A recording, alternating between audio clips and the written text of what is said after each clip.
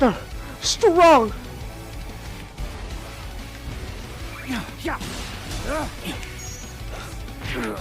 Sonic Cobra. Sonic Force is just Cobra. Cobra, not ape. Well, there you go, everyone. We've reached the part of the stream where Kangas has lost it. What the? Whoa, what is happening there? Wait, hold on. Is this a glitch in the game? Wait, what's going on? I think the fire's like glitching. I don't think that's normal. I don't think that's supposed to happen. What is this light? What's going on here? I think the game glitched out for a second there. Oh, fucker! Oh, oh my gosh! Oh, that was scary. I got him as he was grabbing me. I know. That was scary. I think that is sweet, sweet vengeance. Oh. Why?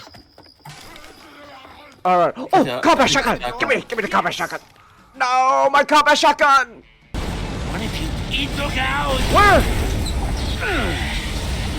Maybe I can. Oh! Son of a bitch! Tell me a direction next time that just said, "Ooh, look out," huh? How about that? Instead of you being a fucking useless ass old man, geriatric old man. Fuck off! Give me. See, there you go. 6 o'clock. That's a direction.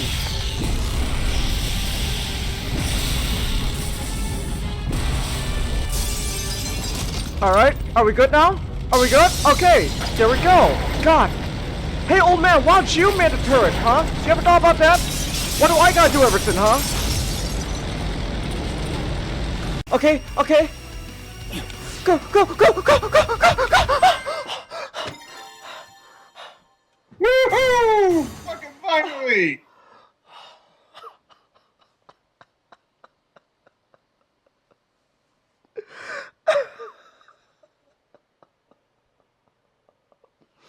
Oh my gosh. Oh my gosh. Oh. Alright. Wait, what else did you pack in here? Oh! Wait!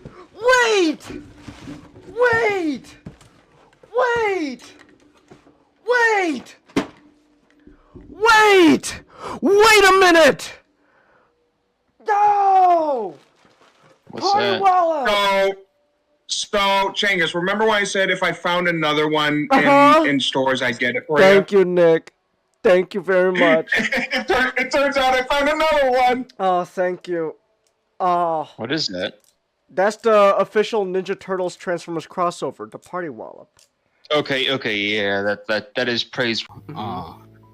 In Florida, and they serve like fried chicken, you know, kind of the same menus as like a KFC, and then right now. Nick, why'd you change your thing back to? What? Dave was saying that he was in blackface. Okay, hold on. They rise to the top. Are you saying that Shinsengumi is only a stepping stone for you?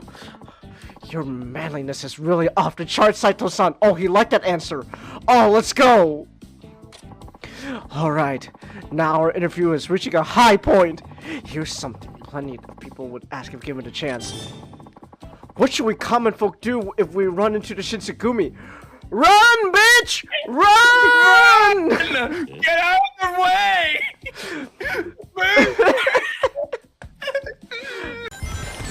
Oh, son of a bitch.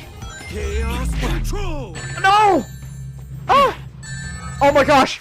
I'm in a perpetual cycle! Oh! Okay, I'm gonna retry. That was just an endless loop. Oh. Buddy, you okay? Damn it. Breathe. I don't think it's okay. You know what will fix him up? If we chuck shit at him. That tape landed right in his asshole. Hold on, can I do it again? Breathe. No, let me pick up the tape. Fine, I'll check the trash can then at you. Damn. Impromptu unboxing. We gotta wait for Nick to come back, though. Xeno, Nick, where are you? We got S ranks to do now. Xeno, Nick, where are you? I wanna unbox something now. Hold on. Hold on. Off to the side. Alright, is it what I think it is? Yes, it is! Yes, it is! Nicholas! Yes, it is! Yes, it is! Oh my gosh. Bubble wraps, get out of my life.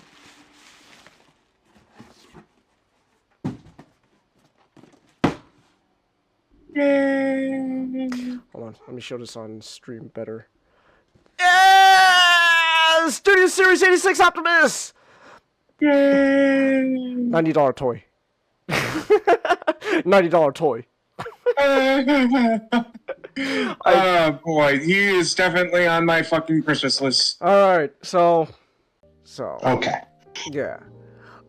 Alright. Either way, though, he is online, so I should probably get his ass in here. Colin! Yeah. Colin! We're on. We summoned thee. Before yours. Get your bisexual booty in here, boy. One could say the same. One could say the same to you, Mister. I hate all live-action adaptations. I never said that. I never said that, Miss. Don't you put fucking words in my mouth. Don't put fucking words in my. Don't you fucking do that. I never said that. I never said that. Okay.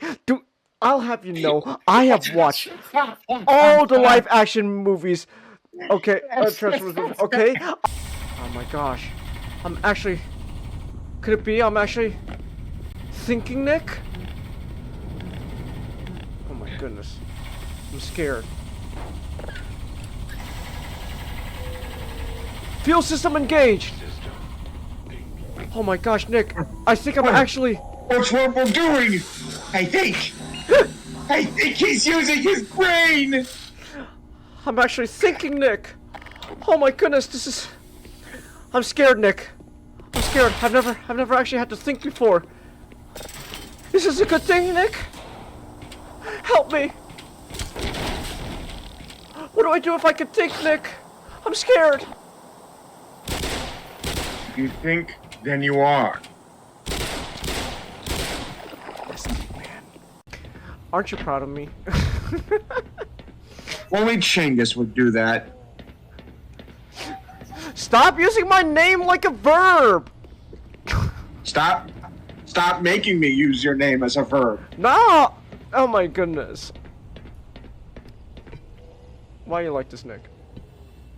Watch But only if Trolls I'm 2. thinking to do it. But only if we watch Trolls 2. Oh, look! Oh, speak of Unicron, Mr. Hey! I like Unicron being an Earth as a movie concept! Fuck you! Oh my gosh. How do you know about Spitfire? Nick told me. What's the context? Damn it! What's the It's none of your context? business. Nick, None of your business. Nick, tell me right now. Nick, Xeno Nick. He likes Transformers last night. He needs to be punished.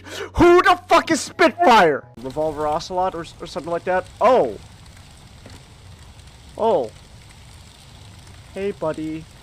You okay? This guy doesn't look too good. He's burnt to a crisp. Nick, I think when we just killed that creature, we killed this guy down here. Possibly. Unless he died, unless the creature got to him first before the rocket engine got him. Either way, I don't want to beat this dude. Okay. How's this? Yes! Oh!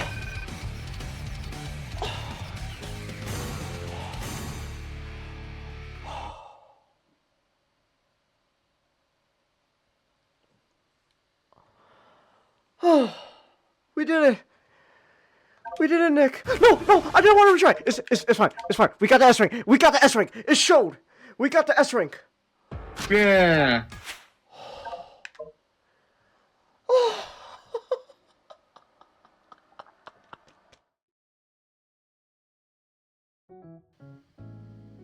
Okay, Or something like that. something like that. You're just so small. Meanwhile, Mr. Fantastic, that's famous Luffy. Alright. Okay. Hold on. Chelsea, I see you in the chat. You hear us? How do we... Okay, you hear us, but how do we actually sound, though? Audio's good? Wait, say something real quick, guys. No. Okay, very cool. Thanks. Real quick. Real quick. Alright. You Alright. sound good? Alright. Alright then, let's get this party rolling. Now, just a quick reminder that you can support me through Stream Elements. It is completely optional, but your support allows me to keep making content such as buying new games, art streams, and more. And then now... Alright, here we go. What's going on? I didn't get a lot of assists on this one, and I was playing Luna. Oh, Snow, so. you're playing GPS. GPS? Whoa, where you going, guys? What's GPS for? Where you going? GPS what? No, I just heard something called... I just heard someone's like GPS turned on. Like, GPS? I was like, whoa, what's going on there? We're going to the Rock of Gibraltar, Genghis. Ah, of course. Sorry about that. I was going somewhere earlier, it never turned off. Ah, okay. Alright. I think I'm just gonna. Are you playing Marvel Rivals right now as we speak? I was, yes. Oh my goodness. Are you... Like, Man, we could for do some, some. for you guys, like literally like last like two nights ago, you're talking about how we shouldn't support all the Chinese stuff, and then now you guys are playing the Chinese Marvel game. Wait, it's Like, Chinese Marvel game? Well, yeah, I can be a hypocrite. I just find it fun. I'm not being a hypocrite. Well, I mean, yeah. Well, it's like You're the playing U.S. government should shut it down. including Marvel Rivals. That's a Chinese game. You never know. Iron Man could be telling you how your social credit score is in the low. No, so at most of the Chinese interferences on their discords, they just do the whole China ban certain words. So Changus has become a pimp. Someone get me some bitches, Butter. Hi, Colin. And- How you doing, Butter? oh my goodness, I'm just like keeping an eye on football today, and the Chiefs beat the Texans. Sad, but right now the Washington Commanders 38-28 on the Detroit Lions. The Commanders are winning. Damn, the Lions were doing so well this year. Well, Fuck. I hope the the Lions Commanders were doing. lose. The Lions. Well, okay. No, this I'm for the season- Commanders right now. Okay, this Come season. on, Wildflower wins. So this I hate their fucking name change. I hope they fucking lose because of that. Washington Commanders. Come on, well, too bad, Master. You got Ray rooting for the Commanders. You're crazy as well. Look, I don't mind the name Commanders after the whole talk last time we were talking about football. I'm more baffled that they were even called the Redskins in the first place. Ooh, Redskins is an offensive name. Why were you called that in the first place when you're supposed to represent, an area that doesn't even involve the native people? Yeah, I should call Washington Whiteskins. So, the fact they were even called Redskins in the first place is now knowing that's like, yeah, that's stupid. I'm gonna actually check quickly. I hate that. Where they were from, because so what happened was that in football teams, teams can actually change locations, change cities. Oh, so they were probably called the Redskins before Washington. Oh, okay. This makes way more sense. Oh, who owned them before? They were from 1932. Okay. And they were born. They were In Boston. Yeah, because They were a New England team, and they were at that time. The baseball team was the Boston Braves. Okay. So they were kind of named after that team. they were both owned by George Preston Marshall. So he just sort of combined two under the same sort of motif. Okay. Which, by the way, that makes way more sense. That makes more sense. The Boston Redskins. Okay, So- that makes more sense. I guess. Actually, I don't know. If Boston still kept in Boston Commanders, doesn't honestly sound that bad. No, they would probably go with something else. They would Something probably go other with than like, the Commanders. Yeah, they would probably go with Pilgrims. Oh, the Pilgrims. because- Oh. Yeah, because in baseball, they before the Red Sox, they were the Pilgrims. Right, but you know, like if they still Yeah. wanted to keep the whole, you know, Or they native, would- the native theme of their They would name. probably gone with Braves. The They would Braves? probably gone with The Boston yeah. Braves. Actually, that has a nice ring to it. You know, you got two B's there, Boston Braves. yeah. So, Like it makes way more sense if they stuck around in the New England area because even though most of our history in America we were fully settled, we were like more industrialized. We do have a connection with Native American tribes. We were like one of the first colonies. yeah. We have major historical events tied with Native Americans, like the King Philip's War and Thanksgiving, of course, the Mayflower and all that stuff. Yeah. Washington, D.C. That's my problem. They just decided we're gonna keep Redskins. So Marshall, like because of the 1936 championship, championship game, they were moved. Like they lost to the Packers, and so the decision was to move to DC because, well, technically Virginia, but Virginia is always just lumped into DC. Because DC is about the size of a quarter. They moved to that location because New England didn't really were gelling with the team that much. Okay. I see. The Washington. Plus, we have the Patriots. The Washington Caucasians, right? Because or here's better. Since it's set in Virginia, the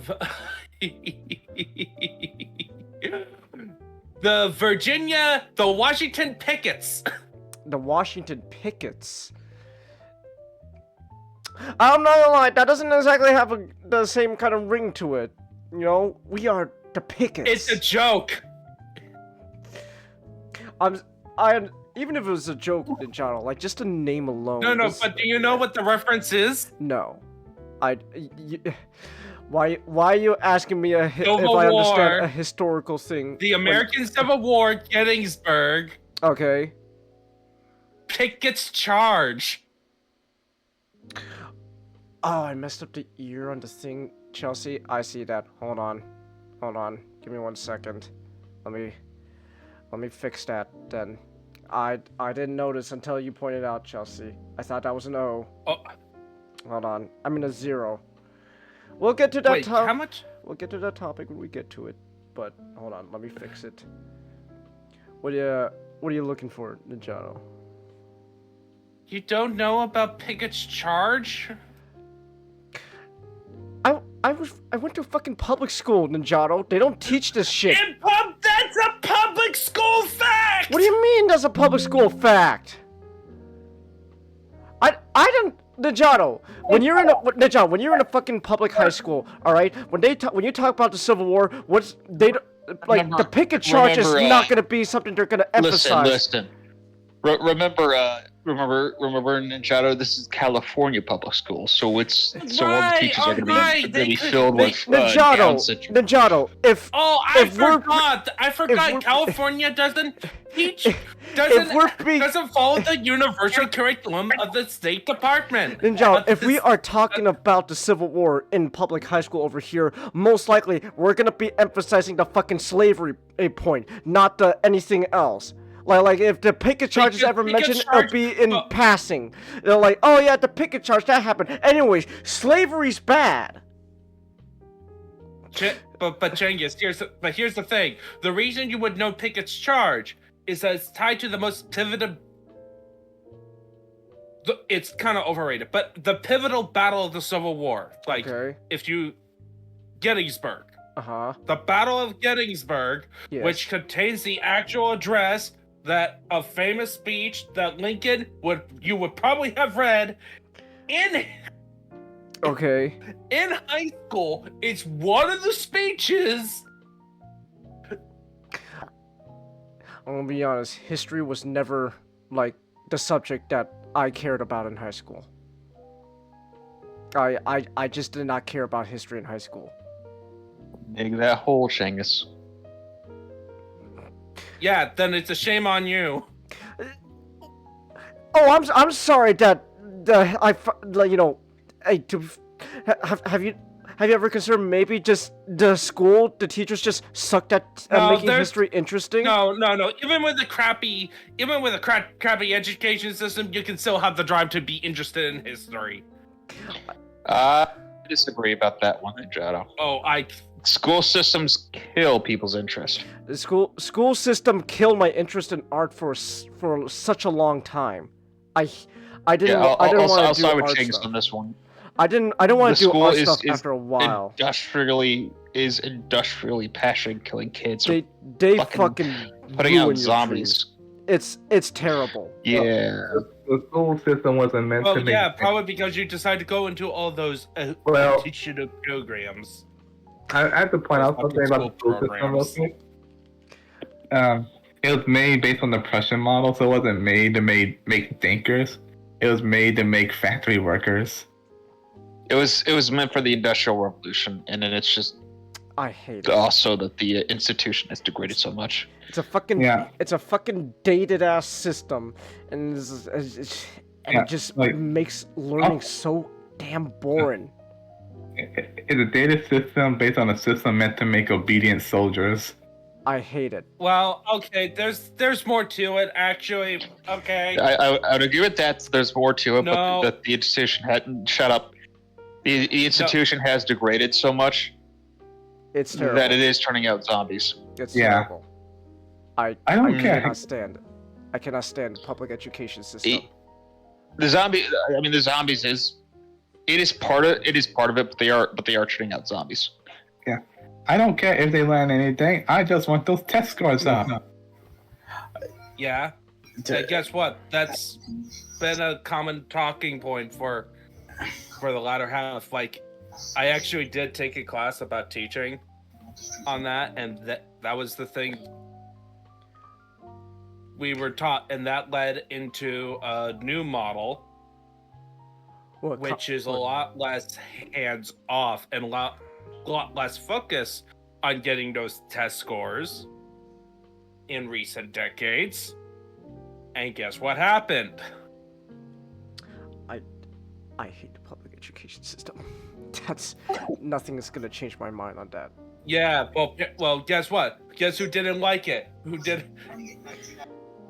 It wasn't the bureaucrats. The teacher unions? Not the teachers' unions. The students?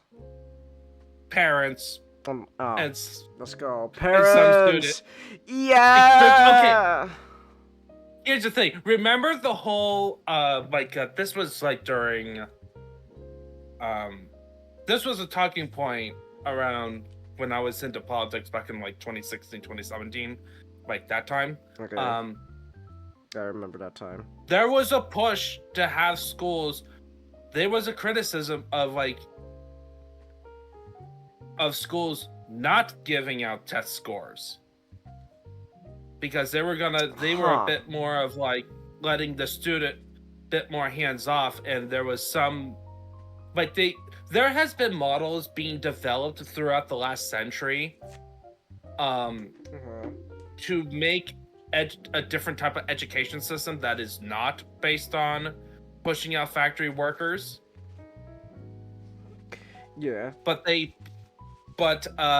thing is that education, like the theory of education is that yes, you can blame it on the school system, but you also have to blame it on the person. There is at some level where a person, there's the person has to do the work.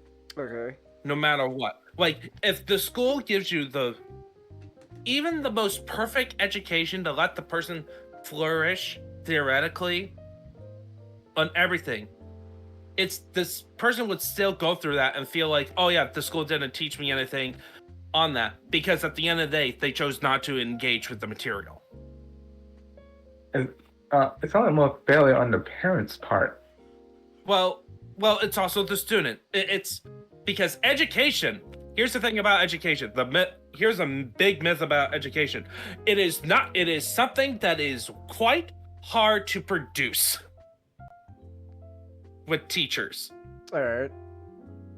Because there are so many factors of how students learn. Because to make it the perfect thing, you have to have a tutor for each single student. Okay. And that's not how everything is run. It's always one person in a classroom, and depending on the number of students, that's what you get, and you have to hope to impart something in the classroom as a teacher. Alright. It kind of... Is Sesame Street public education, Chelsea? No. Well, that's what... That's preschool education. That's preschool, right, Chelsea. Yeah, but there's a reason why you have like education TV too. Yes, trying to provide avenues of education. I understand.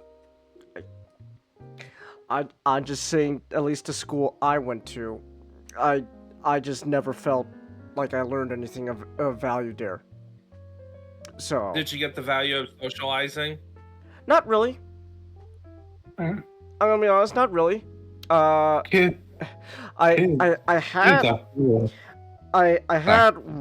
had like one friend.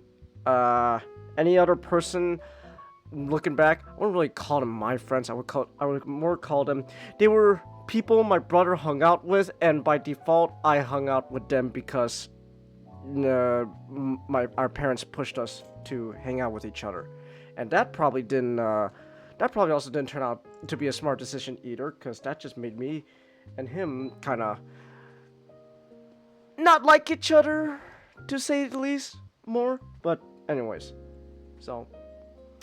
You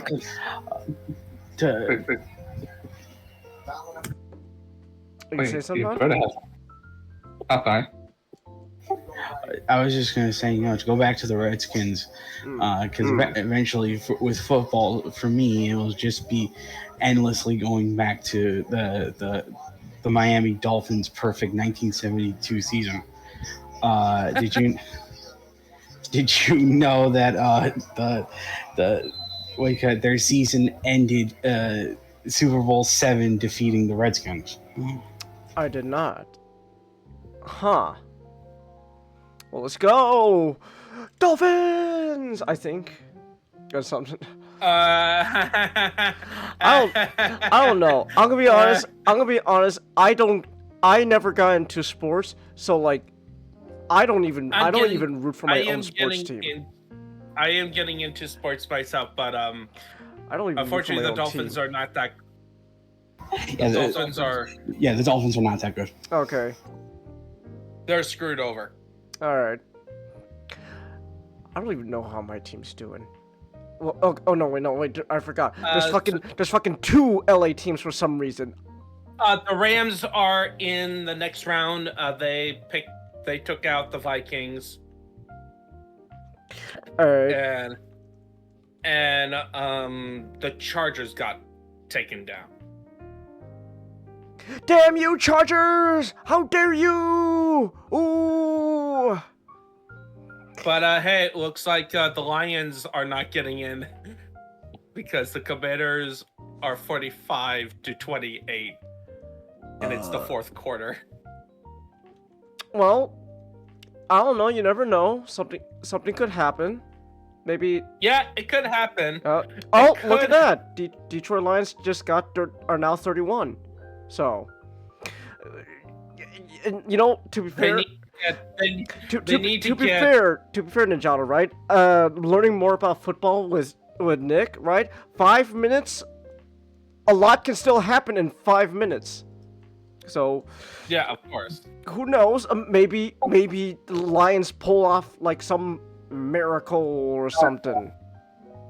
Yeah, you know, who knows? It's the fourth quarter, Ray. I understand. I'm just saying, you never know. Maybe something can happen in these 5 minutes. You never know. Who knows? So look, Ray is holding on to hope because they're part of the NFC, which is where the Vikings are. Okay. And he wants the Lions to join the rest of the NFC, which are like Spider-Man fans. All right. You know what the common thing? What? They raise their hopes. Both of them experience getting their hopes raised again, then getting dashed into pieces. Wow. Okay. Sonic football player, he fast. He can be anything, Chelsea. Sonic can't be anything, so who knows? Maybe we'll have that Sonic football game. You never know. Ooh. So, yeah. No, we already have Sonic Racer, Sonic Snowboard, Airboarding. Mm-hmm. Where's my Sonic fighting game, huh? They did that. Well, where's my where's my Sonic the fucking what kind of game is fucking Overwatch again? What do you call that again? It's a hero shooter. Hero shooter? Where's my Sonic hero shooter, huh? Wait, we got Sega, get to it. You got Sega, get to it. You know those Chinese working with Marvel and Disney right now. They got the Marvel Rivals up and going on. That's super popular at the moment. Get to it, Sega. Get your own Chinese people to make I don't know well, you can't call it Sonic Heroes because that's already a video game. So I don't know. Sonic Rivals at this point. Why not? Sonic Rivals! Sonic Rivals! You know, speaking of Marvel Rivals. Oh, yeah, let's get to it. Let's get to it. Sega, get to it so we can compete with this game. Alright. Huh. So why is this game so popular in John? Why is everyone praising Marvel Rivals so much? Well, one, it's not Overwatch 2. Okay. Like, it's a really good game. So, the premise of this game, of course, so this has more backstory than Overwatch 2. I don't know. I need to kind of compare. But essentially, Dr. Doom in the present 616 versus a Dr. Doom in 2099 started experimenting with this element called chromium. Alright. And it's time metal, okay? Okay. They fiddle around with it, and now time and space are getting smashed together. Heroes are technically died in the midst of this chaos, but, you know, we have alternate universes going on called chronoverses, and right now there's only 4 in play. Alright. So what happened is that in the main universe, right now, New York City is under attack by Dracula and vampires. Okay? And then we go to 2099, X-Men from the past, their Krakoa got transported to 2099, and in 2099, it's Miguel's nowhere to be found. So either he's gonna be a hero or a skin or something. I don't know where he is. Okay. Because Alchemax is there. Like, a bunch of companies are there that you expect from 2099, except for Miguel O'Hara. But anyway. But in that timeline, Captain America got unfrozen at that timeline, so that's how we got Cap in the game. And also, there's this this is where you have the Spider-Man stuff in Tokyo going on. Okay. Where is that how we get Penny? Yes. Okay. So we get Penny, and but she's not kind of the main focus. Like, so in this one, there's this guy called the Master Weaver and his apprentice Spider Zero, who honestly looks. I'm looking this guy up. The Master Weaver. Let me just pull up. Rivals. Master Weaver. And like I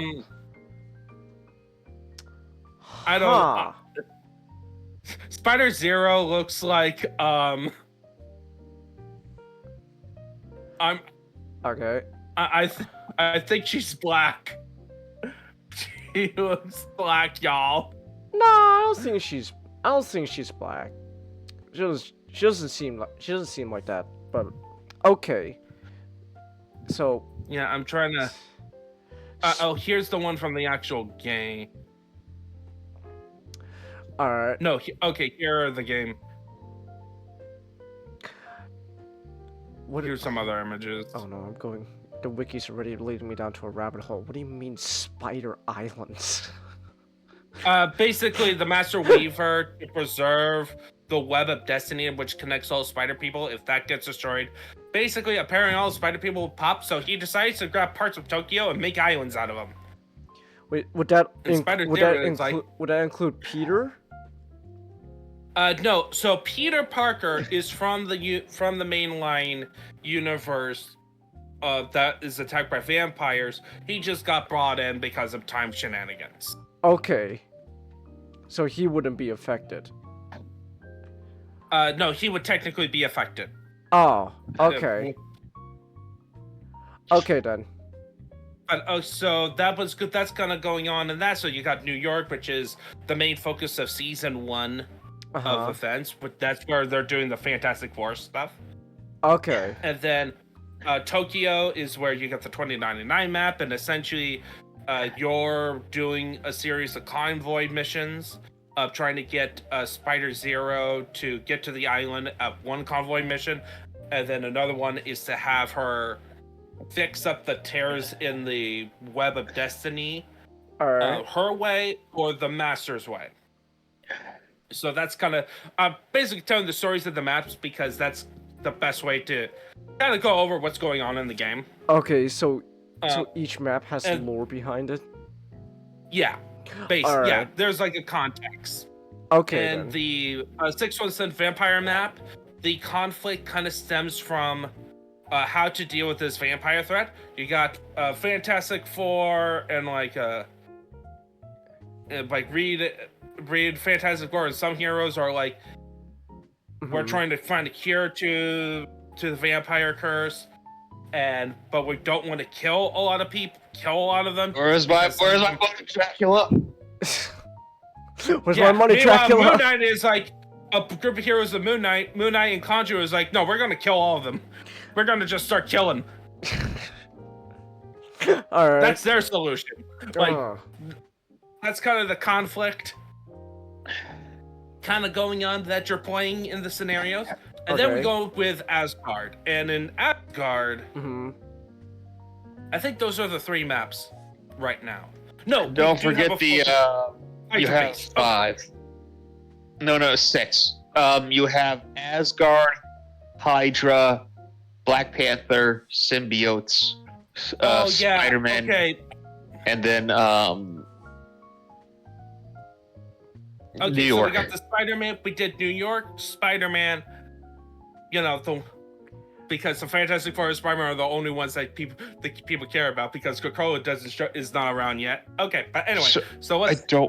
I really hope we don't have a map on the island. We will, unfortunately. I'd rather have something like Asteroid. No, the Lord is heavily hinting that there's shenanigans going on that island. We are getting that island. I fucking hate Krakoa. Why is everything with X-Men nowadays all going back to that dumb island?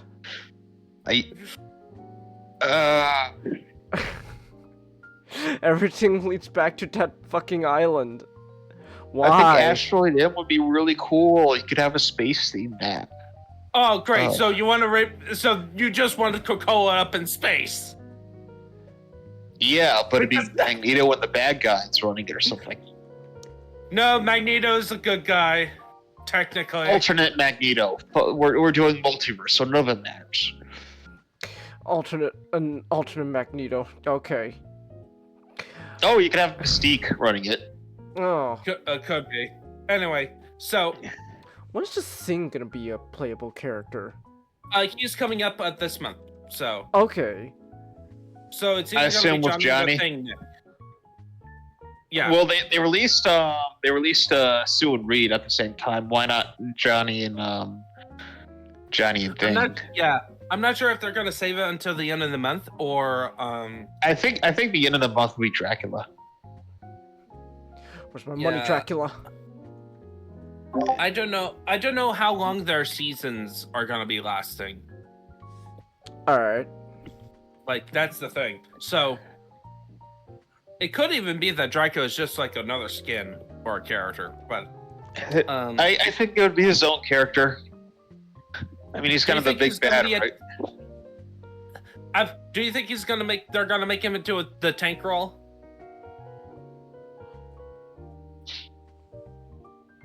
Maybe. Well, I think either that. I think he could go in. Honestly, he could go into any one of them with how you frame him. Probably not Stratus though, since he's. No, I do not want him to be in Damage. We have too many Damage characters. Duelists. Yeah, probably a tank.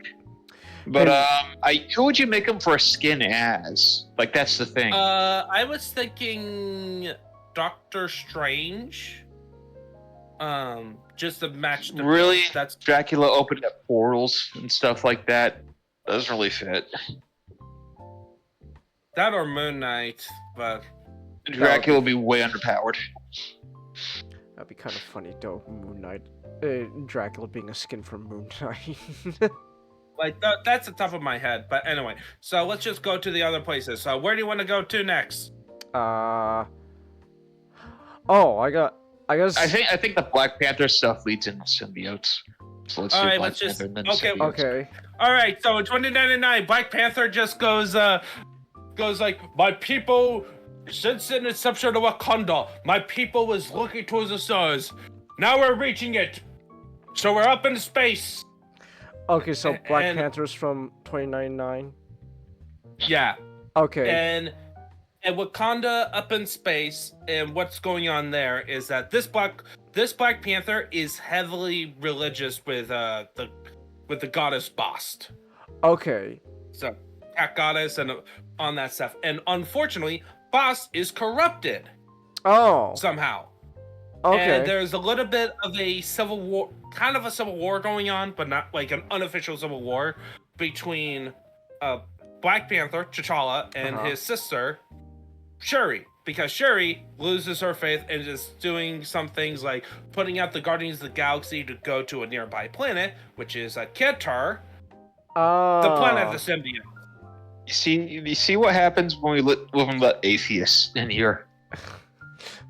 Atheism just leads to symbiotes. She kind of lost faith, and she's doing some cronium stuff, and essentially T'Challa is finding a way to cure Bast through the Wakandan mysticism.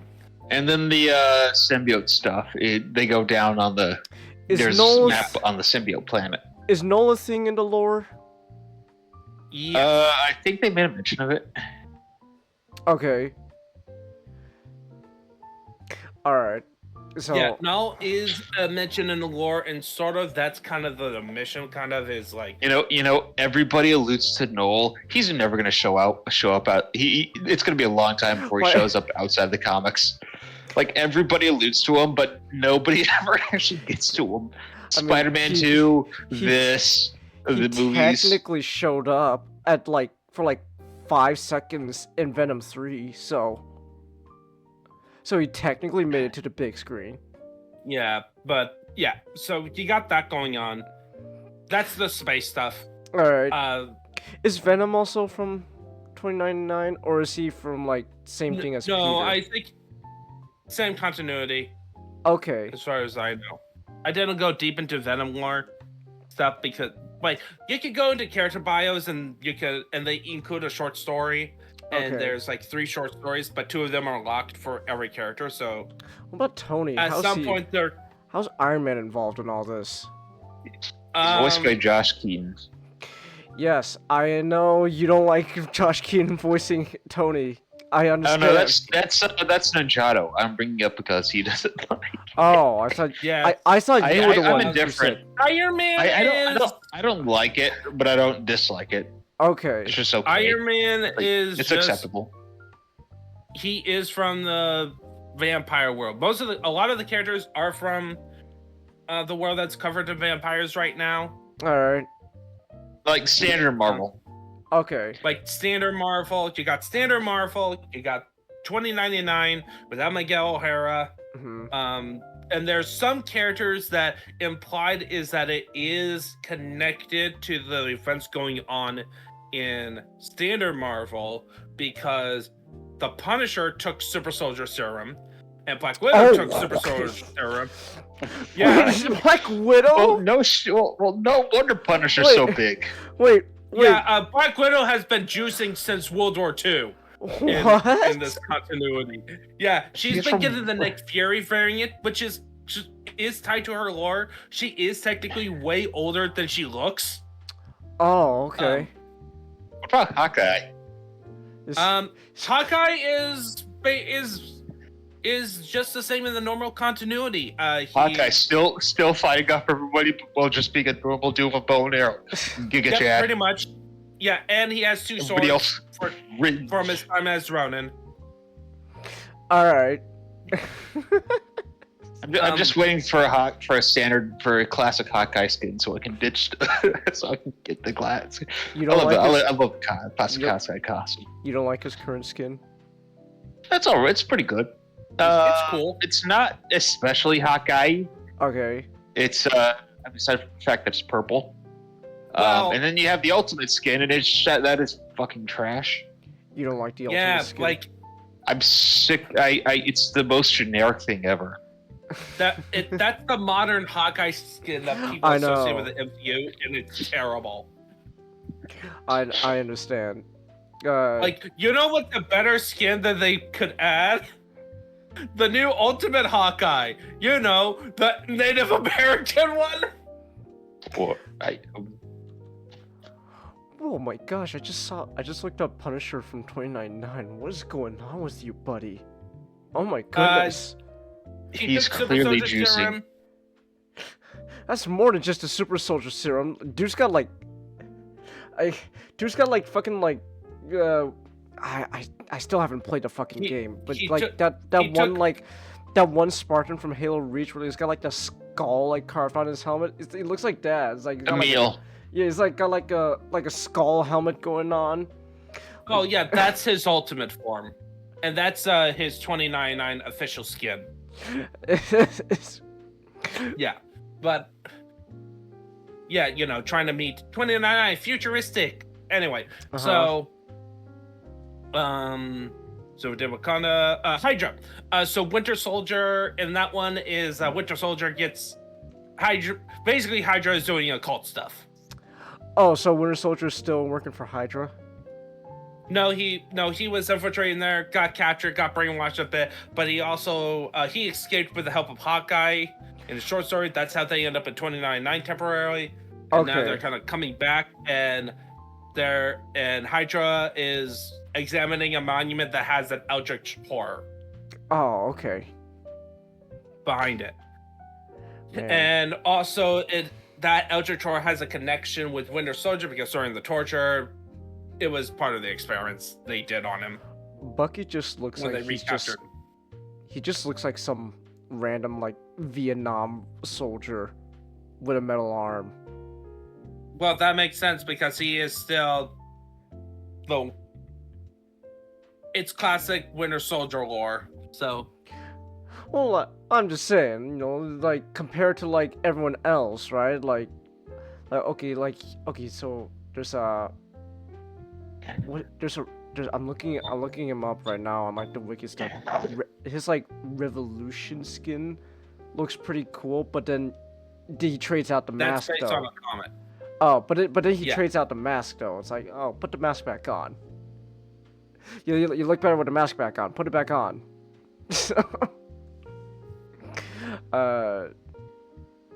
I'm just judging some of the stuff based on just their appearance. I haven't played the game, so.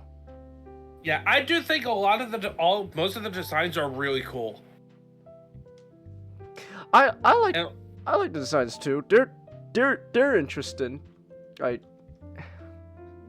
Like the only ones I really don't care for are actually the more like I don't care for the Spider-Man skin. You don't care for it's just like the average Spider-Man.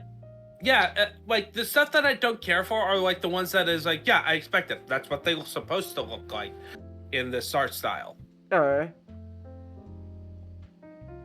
Like I don't care for Magic's default form because it's the modern Magic costume.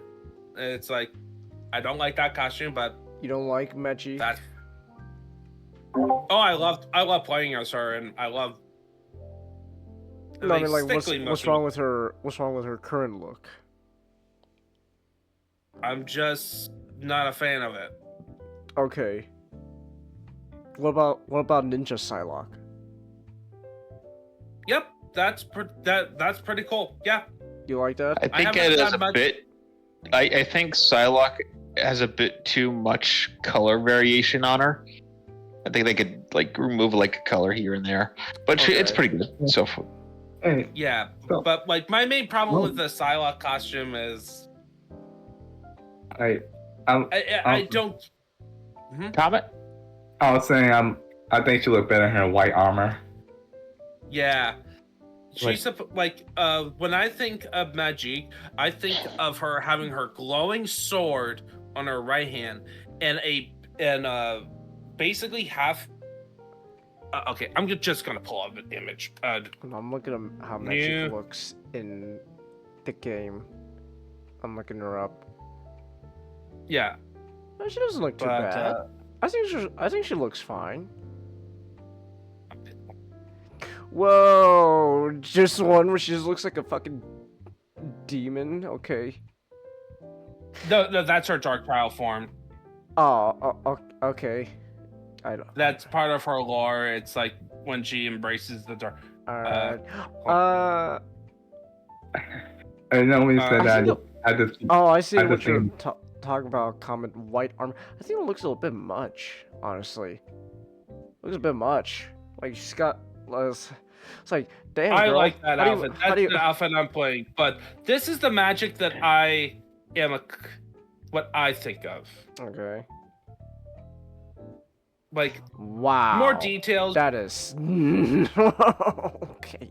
Yeah, like this is the one I grew up with. This is more so like. Yes, it's the X-Men uniform, so you can definitely change that up a bit to kind of adult, but. The idea is that, so she has that metal arm. In the lore, she got it from the battle with the Demon Bear. Okay. Which is tied to Danielle Moonstar lore. We're going to do a comic crypt at some point, visit that run. Because it's one of my favorite runs of all time, of comics. But essentially, it's one of the ways it tells that she's the sister of Colossus. Okay. She's related to Colossus because her whole left arm is all metal and causes. But then you have the magic sword on her right hand to highlight that she's very different. She's magical on that. And And then, of course, with the regular Xavier uniform is this symbol is her being part of, the New Mutants because that was their outfit. Now, I would prefer, but compared to the more modern outfit, they just simply put her in black skimpy outfit.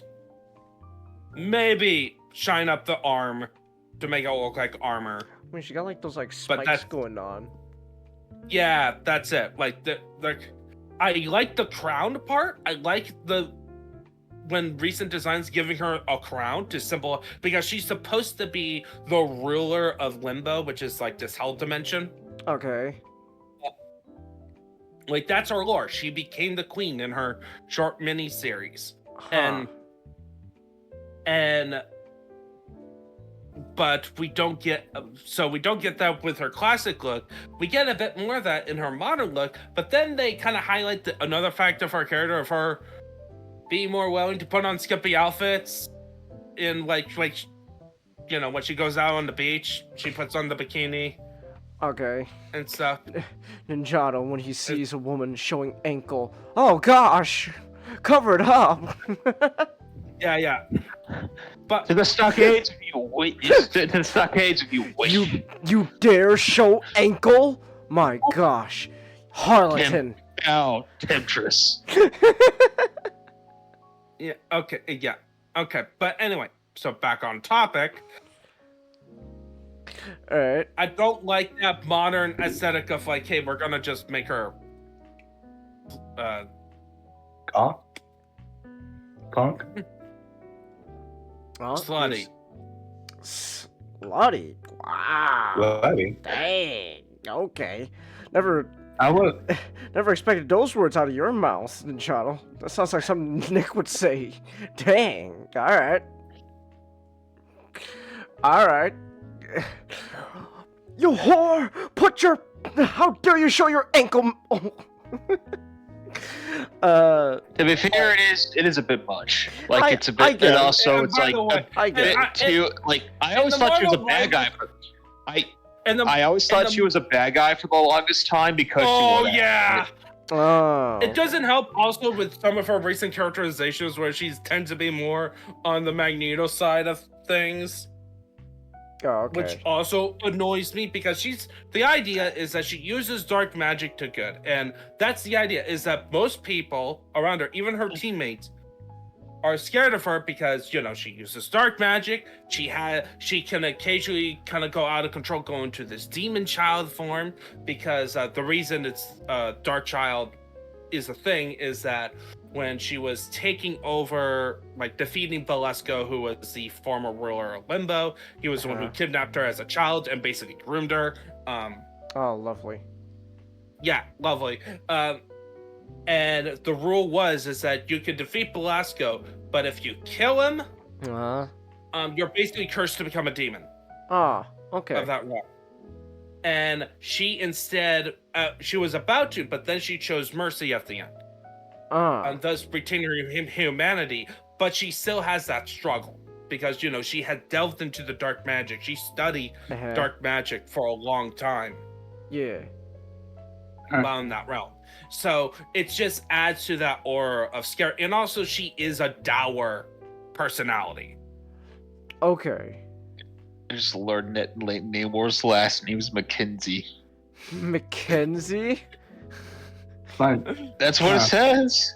Oh, that's the worst. That's the worst version of that outfit. I was about to say, at least with Marvel Rivals is a lot more saner than this. Than the one.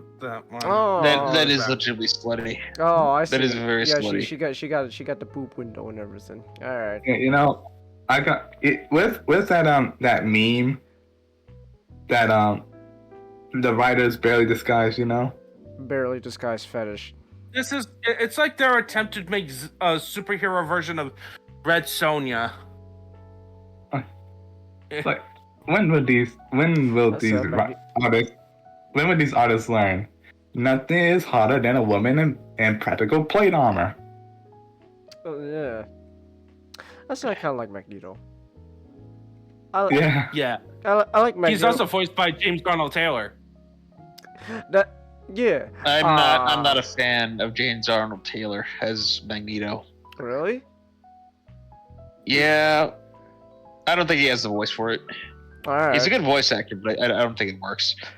Yeah, but I think Magneto. But, Like it's hard to beat Christopher Judge. I like Magneto though. I that's I like the one where it's more like the classic costume. That looks nice. Yep. I think though the halo's a bit much. I think it does help accentuate his ego a bit, like. I guess, but I think it's just a bit much. It also serves a practical. Here's the thing, Chingus. Also, it serves a practical purpose in the gameplay. Okay. Because his ammo is basically he takes parts of that to throw at enemies. Oh, okay. So it's like. I think basically explains why he has metal on him. I think the Halo works better for, his default appearance. I think like the classic look, like just the colors alone kind of scream at you already. Yeah, that's Magneto. So, I think with the classic colors, the Halo looks a bit much. That's just me though. Yeah, but we still got Asgard. What was the last two locations? No, the last one is Asgard. Yeah. So, Asgard. which is renamed Yigzar. Okay. Yigzar. All right. Because essentially a bunch of chromium got combined with the World Tree. Okay. Yggdrasil. Thanks to Loki shenanigans, and basically Odin, in the midst of all this chaos, took his nap. And because of course he did. Alright. And Loki, of course, did. Odin is asleep. I, Loki, am your new leader. Yeah. And Thor is like, Loki, you can't take over the throne. And Loki goes, yes, I can, with the help of Hela. Now, off with you. What? You're now 29.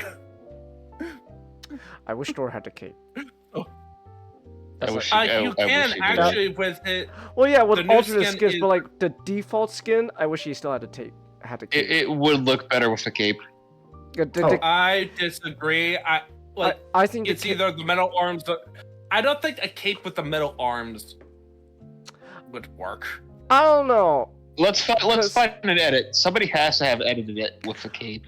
Well, like you can, because like I'm looking at Thor right now.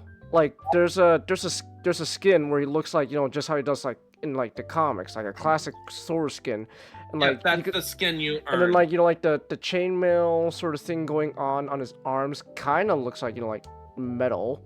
So like I think you could make the cape work with the default skin. Well, the thing is that the metal arms was for the default skin is from his elbows to his hands. On that, it looks like he poured. It looks like, right?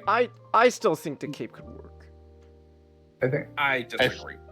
I just think capes make everything look cooler. Awesome. Oh, That's and that's what I forget. That's you do have a. You do have an MCU skin, so there's that variety, which Yeah, lots of MCU skins. I will say though, I won't lie. Maybe it's an MCU thing. I think Thor looks good with a beard. I kind of prefer. I agree. I kind of prefer him with facial hair. I think it looks cool with a beard. I think when you have him without a beard, I like it when it's his default one, like the Earth's Mightiest Heroes Thor from season 1. Okay, hear me out. What if the default skin had a cape, but then you take out a bit of the red underneath his clothes, so that the red comes from the cape, and now he's got kind of biceps exposed. Would that be better? Maybe. Though I do like that that outfit. It also kind of helps with his I'm gonna look up Loki. one of his abilities where he basically summons down thunder and throws it with his hands. Oh. I'm gonna look up Loki. What do you look like, Loki? Yeah, that's Cool. Loki. That's Loki, all right. He got the gold on. It's like, yes, worship me. You know, that's Loki, all right. What else we got here? Oh, yeah. We're talking about all these characters. So we've got everybody's favorite. Hmm. Yeah. Galactica. Galactica. No, everyone's favorite waifu right now is Invisible Woman. Yeah, right now. Everyone loves Invisible. Oh, there's a Yeah. frost giant skin for Loki. Yeah. Huh. But initially it was Galactica. Oh, I see Invisible Woman. I raise you What is the? Scarlet Witch. Yeah, Scarlet Witch looks. All the This characters is how look Loki- awesome. This is how Loki looks in his show At the end, at the end. That that's looks. the finale. Okay. Maybe there's a lore reason. I have not seen the Loki show, so I don't know why he looks like that. But no, It's basically his final moments. Is that in that show the world tree, which is somehow connected to the multiverse, was dying. He basically sits on a throne, connecting the world tree with his power. Now he's like immortal. Okay. Stuff like that. So sick of fucking multiverse. Holy shit. Just stop. So Yeah. I was just gonna say, right, like without any knowledge of the show, it's an interesting Loki look, but like it doesn't scream, you know, Loki. Like the gold helps, you know, scream, you know, this guy wants attention, worship me. So like without all the this gold. one looks like the problem. So the MCU Loki look is like it's fine. It looks like he could fit in a Norse story, because his clothes does not look. Yeah, if it was like more like something like that, but because this is like, you know, but this is not, you know, Norse. This is Marvel. Like Marvel Loki. Yeah. He wants all the attention. He wants people to worship him. So like without the gold, it doesn't scream like worship me. I'm kind of disappointed in his frost giant skin. Why? You want him to be more blue? I was hoping for his What If frost, the one from What If. Oh, where he's jacked? Yeah, I kind of wish they had that too. No, well, the thing is that they're just doing. That one was just a recolor. That's it. I do like But, Scarlet Witch does look good though. Yeah, but another one was Squirrel Girl. But let's talk about the gameplay. Yeah, we're finally talking about gameplay. It's Like- really fun. It is. It's like Overwatch, Okay, so and it's a hero shooter, right? So gameplay? Is there anything that separates this from something like what? Why are people wanting to play this more than Overwatch?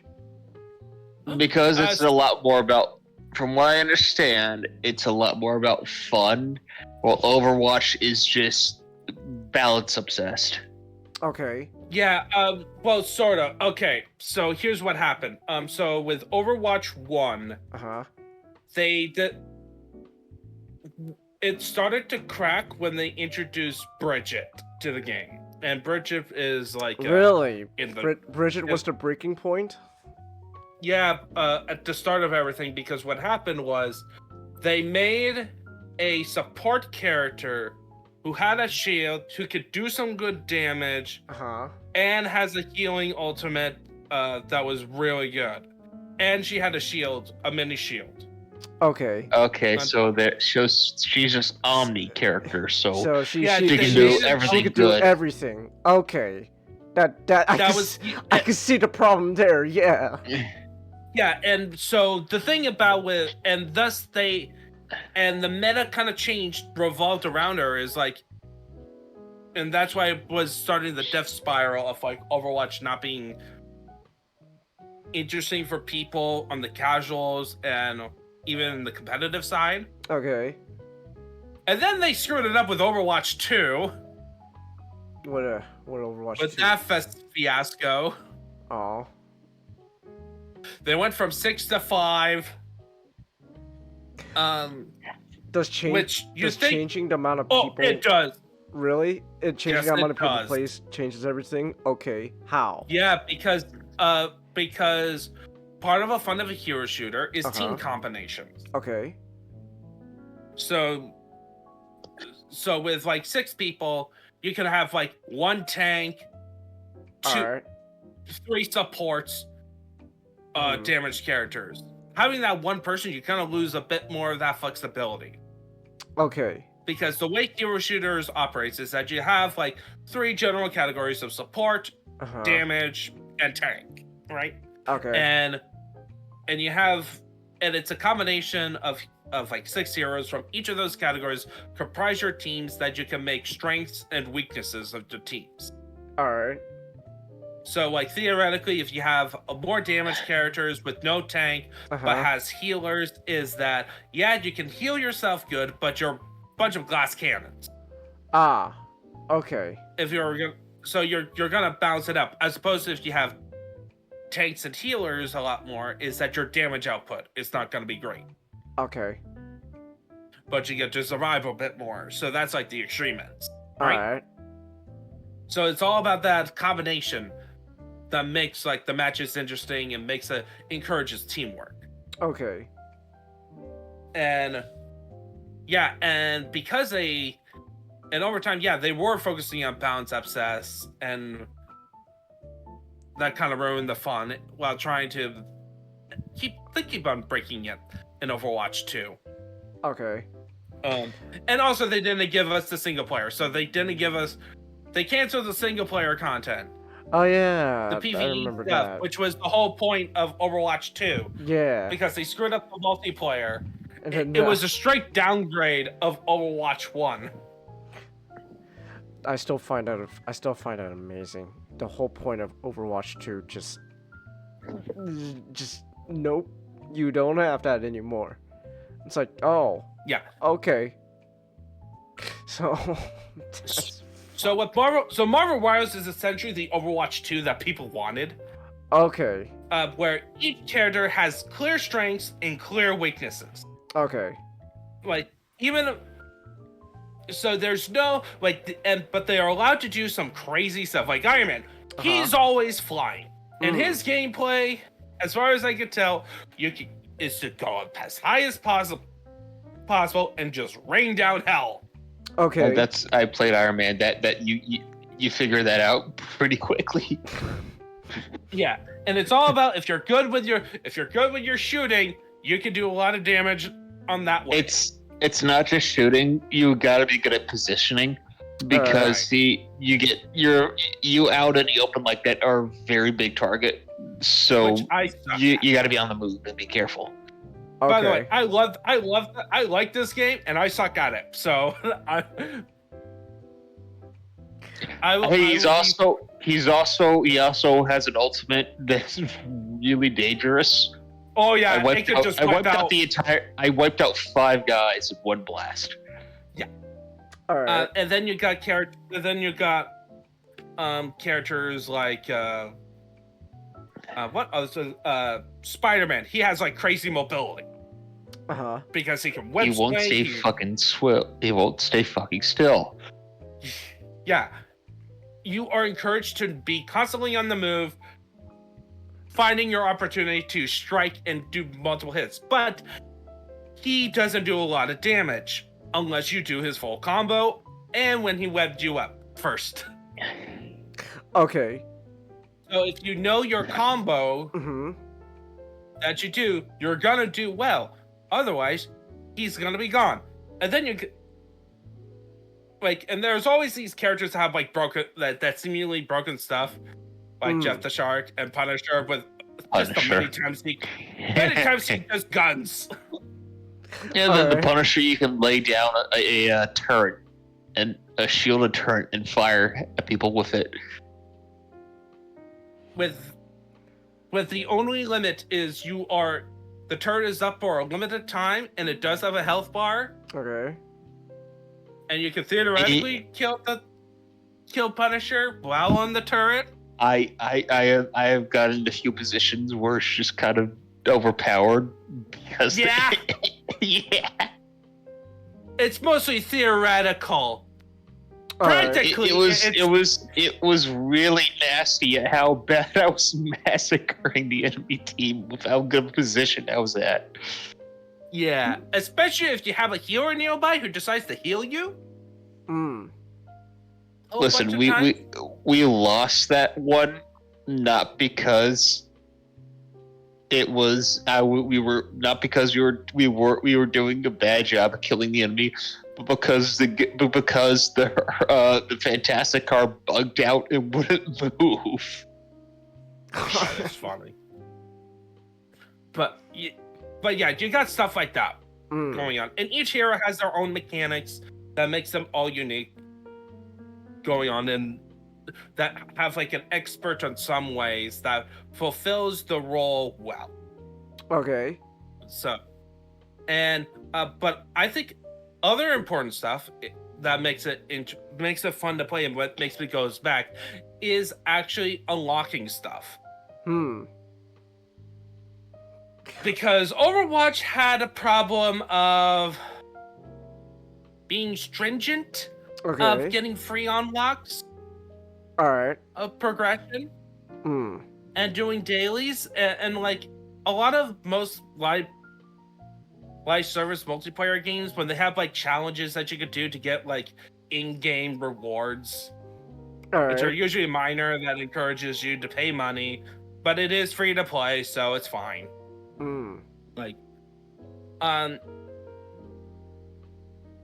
they're always very specific, and if you're not in that playing that character or in that play style, you're not gonna get it. The event has been very generous. Okay. About it. It's like, hey, you can either do this specific type with this character, or there's more general type that takes longer theoretically. But you could do any other character, and an important part, you could also play it versus the AI. Okay. Instead of just by playing multiplayer. So that means I am able to just do all the dailies without having to worry about multiple internet connections and just general multiplayer in general. And where I'm more playing a co-op game instead of multiplayer. I've crashed about every single day I've played it. Okay. Yeah, that's so. Some of the problems with it is you got the same problem Charlie Most Critical has with the game. So. Yeah, it's not very technically put together. In some areas, like it takes a while for me to load, even though the match is starting, and for everyone else, except for me. That happens to be are nightmares. I learned from a friend that for that map, they load the entire thing every second of playtime. Okay. When normally you do like smaller areas depending on where the position of the players are, so that it helps with the connection and less graphical issues and less crashes. Alright. Yeah. That's fun. Insert me crashing again. And also drop frames.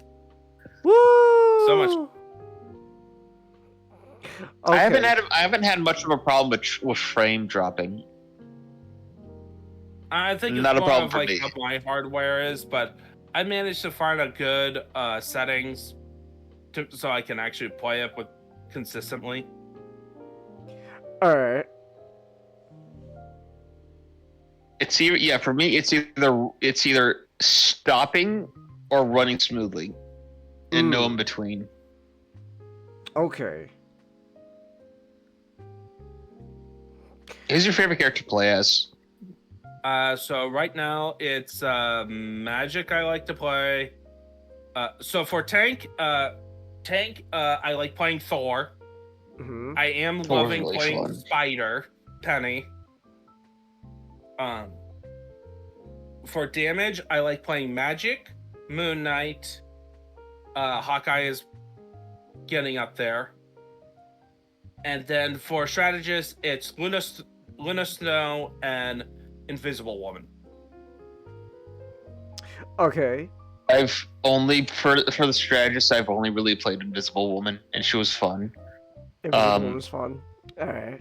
Yeah, Mr. Fantastic for Duelist, Mr. Fantastic, Hawkeye, and Scarlet Witch. I'm having a lot of fun with, and then Vanguard. It's Thor and Venom. Yeah. Oh yeah, and Captain America Venom. is also a Vanguard I love playing. Venom, you just you put him on a position, and Venom's really hard to kill. Oh yeah, Venom can be so hard to kill, but I would have had more fun with that if I hadn't fucking crashed. Ugh.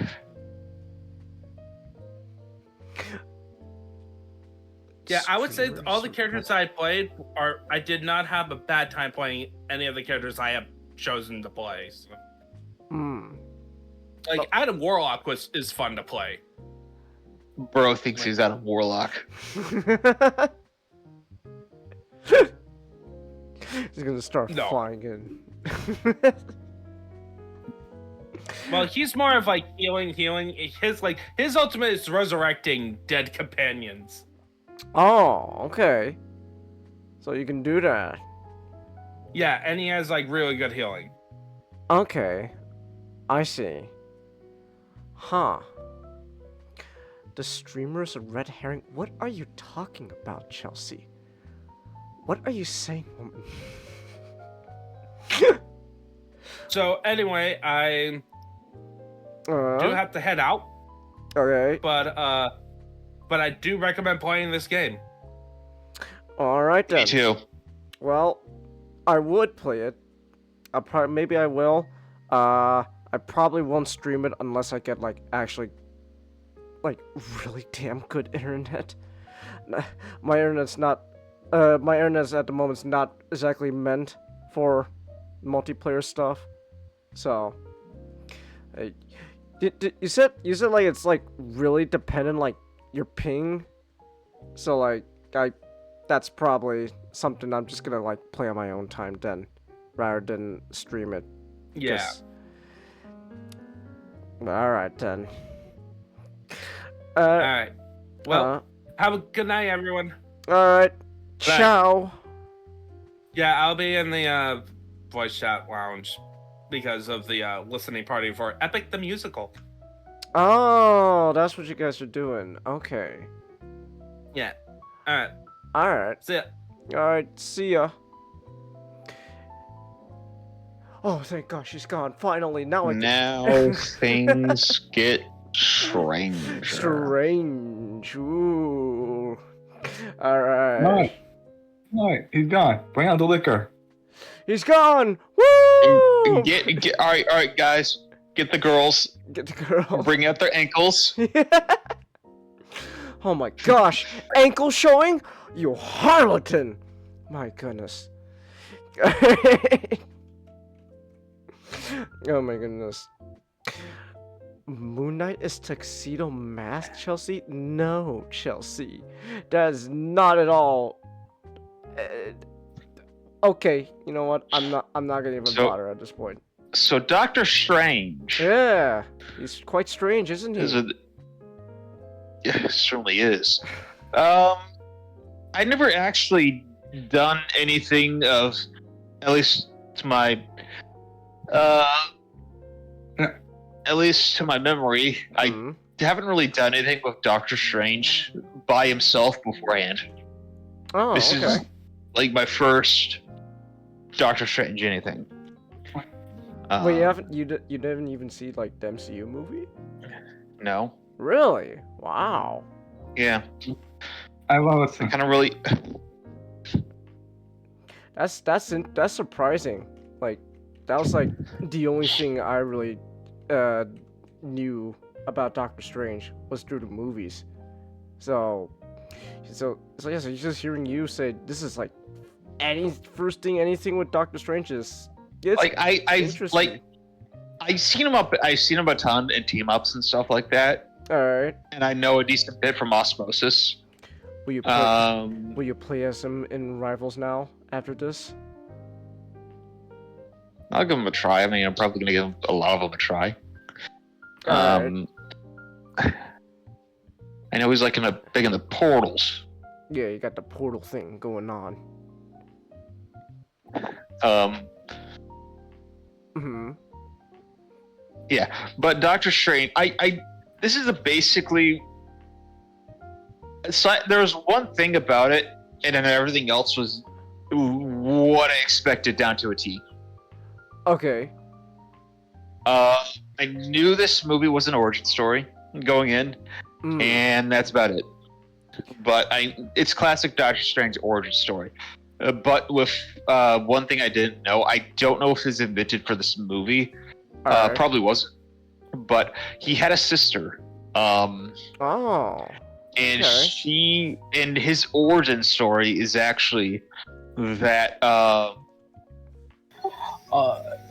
No, Strange always had a sister. okay, Oh. that's new to me. Huh. Yeah, Strange sister passed away, and like very young, Ah. Okay. and he So always held it. In fact, I can actually bring up something quite kind of interesting. Oh. Multiverse of Madness. The whole story. Oh, I'm sorry. Oh no. Continue. I know. Sorry. No, I was gonna say it was gonna be a little bit different, but continue. Multiverse of Madness. The story we got was not the story that Sam Raimi wanted. Really? Sam Raimi wanted a story of Strange trying to see if he could find a way.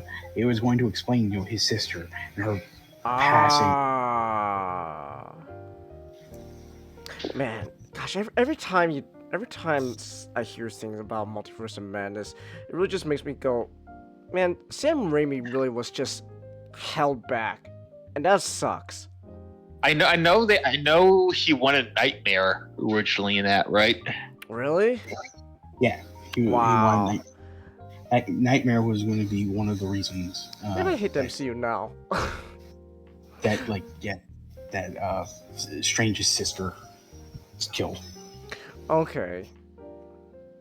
Yeah, but in this, she just gets sick, and Uh-huh. his origin story is that he becomes a doctor to try to save her, and he fails, so that gives him really bad guilt, and over time, he gets to be a jaded doctor.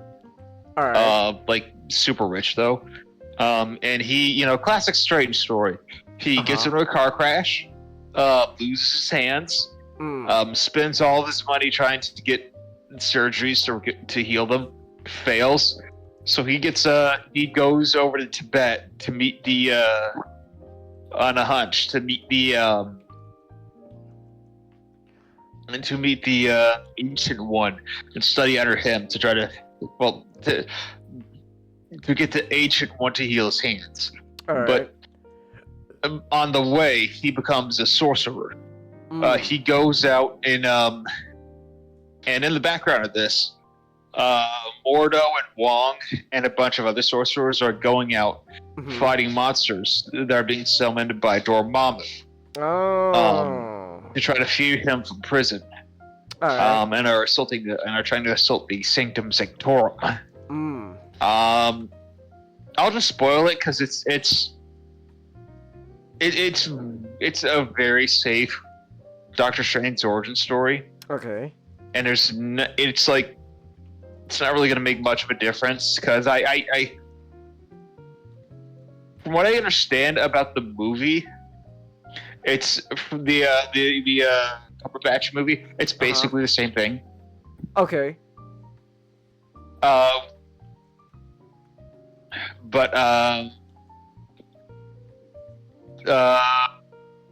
the sorcerers fight off all the monsters, but slowly get wiped out one by one, Alright. until it's only a few left.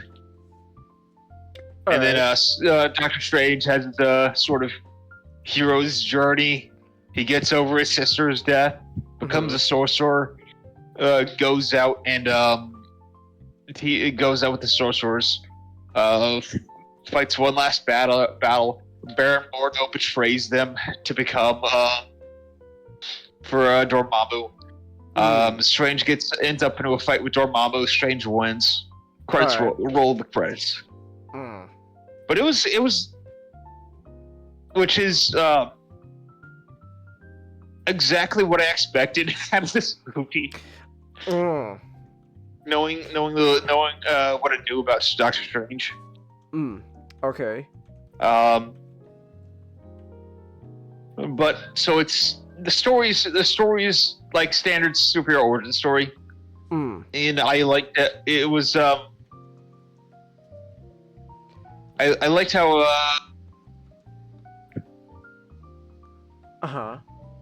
it probably is it's definitely better than the modern stuff. I don't know, I haven't seen the movie, the live action movie, so you guys, I liked the first. I don't know. I liked the first Doctor Strange movie. At least when I watched it. I liked the Doctor Strange movie. It really kind of just comes down to, it's like, oh, this is sort of like, Doctor Strange. The whole arrogant doctor, gets into accident, and then is humbled by, from the idea of, the everything is much bigger than what you imagine it to be, and by unlocking the mysteries of the universe, you can, carry power that is, better than, like that, that is stronger than anything you could have accomplished on your own. Yeah. But the animation was actually really good. I liked it. It was very cinematic, which I appreciated. The soundtrack was also I liked. It was noticeable, and I quite liked it. Voice acting was good. The only person that was really able to tell straight up who it was they had Kevin Michael Richardson as Mordo. Let's go, my man. All right.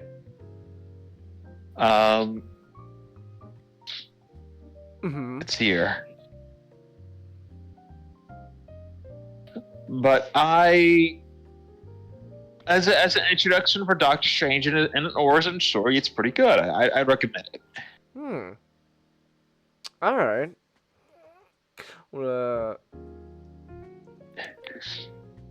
Was there anything that like stood out to you in particular watching this? Not really. It was pretty level, the whole thing. Okay. It's not great, but it's all very good. All of it. It's a very consistent movie. Okay. I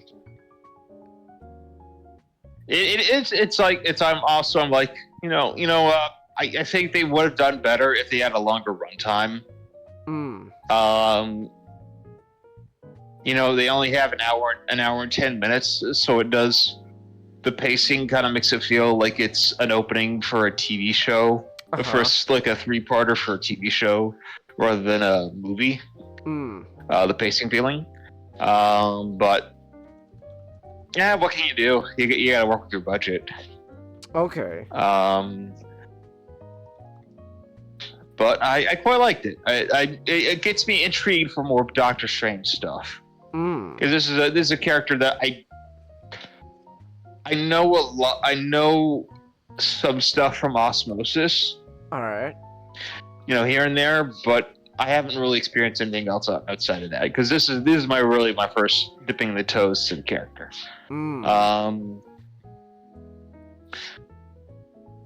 I found it funny that Wong had hair. He's not a short-haired Asian man. Damn. He is average height. He is an average height Asian man. Man. But he was not bald. Man. You know what? Never mind. I don't want to watch this. I don't want to watch it anymore. I think I don't know if this is rhetorical. Okay. But that's like an idiot. But the master called Wong's son at one point, and I was like, is he actually a son, or is that all right, here, Sonny, go there. I was like, it would be interesting if he was a son, I guess. Okay. Is that for the comics? It's more of a term of affection, because the Ancient One, Kamar Taj, is kind of is very different than how it's portrayed in modern times. Okay. Where it's not really a school in which new sorcerers get trained. It was just an ancient, it's an ancient city kind of in Tibet that just practice magic as a culture, and the Ancient One came from that. The Ancient One and Wong came from that. Okay. An Ancient One just exists as a sort of helpful figure who goes around just solving people's problems. And then he met Strange, and he's like, okay, you outsider, I will teach you my ways. So my other option is Mordo, and he is a fucking loser. All right. Okay then.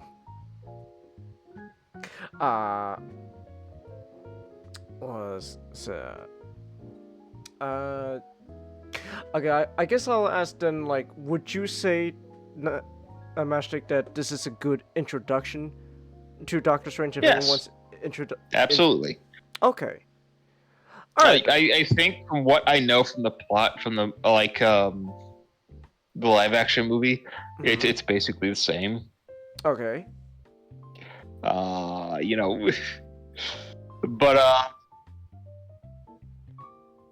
I'm a little bit less trusting of Marvel even for back then. And this I feel like was a very good movie. Okay. Had a good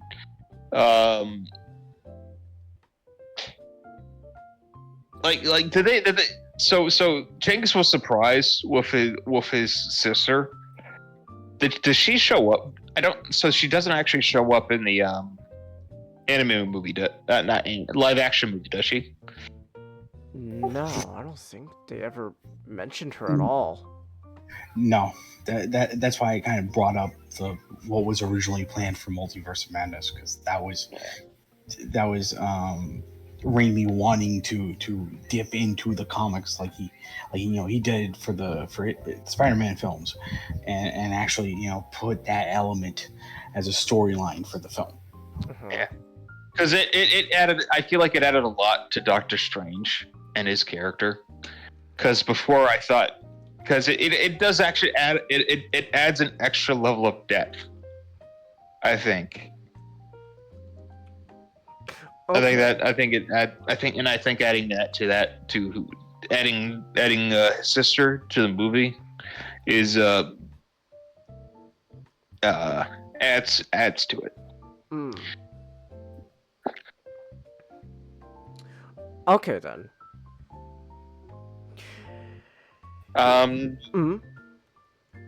That's about it for me. That's about it for you. Comment not. You've seen this movie before. What do you think? Oh, you guys have? Comment said he had. Oh, Comet, I don't yeah. know. I just remember the commercials. That's it. Oh, commercial. Oh. Okay, never mind. Okay. Not. Have you ever seen it? Oh, I did see them. You know, the like this was part of a whole big collection of just straight to DVD. Okay.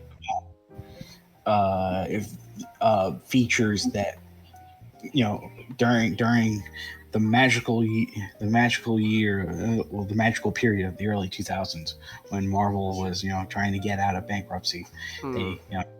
They sold a lot of their assets to different studios and different people.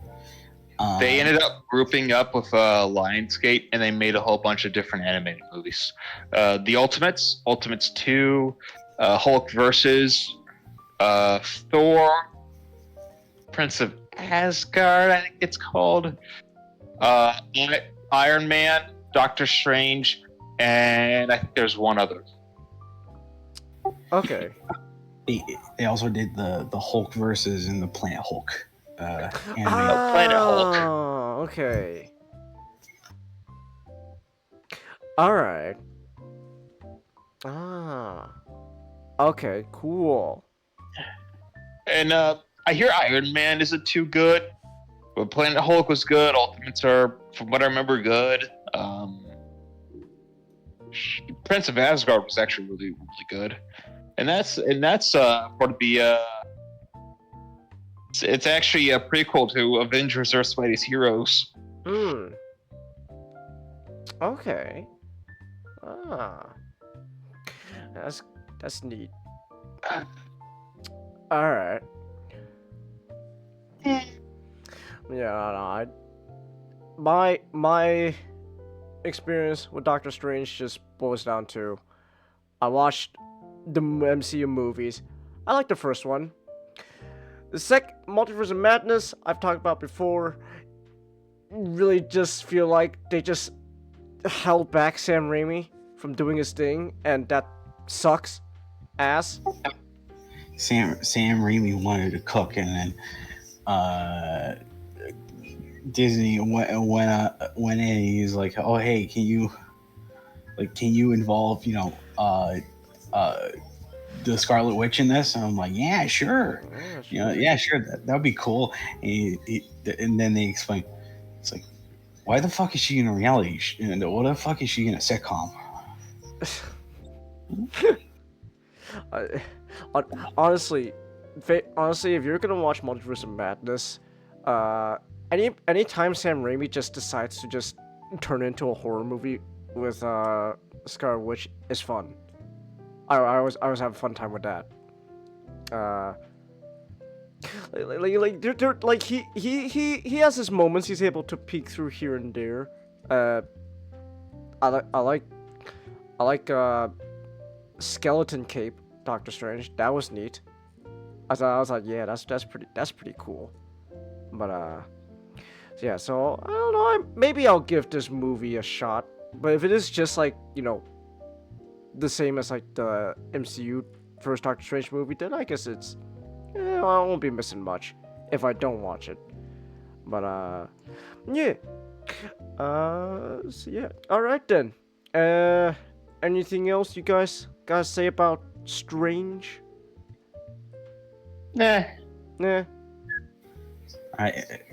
Doctor Strange would totally be flippant if Tony Stark just tells him is like if he asks Tony Stark what is this machine made of, and Tony told him, oh, the soul of an orphan. An orphan. An orphan. An orphan? You mean this machine is made with the soul of a forsaken child? Oh my goodness. You like calling anything a red herring, Chelsea? It's a fun word. I know, Chelsea. I know. I had this funny thought. Uh huh. Gregory House as Doctor Strange and Sorcerer Supreme. Doctor House. I mean, technically, that's not far off as to what, like, the type of character Strange was, like, for devoting his life to magic. I've never seen like a full episode of House. Like I remember I was able to like catch bits of it on TV with my dad, but never like a full episode, and half the time I didn't understand what was going on. This guy find they had like a crossover commercial. Oh, besides House himself kind of just being an asshole. Like I just gotta find funny he had a crossover commercial with Blackjack. Blackjack? Yeah, Dr. Blackjack by Osamu Tezuka. What House? Yeah, Japan likes House. Okay. I'll say Dr. House. Wow. Yeah, it's House. It's House versus Dr. Black. Oh, here it is. What? Okay, let me see. I'm not saying anything. You lied to me! Oh. Okay. Thanks, Japan. Very, very cool. I guess. I will also like an actual anime with them together. Okay. But also I kind of find it funny that Reed Richards doesn't believe in magic, yet he's friends with Doctor Strange. Reed Richards, like, I don't think he believes in the mysticism of magic. I think he just thinks,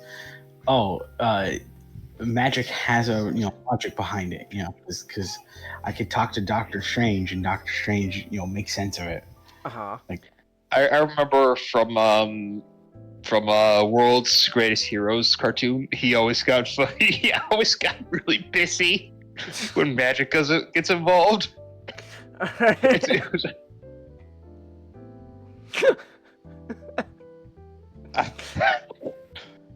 Whoa, I hate magic. I hate magic. Wow. Well, that's too bad. That's too bad, Reed. You're gonna see magic I kind of find everywhere. it funny that he knows that there's a logic behind it, but he can't understand it, so he gets really mad. He gets really frustrated. Wow. Yeah, what's funny? That's what. I have a joke. Okay, I hate magic. The person or the energy? Alright. We have a character named Magic. So like. Oh, okay. Yeah, look. It's. Dang it. Alright. What was it?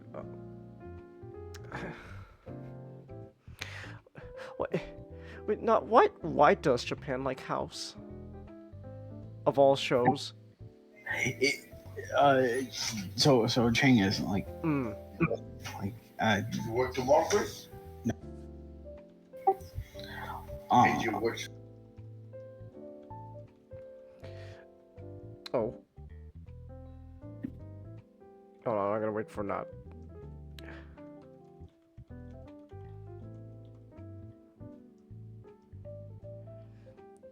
Hold on, we're gonna wait for not. He's kind of preoccupied at the moment, so we'll wait for him. Alright.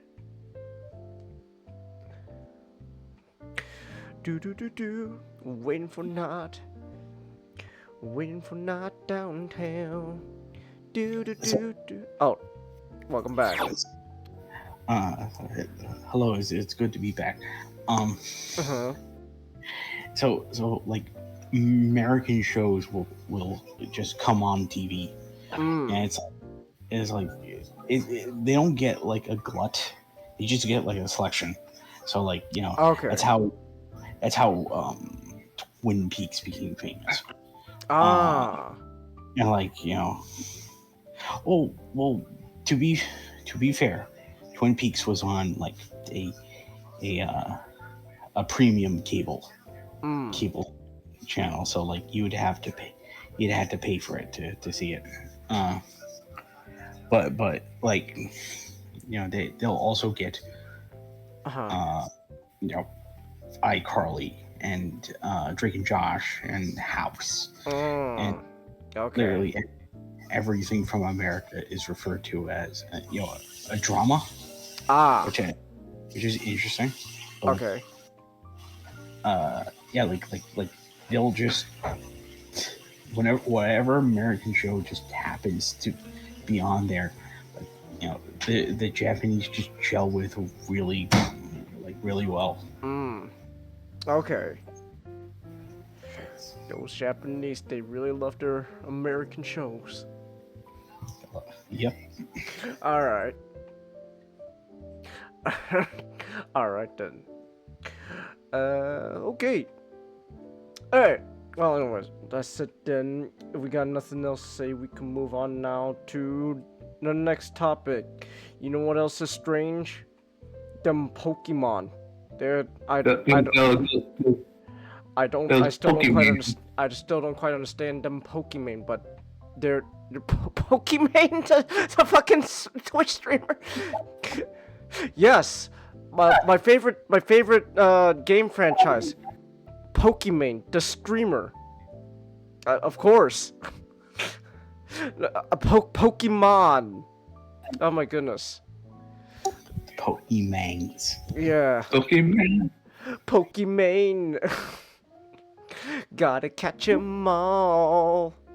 So, them Pokemon comment. Don't let. Good thing SGD's not here. Otherwise we have beef over Pokemon and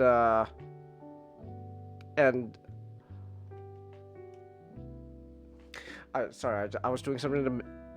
Hold on. Forgive me. I was doing something real quick, and then I just lost all my progress in an instant because I screwed up and I can't get it back. So I'm a little stun locked at the moment. Pokemon comment. Talk about the new Pokemon game while I deal with the fact that I just got rid of all my progress. Okay, let's do this. So, Pokemon Violet, I skipped a generation, so I just got back into it. Okay. And it was a bit of a whiplash. Why is it whiplash? When did everything go 3D? Quite a bit now? No, I mean like old 3D. All 3D was a thing. I'm sorry. All 3D. No, it's fine. It's fine. All 3D was a thing ever since X and Y. All right. Okay. Literally. I'm sorry. 3DS. They promoted the fact that because 3DS could do like much better. I misspoke. I'm sorry, I misspoke. I meant like Okay. before like overhead view. Now it's over the shoulder ish. If that makes. I do not know. I do not play Pokemon, so. Yeah, but yeah. So there's two versions of this game. There's Alright. Violet, focus on the future. And Scarlet would focus on the past. So I got Violet because the future one. Yes. All because right. if you notice that you can Pokemon Violet and to the Scarlet one, one Violet, the cover form looks more futuristic, while the Scarlet one looks more dark, prehistoric. But anyway, so I chose the future one. All right. Because it got the sword, it got Cerulean in it. But anyway. All right. So the main region is the Paladin. And you just move there with your mother and live in a small settlement called Copo Poco. What? Where you gonna? Huh? What are these names? Sorry, Cabo Poco. I don't know. I didn't come up with them. Ogo Yeah. Pogo. Pogo. Go It's a go. Feliciasaur! A fucking Feliciasaur! Okay. So anyway, and there you're gonna start going to Yuba Academy, All right. and after you meet your after you meet your neighbor, from there you meet a mysterious Pokemon, All and your right. adventure begins. So What? So. playing this game, one day. Awesome. Wait. This is an important question. What are our starter Pokemon? Okay. Your starter Pokemon is. Let's see. Who are we starting with for these games? Okay. But I had it. Okay, we have. We start with the fire. We have Crocodor. Crocodor? What? Croc. Oh, okay. There's Sprictito, Rodito, Coco, and This game. I only know about Fuecoco. Best starter Pokemon just on appearance alone. Yes, we got the apple. We got the apple gator. I love him so much. I understand now why Ash never evolves his Pikachu. That thing is adorable. It's getting late. I gotta head out. All right, you guys have a good night. Yeah, have a good night, Master. Have a good night. Have a good night, Master. And he's gone. So I'll try to keep spoilers to the minimum with this. Okay.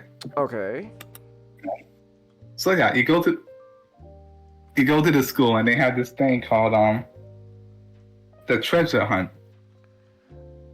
Essentially, you just travel. They just send these 10-year-olds out to the world and be like, go find your treasure. Have fun.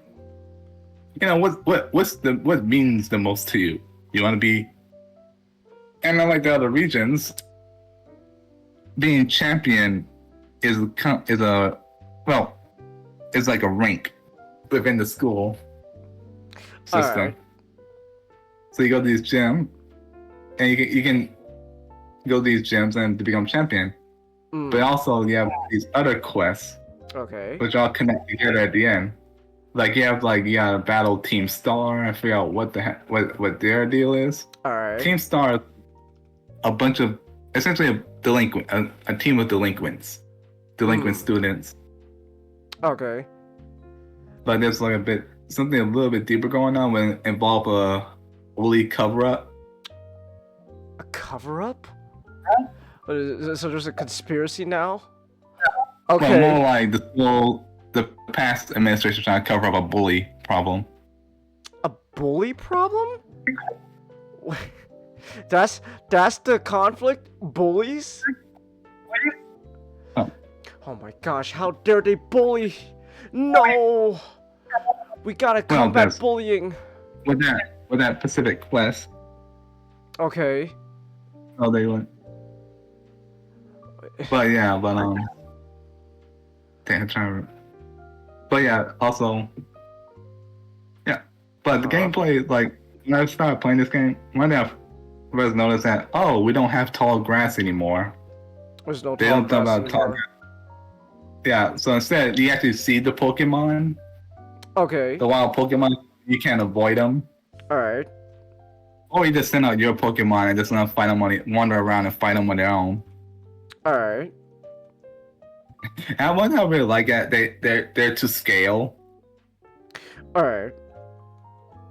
So like the little tiny ones, you can like accidentally bump into them, and accidentally start a battle. Okay. Or you have your Pokemon walk around with you.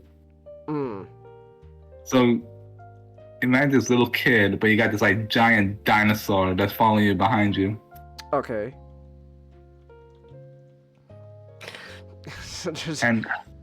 Uh-huh. Also, the Pokemon in the box. The thing about this, at the beginning, it starts out depowered. So the only thing you can do it for is use them as a motorcycle. Alright. Yes, he has a motorcycle form. So, yes. Like a transformer? So these Pokemon are transformers now? They don't transform Changus. They just have a gaping limb that's shaped like a wheel, and they just roll around on. So it's Beast Wars. Yes. Oh, you see that? Let me show you. I'll show you. So these Pokemon are Transmetal Beast Wars. All right. Yes. Oh, I'll show you a picture. Like they took the concept in like all the Pokemon games where you can cross bodies of water on ocean on water Pokemon. So you see that okay. When you saw the cover out, do you see the thing on his neck? It kind of like a tire wheel. Oh, well, this like that just pops out. Yes. Yes. Okay. And you get to ride it. You get to ride him like a like a six yeah. Okay. Yeah, that's his low power form. All right. Here's his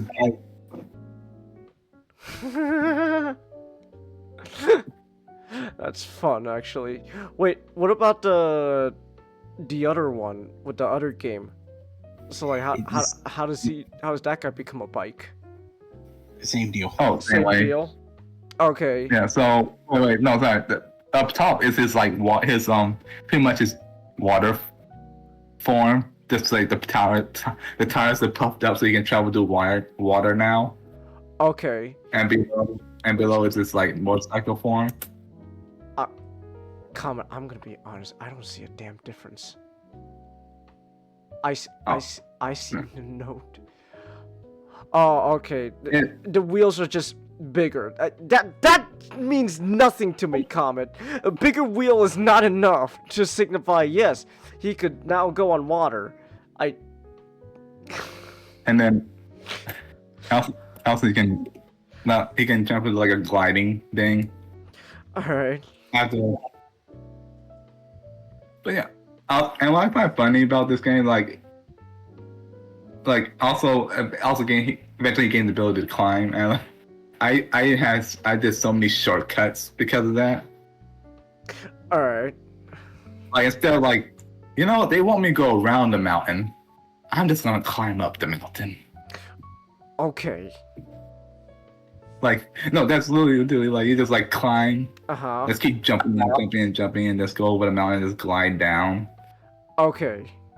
Though you're meant to go around it. Honestly, you can pretty much go anywhere. All right. In this game. Anywhere you go. So yeah. So when can I make my motorcycle drive on the clouds?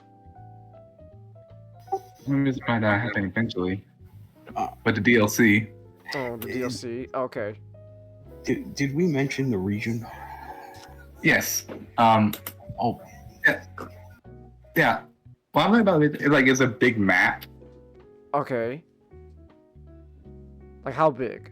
And throughout this map, I'm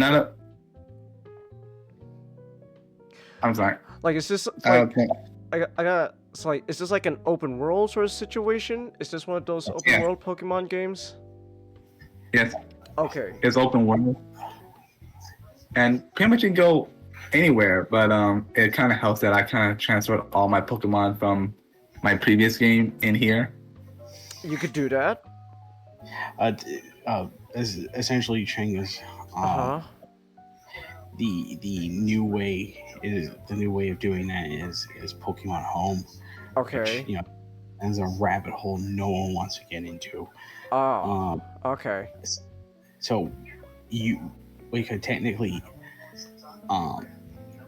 yes, all Pokemon games could allow you to transfer your party from your separate games to the newer game. It's just it changed on how you were able to do that.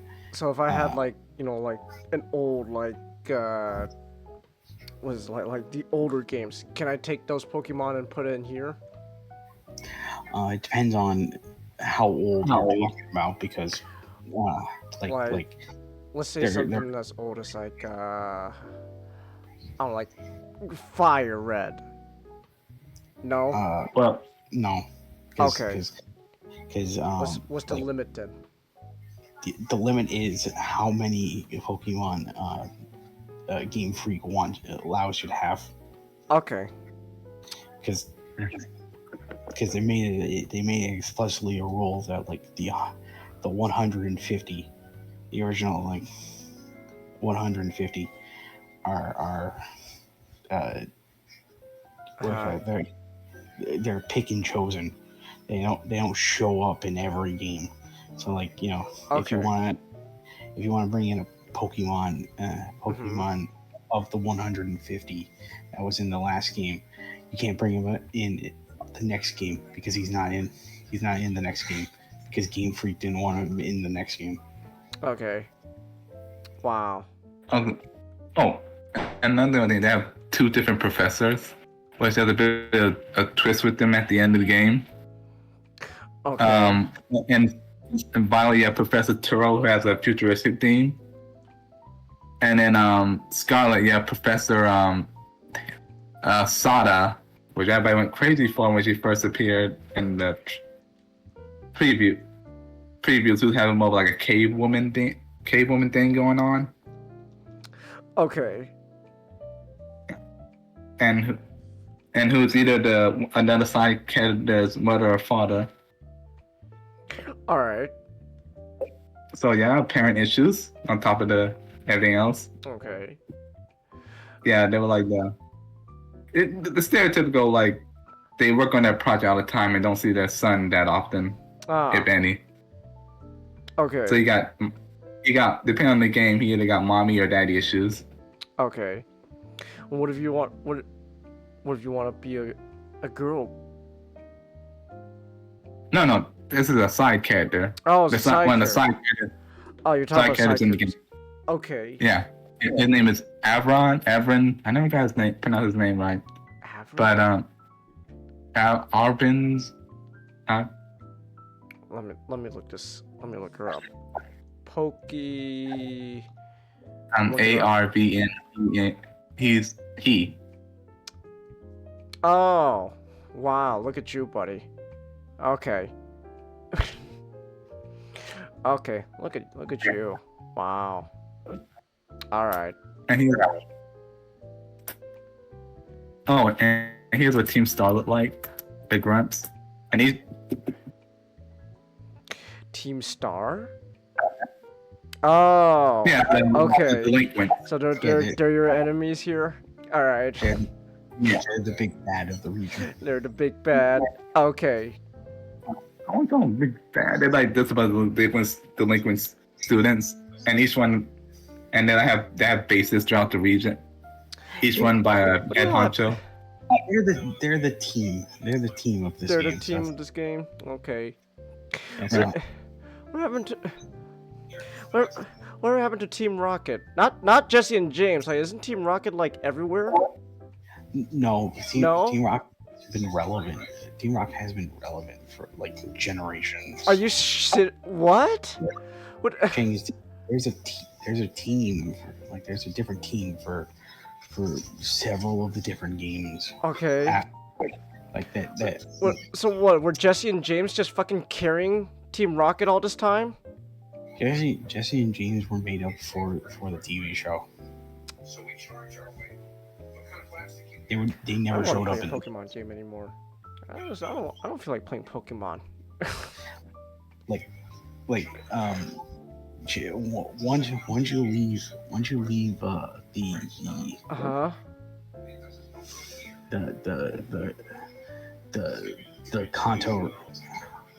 Kanto region. Okay. That's Team it. Rocket. They're irrelevant. That's it for Team Rocket because you have so many others of every different region. Okay. Wow. Yeah. So yeah, All right then. yeah. Like I said, one of the main quests in this game is just to help Evan with help heal his Pokemon by gathering all these like super herbs. Super herbs. But yeah, which some Pokemon ate and became gigantic, so becoming Titan Pokemon. Alright. Behold my. So yeah, okay, those herbs. this ties into the main quest because if you gather these herbs, you can use them to power up your Madoran. I can't pronounce it. The lizard bike. Okay. So he gains his powers back. You know, the cross water, climb, fly, all that. Miradon? Yes, Maradon. Okay. Okay. Yeah. You can connect Pokemon Go with Violet, Chelsea. Okay, so they allow your Pokemon Go stuff to be in this game. Okay. And you gotta. I don't get And it here anymore, are- but okay. Sure. And you got, and here are like the main bosses of the Team Star. You have Airy, the fighting type wrestler. Okay. Oh, sorry, 1 second. Flying type wrestler? Hold on. You got my interest. Fighting. Oh. That's Man, I was gonna be like, wow, flying wrestler? But now I'm disappointed. I'll take the Look at that guy. Okay. Alright then. Wait, no, sorry. Wow. Alright. Then there's Ortega, the rich kid. Okay, let me The see. very tight rich kid. Let me see the rich kid. What are we working with?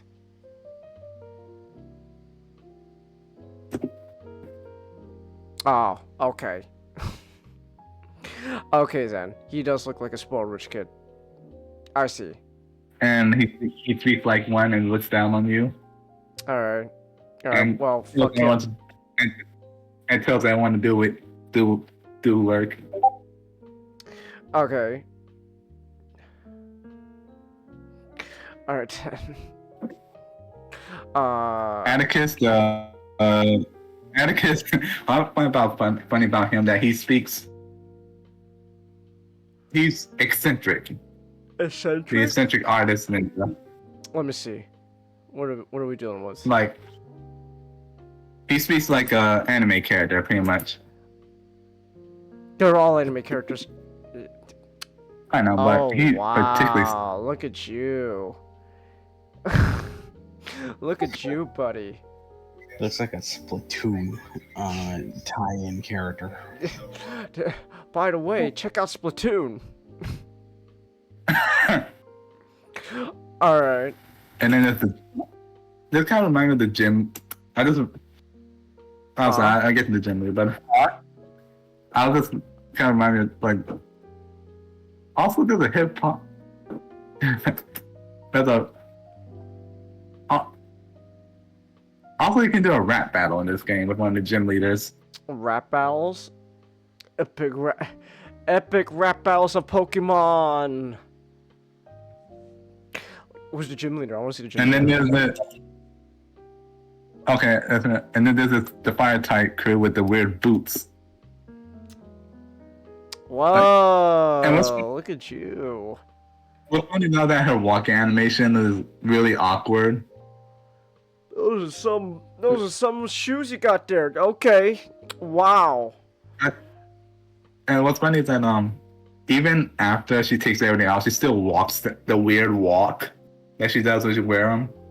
Oh, She doesn't bend her knee. She got like a club foot or something? But it's like imagine you're walking but you don't bend your knees. You just lift your entire leg up. So she waddles? Like she had to form her entire gait on her walk. So even if she took the boots off, she can't stop walking like that. It's entirely just muscle memory. Wow. Okay. I wasn't really serious about that, Chengus, but all right. I don't know, man. I don't play Pokemon. I haven't. My knowledge of Pokemon just kind of boils down to whatever I saw from I saw from the shows and stuff. All right. So I like. Chengus, that wasn't even about knowledge of Pokemon. I was just telling. I was just posting a reason. Okay. How am I supposed to know, right? I don't play these games. Now, I forgot to mention the 3 quests. The quest to be all the gym leader is called and become champion is called Victory Road. Victory Road. The quest to gather the herbs is called Path of Legends. Wow, I can't believe Pokemon ripped off fucking Yakuza 5. And then another one called the beat all the Team Star members and called Team Star Downfall. It's called Starfall Street. Okay. And the final quest after you complete all of that, all the other quests called, the end game quest is called The Way Home. The Way Home. Yeah. All right. Now, let's see. I'm trying to find the gems. Oh, here it is. Oh. Now the team leaders are like. Let's see. Here's here it is. The gym leader Ryan. The rapper one. Her name is Ryan. All right. Let me see the gym leader.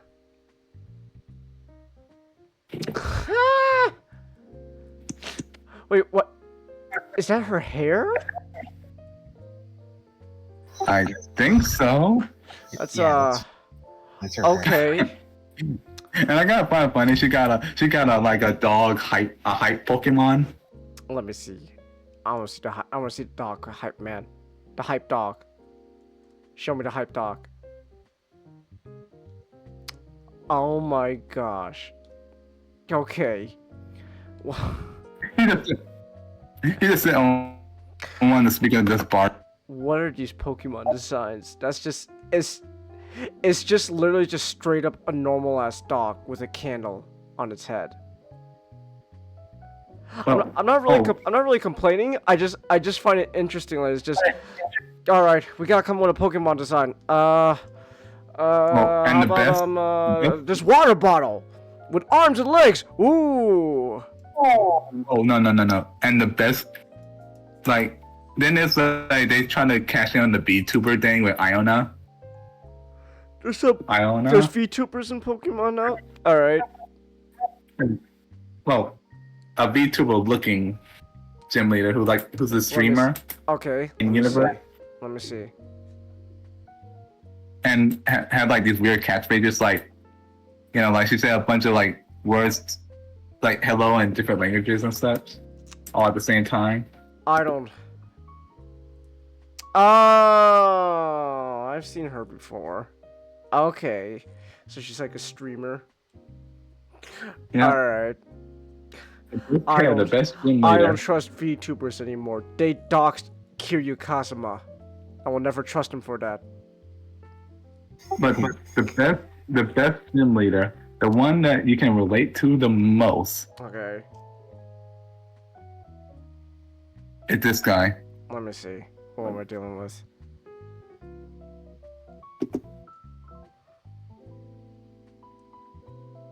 Okay, Pokemon, you're not even trying anymore. That's just an average vid. That's just an average dude. They're not even trying anymore. I'm like, he's just a tired. No, that's his. He's just a tired businessman. I'm not gonna lie. When I look at Pokemon nowadays, all I see is like the way I see it is like from my perspective, it's like that fucking Family Guy bit with Stephen King. It's like, what's your next story, Stephen King? It's about this this Hunter Lamp. Ooh. like it's like whenever I see like something like this from Pokemon, it's like, you guys aren't even trying.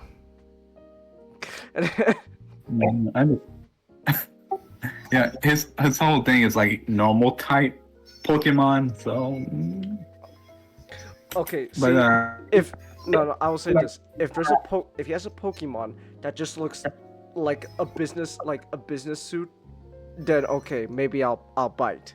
But if not, then I don't care anymore. He's a trainer that uses exclusively normal type. And all his Pokemon should look like they like go to 9-to-5 office jobs. And they should have wanted that because the way he talks, he's just dead on the inside. Like, yeah, my boss made me do this. She also made me be on the Elite Four. Who's the boss? Oh, Law Premier. Who? The champion Law Premier. Let's see.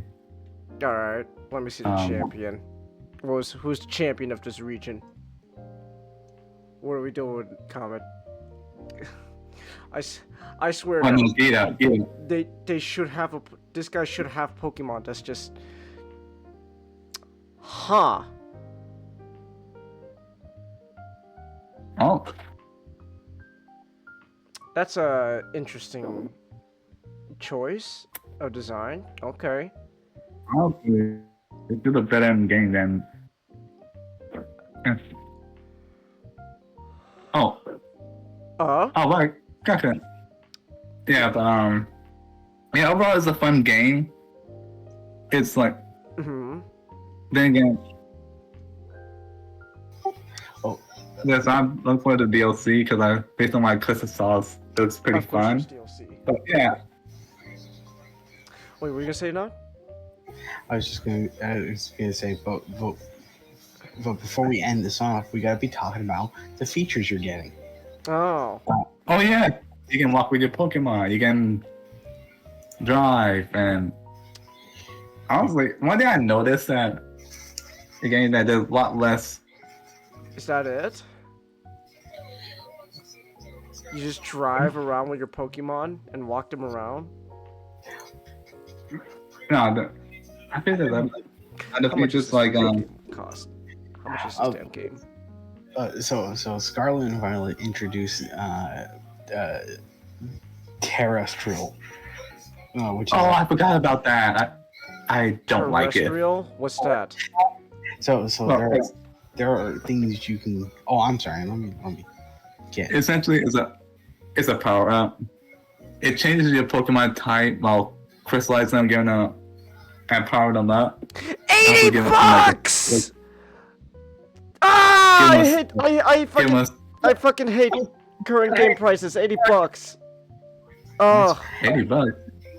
I'm on the Nintendo store right now. They said if I want to buy like Pokemon Scarlet or Violet for like the Nintendo Switch, that's $80. And if I want both of them, that's $160. I didn't pay $80 for it. What the hell? The online prices are $80 because it's Nintendo and because none of the games they have on the system, like because those are all first party games and are not included in any other system, they get to dictate what the price is, and that price will never go down. Wow. Oh my gosh, that's so bullshit. Oh my, they're charging $45 for DLC. This is outrageous. That's actually outrageous. No. Hey, you want DLC? Sure, $45. What? Wait, each? Yeah, well, okay. I'm gonna put this link in the back room, and you can look for yourself, right? So, I'll even put in chat, like this thing. Like I'm on Nintendo right now. They are charging $45, $44.99 for DLC. And then if I want the bundle, right? Then I could cough up $125. Huh. Oh, let me double check something real quick. Changing my region. Let's see, Pokemon Violet. I am not paying $80 for a Pokemon game. No way. Tess. No. Huh. Hold on, let me see how much if for like, you know. What about like Yeah, Amazon? If I wanted to get off of like Amazon, let's see here. What do I got? Yeah. Actually, the link you sent me was in the Canada region. Oh, Canada? Yeah. Wait, how does? Oh my gosh. Because How do I change the American region? How do I change regions? Yeah, the American region is US? yeah, the US is $59.99, and DLC 60 is bucks? like 30. Yeah, That's and still DLC is that's like still 30. kind of. And the I've said DLC like I've said my opinion on game prices already. $60 is still kind of. I don't like that being the norm. I do not like $60 being the norm of game prices. Chingus, I would prefer $60 because we ain't getting back to 40. Like Yeah. Like we ain't 40 is never gonna be a thing that AAA gets back to. At least with 60, there was a point of okay, this seems reasonable. Now you have to pay 70% more. I think also just $35 for DLC, I think is stupid. Like, okay, fine, you're gonna make $60 the norm. I hate that, but fine. But $35 for DLC, that better be one hell of a DLC. I swear. Yeah, it better take me an hour or so to download. That better be one hell of a DLC. Otherwise, like, what am I doing, huh? So. Oh, quick question. What do you think of this gym leader? Gym leader? Let me see. I don't know. She kind of cute. Are you sure about that? Well, let me guess. It's a dude, isn't it? Yes. Okay. I'm like, hey, this ain't that design. She's kind of cute. I'm a guy. Oh, but Okay. It's a trap. It's a trap. You fell for it. You activated my trap card. I think you mean trans icon comet. Get your facts straight. I don't even know. That's probably not even what's going on. But let's be honest. Like Twitter would probably call him a trans icon or something. So. Oh no. You don't know what you have done, Tim. You unleashed the horde. Oh, I'm so scared. I'm sorry. I'm still not over the pricing of these games. I still think they're. I just still do not agree with them, especially $35 DLC. Like, the DLC price alone makes me mad. Like that should not be $35 for DLC. It is, Chingus. This has been the standard since 2009. Fuck that. Yeah. Honestly, yeah. Honestly, I don't remember the last time I found a game. That wasn't $60 brand new. Like what am I getting out of the DLC though? Like what do I get out of it? What makes it worth $35? Because all I see is just something called treasure area. Like how expansive is this area? It'll mainly just be extra items. Oh my goodness, I hate games. I hate video games so much. Maybe Takeshi was onto something. Not video games don't deserve to be good if they're gonna charge this much for DLC. Takeshi? Yeah, Takeshi from Takeshi Game. Takeshi's Challenge. I'm gonna look him up. Takeshi Kitano. You don't know who Takeshi is, Comet? No. He's a very well-known actor. Yes. Also, hey Nick. Hey. You missed me ranting about video game prices again. No, I was there for the end of it. Oh, you were? Okay. You didn't say anything though, so I just assumed. quite literally, it's just turning into the oh, this is your first time a bit. I know I know it's just becoming that, but like I still hate it though. I still don't like these damn prices. I'm still gonna get mad at them. Am I growing old, or am I being unreasonable? Am I just being an old like fart? Oh, no, Chang, it's just you came in 20 years too late. Oh my gosh, this sucks. Okay, how's your day, Nick? Good. I hang out with Cal in Butter. Ah, okay. Would you send me Chelsea? Oh, it's a dolphin Pokemon. It does look cute. It does look cute, Chelsea. I agree. It looks cute. Oh, wait, is it a dolphin? No, she sent me a picture of a dolphin Pokemon. What's his name? Finnison? Here, I'll show you. And I'll show you in the back room. Oh, no, I do not want to watch. I do not want to open the video, please. Ah, here we go. Hold on. Wait. Here we go. There's a dolphin. Upload failed? What do you mean upload failed? Okay, there we go. Goodness. So there we go. There's a dolphin. Alright. I'm being unreasonable. It's just harmless DLC, Chelsea. That's $35, Chelsea. Gone. Away. That better be for DLC. That DLC better be worth the money. Like, imagine if like, I'm like, this better not be like a fucking like Ubisoft thing where you're gonna charge like an extra $50 for like skins and stuff. No, like I don't imagine it's just like $35 for just one thing. It's the total comedy. Yeah, $35. But that's what I'm saying. Like that better be a lot of stuff, you know, packed in that DLC. Otherwise, why am I paying so much money? To get items and cosmetics. That's it. Wow. That's it.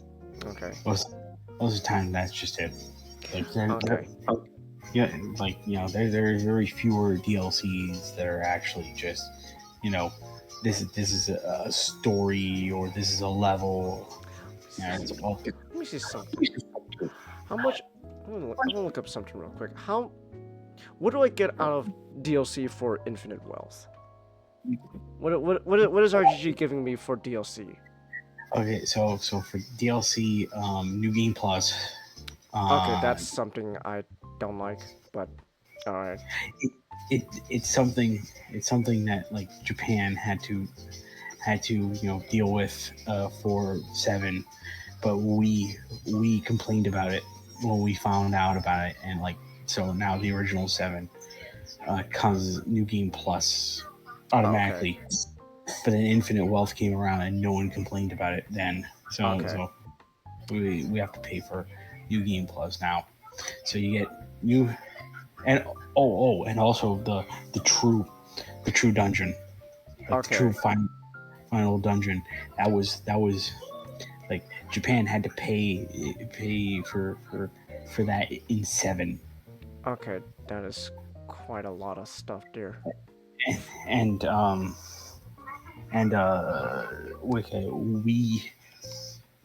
we got it free just like New Game Plus because we, you know, made a fuss about it.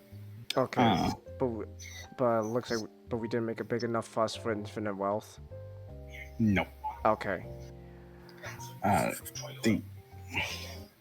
like for like Infinite Wealth, you know, that's quite a lot of stuff there. It's just you know, materials, strengthening weapons. Yeah, okay. Materials, weapons, extra character, like just extra like top tier characters for uh what do you call it? Well, it's Sujimon Island. Okay. All right. Oh my gosh, the total add up for all that DLC is outrageous. It you know like Chingus, as much as we do, you know, praise Sega because they've allowed a lot of good decisions to come through. Sega is still Sega. Sega is still gonna demand an arm and a leg from you. Wow. I'm trying to remember how. Hold on, I'm trying to remember how much when Side Frontiers came out. How much was that that DLC for that alternate ending? $3. $3.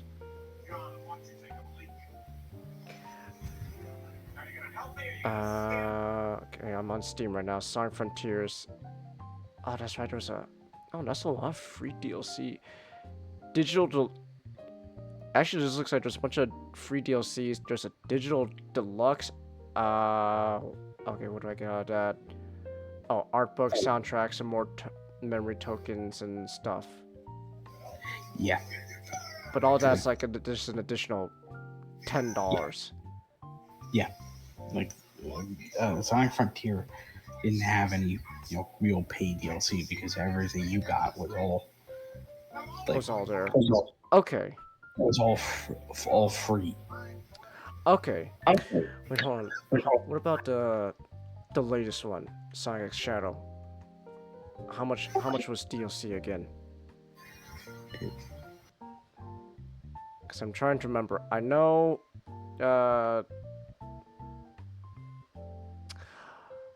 Okay, so they don't have DLC. They just have the digital deluxe edition, so you can upgrade. Well, okay, no, wait, here we go. So you get all the. Okay, so you get. So you just get the movie pack. The movie pack, and everything else is free, and then. And then you can upgrade for like an art book and stuff for the digital deluxe. Okay. And I guess. Well, no, because the extra contents pack is technically free, kind of. Okay then. Alright. I know we've been doing this pretty much now every time we bring up game prices, but like I'm sorry. Every time I look at these game prices, I just can't help it. I just get mad. It's like they shouldn't cost this much. Back in my day, games were $20. I understand games aren't going to be $20 ever again, but like. James, the only time they were $20 was if they were very old and you needed to move them out. No new game was worth $20. James, $70 games is going back.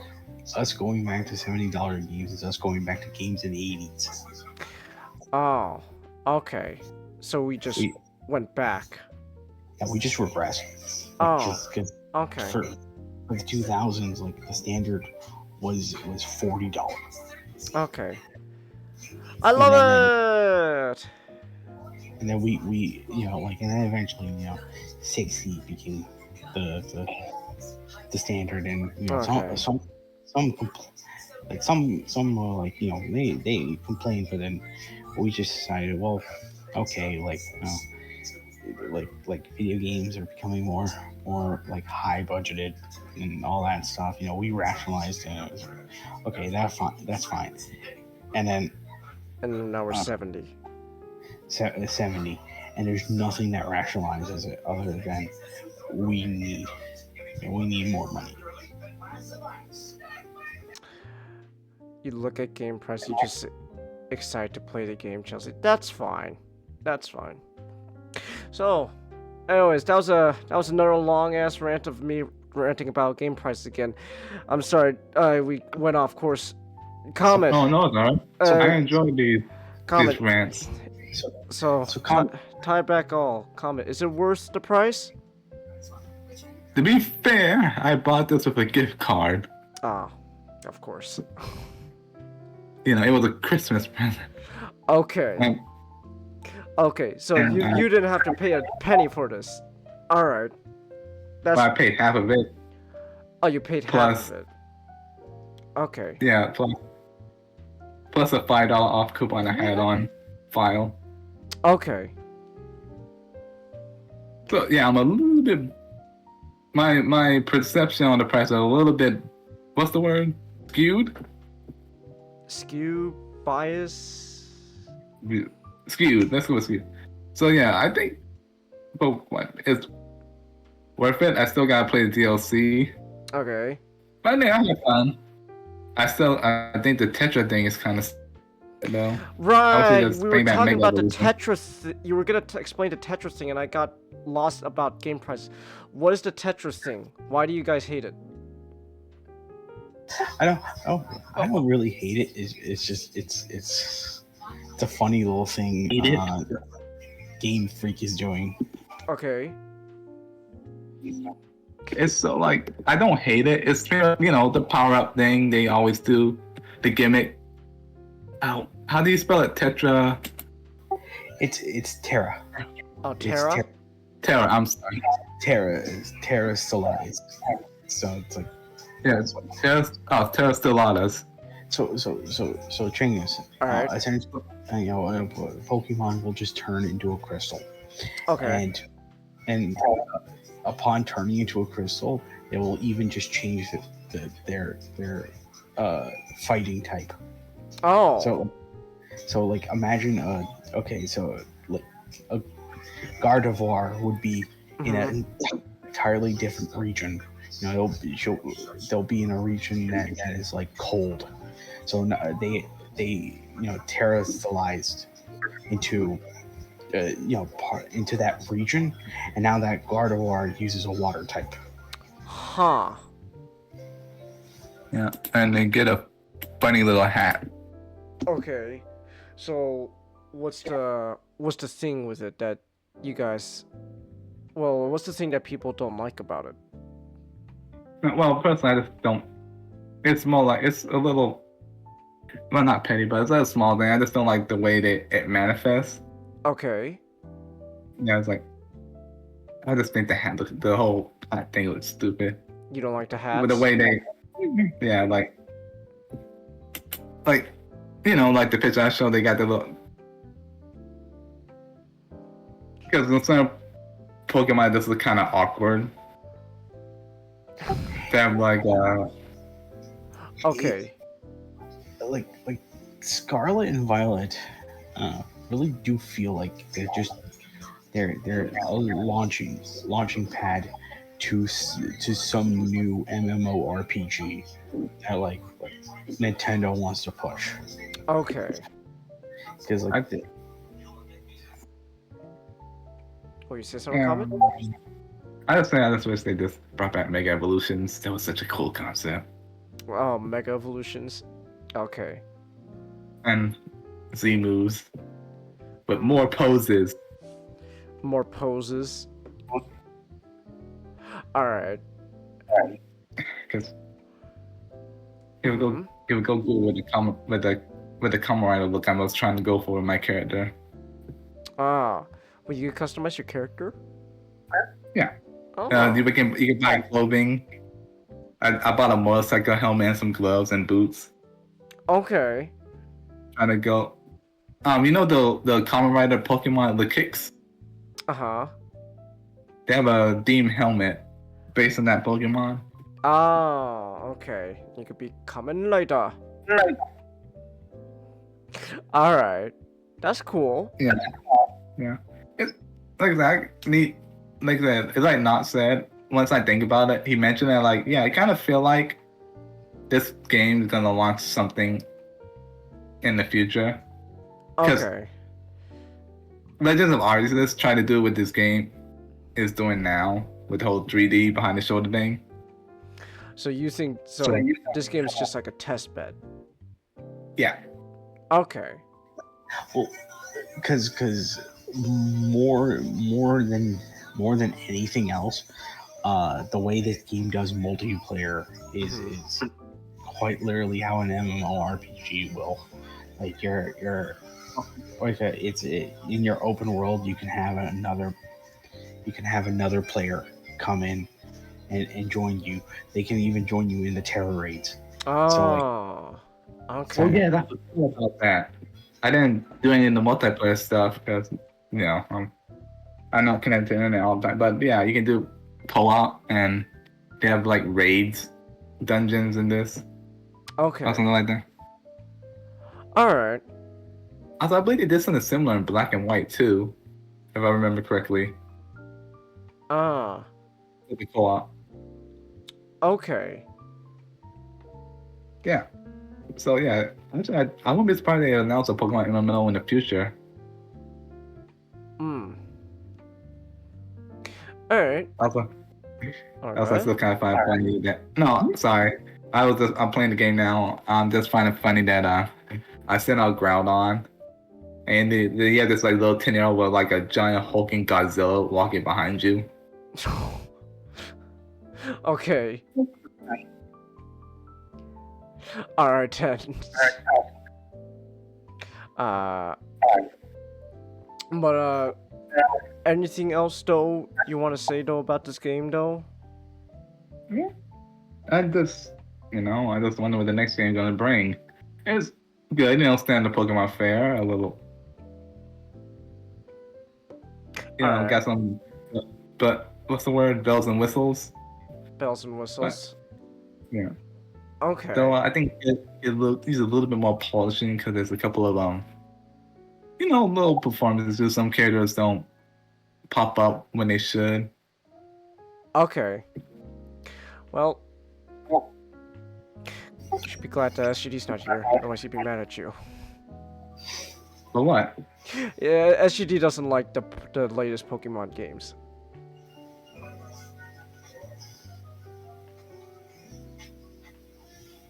I have to ask him again, like, the reasons why he doesn't like them, but he doesn't like the latest Pokemon games, so.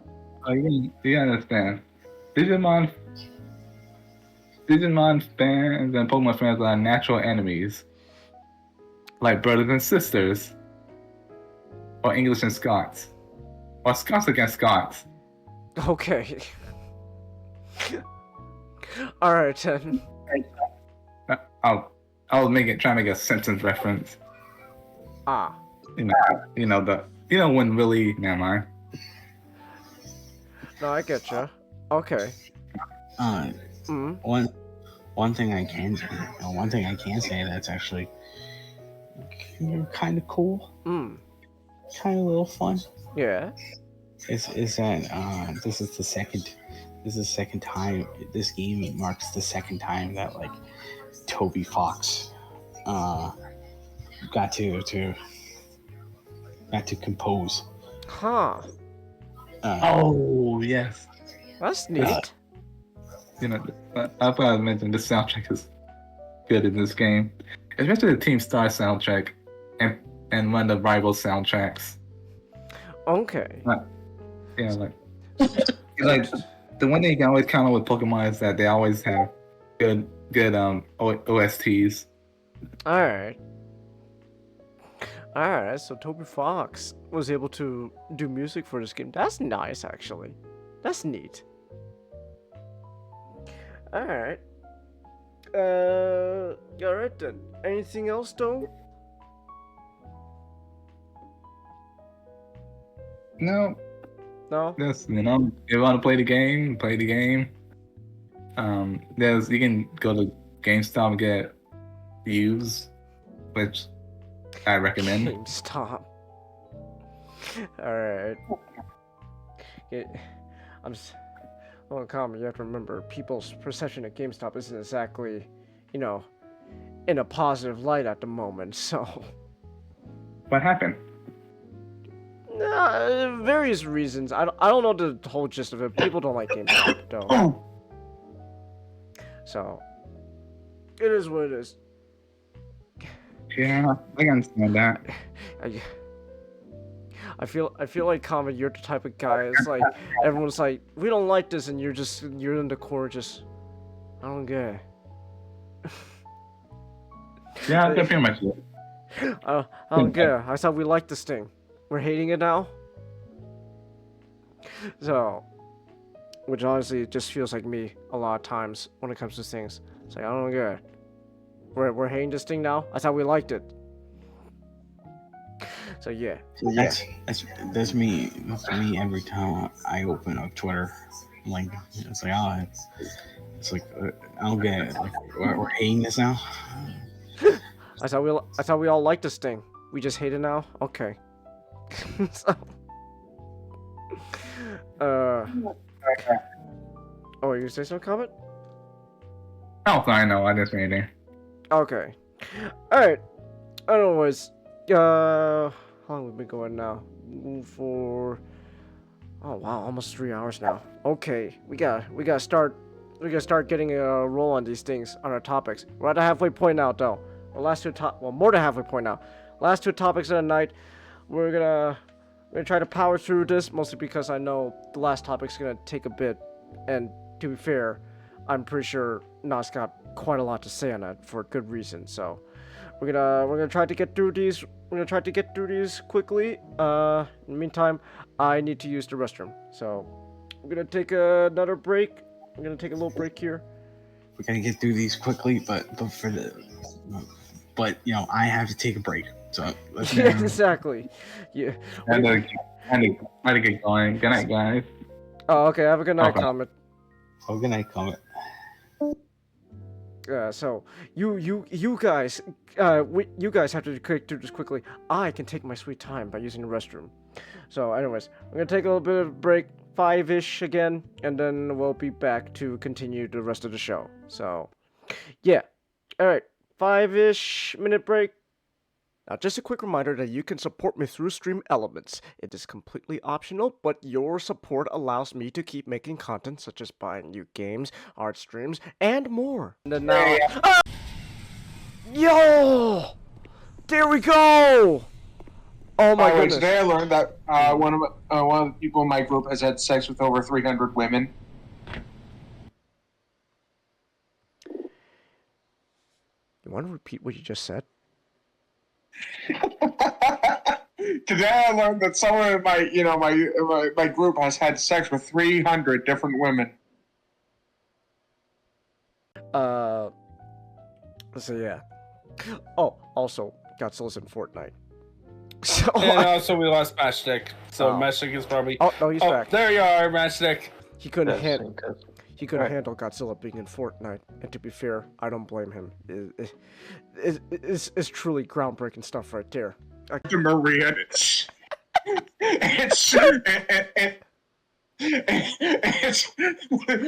just, oh man, I can't bear myself to finish that sentence. It's so dark. Not gonna lie. I mean, she's destined to die anyway, so.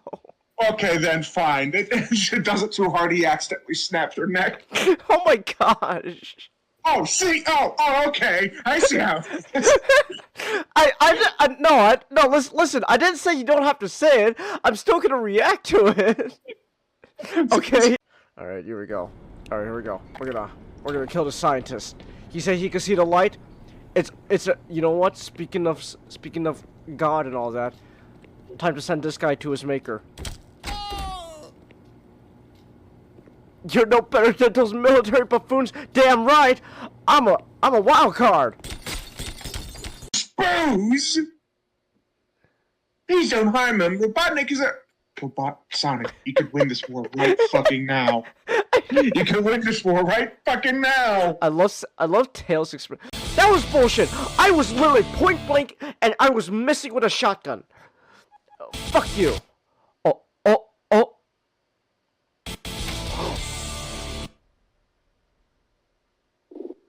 I soft-locked myself. Holy shit. Okay, go back all the way from here. How far back are we? Oh no! I've soft locked myself to a point where I blew. Okay, I got. Is it you? I mean, I knew it was you. I can't sleep and. Oh! Huh? This is a big issue. What? What? Why is it starting off with such a weak start then? You'll never believe it, Changus, but this is pretty big. Oh my. Wow. But you get to watch it here, you'd be really horny. Hold on. Okay. Like how? Dude's struggling. Look. Bro's using his index fingers to type. It's precious, man. He's trying his best.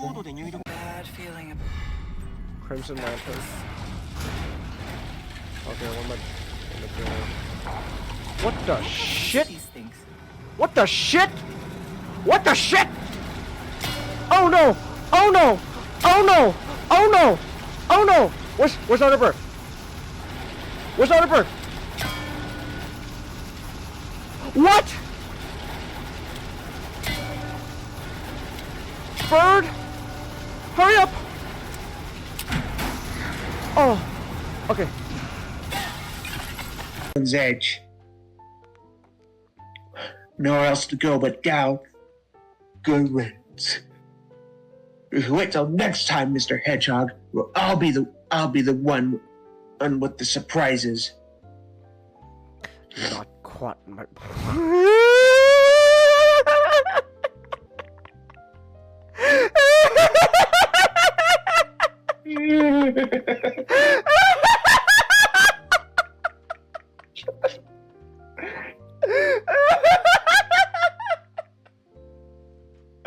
Oh.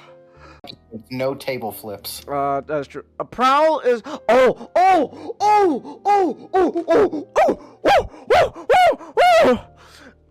I remember. Woo! It's Planet of the Apes time. Woo! I hate this episode. Because Nick. Time for another MacGuffin! Yay! And guess what, Nick? It's another powerful magical artifact from Cybertron that could bring. Hey, I was watching that. Don't worry, it'll be on next Christmas. Who knows when that'll be? What was that noise? Kurata-san, what are those noises? もっと見せてって打ってみてくださいもっと見せてワンダフォーこれは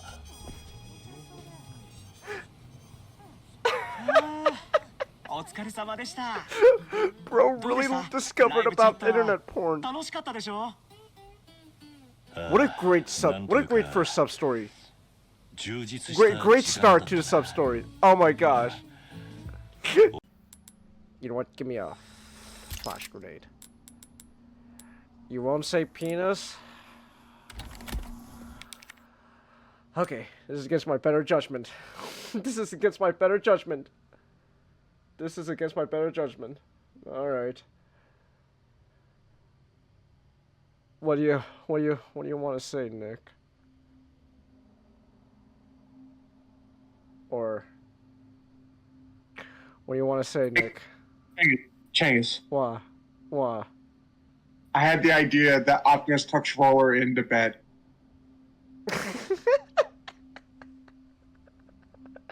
Like Roller has like a dog. That's what you wanted to say? He puts a blanket over him every night. Okay.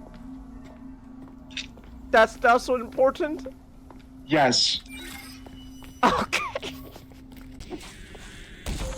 Oh my gosh, who? Oh my gosh, it's you, the fucking. Okay. Ooh, oh, you bastard! Oh, don't stop spitting at me, you bitch! There we go. Fuck. Oh my gosh. Another one. Stop spitting acid at me! Another one. Another one. There we go. Oh my gosh, stop spitting ass at me. I'm trying to talk about AI. Goodness oh, there's a fucking head crab. There we go. Anyways, what? Where was I with AI again? Where did I leave off? The United States fall and bow before 8 crazy nights. Master Sandler. The worst has happened. I'm covered in human feces. Whose blood are you here for this time? Like I was saying, as long as I follow one simple rule, don't stop. Alright. Oh wait. I'm back. Hey! Hey. Chang the Merciless. Yes. How do you do? Alright. Anyways, it's just the 3 of us. I'm gonna move us around. You get to be on the other side, not. Symmetry. Or something. I don't know. Here we go. You get to sit there, and you get to move in closer to the table. You're no longer at the edge. There, you're quite big. Alright, there we go. It's just the 3 of us. Alright. I have some things. Oh, you have a haul? Okay. Yeah. What do you got? Hold on, give me a second. Oh, Skybound. Yeah, got some nice detailing. Skybound gold. Mm. 10th printing. Huh. 10th printing of the original issue. Oh, nice. I've just been getting the volumes. Yeah, I know. I've been doing the same, but it's like just 10. Like just like the fact that it's gone to 10 printings. Yeah. What is that?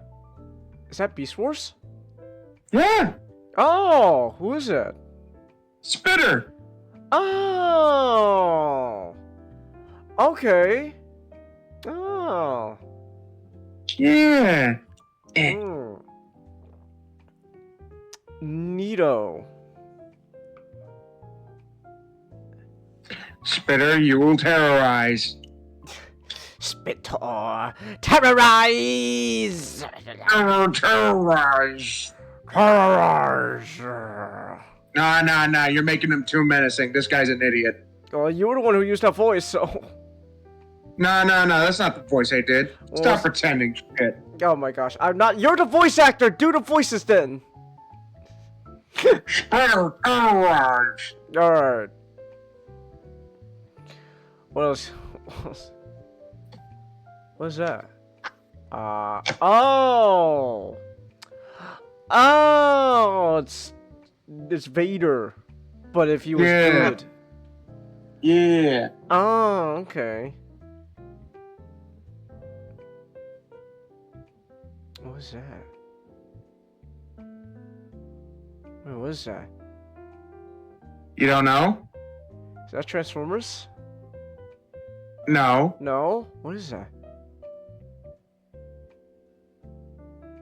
I'm actually a legit loss here. Yeah, apparently it's a fucking rock bullet, man. Oh, yeah, that's why. That's why I'm at a loss. I don't know what rock. Well, I bet you'll get this then. Okay. Kaboom! Oh, G1! Yeah! Oh gosh, look at G1 Warpath. His arms don't even connect to his body.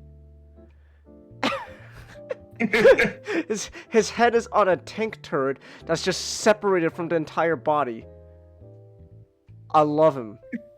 I love him. Yeah, I got G1 Warpath. Oh, how much was that? Warpath? Yeah, he gave it me for like $4 or something. Really? Wow. Okay. This one cost a bit more. Okay. Oh! G1 Grimlock! Yeah! Oh, nice! An actual Generation 1 Grimlock. Nice! Okay. Look at him. Yep. And now I had to get this when I saw it. Okay.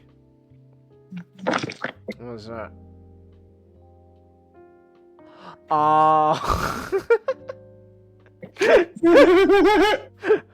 Okay.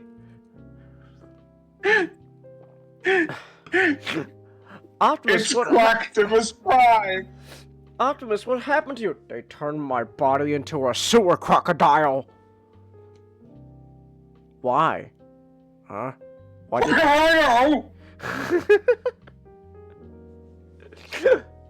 Actually, hold on. You know what? If we're showing off things, let me see if I can... Can I use my camera? Can I use my camera in Discord? I can! Okay, hold on. Wait, can I use my camera? My other camera in OBS? Let me see real quick. Hold on. Give me 1 second. Give me 1 second, everyone. I gotta see if I can use my camera in the... Where is my video capture device? Here it is. Let's see. It does work. Okay. Okay. Hold on. Here. Give me 1 second, everyone. Since we're flexing on it, since we're flexing toys and all that. All right. I'll turn on my camera in Discord, and then where's my video capture device in OBS? Here we go. Oh, hold on. Wait. It's getting a little covered up. Okay. Here we go. Okay. Oh, that's my pants. Going on. Alright, OBS for... Well, I guess this also counts. Discord first. Yay! Yes! My boy! I finally came with his flag. Oh my gosh, I'm so happy. Alright, now for OBS. It's Cosmos! Yeah! Legacy Cosmos! I wanted him so much. I wanted him so much, and now I have him. I haven't even transformed him yet. I'm not gonna lie. Part of me doesn't want it, just wants to keep him this way just because he's precious. Oh, I never realized I didn't even realize he had a waist swivel this whole time.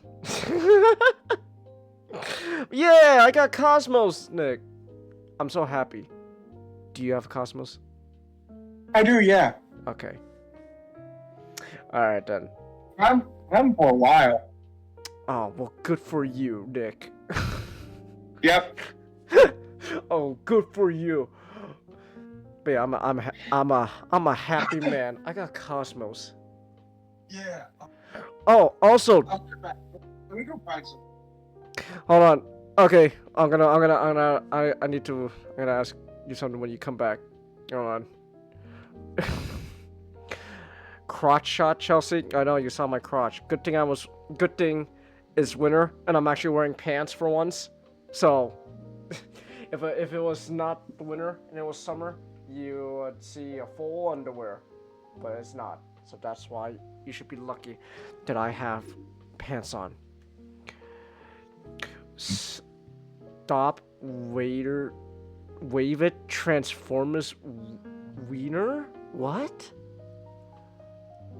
Okay. I just remembered. Yes. No, I don't want to open up the video. Oh, yeah. Is it what I think it is? Hold on. Just make sure. The card just fell off. There you go. She finally came. Yep. Merry Christmas. And now I have all of Team Rose. There you go. That was fucking late Christmas present. Because Amazon screwed up. Yeah, now you got all Team Rose, Nick. How do you feel? Now I just need Team Chaotic. Okay. Who do you need for Price on me over $100. Who do you need from Team Chaotix? Team Chaotix. Oh, like the whole team? Yeah. Okay. Is there like a 3-pack or no? No, not yet. I don't know why they haven't thought of that. Okay. Alright then. Alright. Easy money right there, Sega and or Jack specific. Yeah, 3-pack of Team Chaotix. Easy money.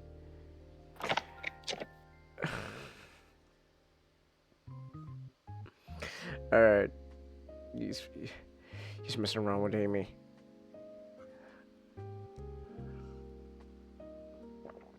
SH with let? What are you saying, Chelsea? I don't understand, and I don't think Ray's here at the moment to translate. Where are you, Ray? I see you online in Discord. Where are you? Translate your girlfriend for me. I don't understand. Oh my gosh. I don't get what you're trying to say, Chelsea. Alright. Anyways. Waggle the Transformers PP. Transformers don't have penises, Chelsea. They don't. Not everything reproduces sexually, Chelsea. That's not how things work.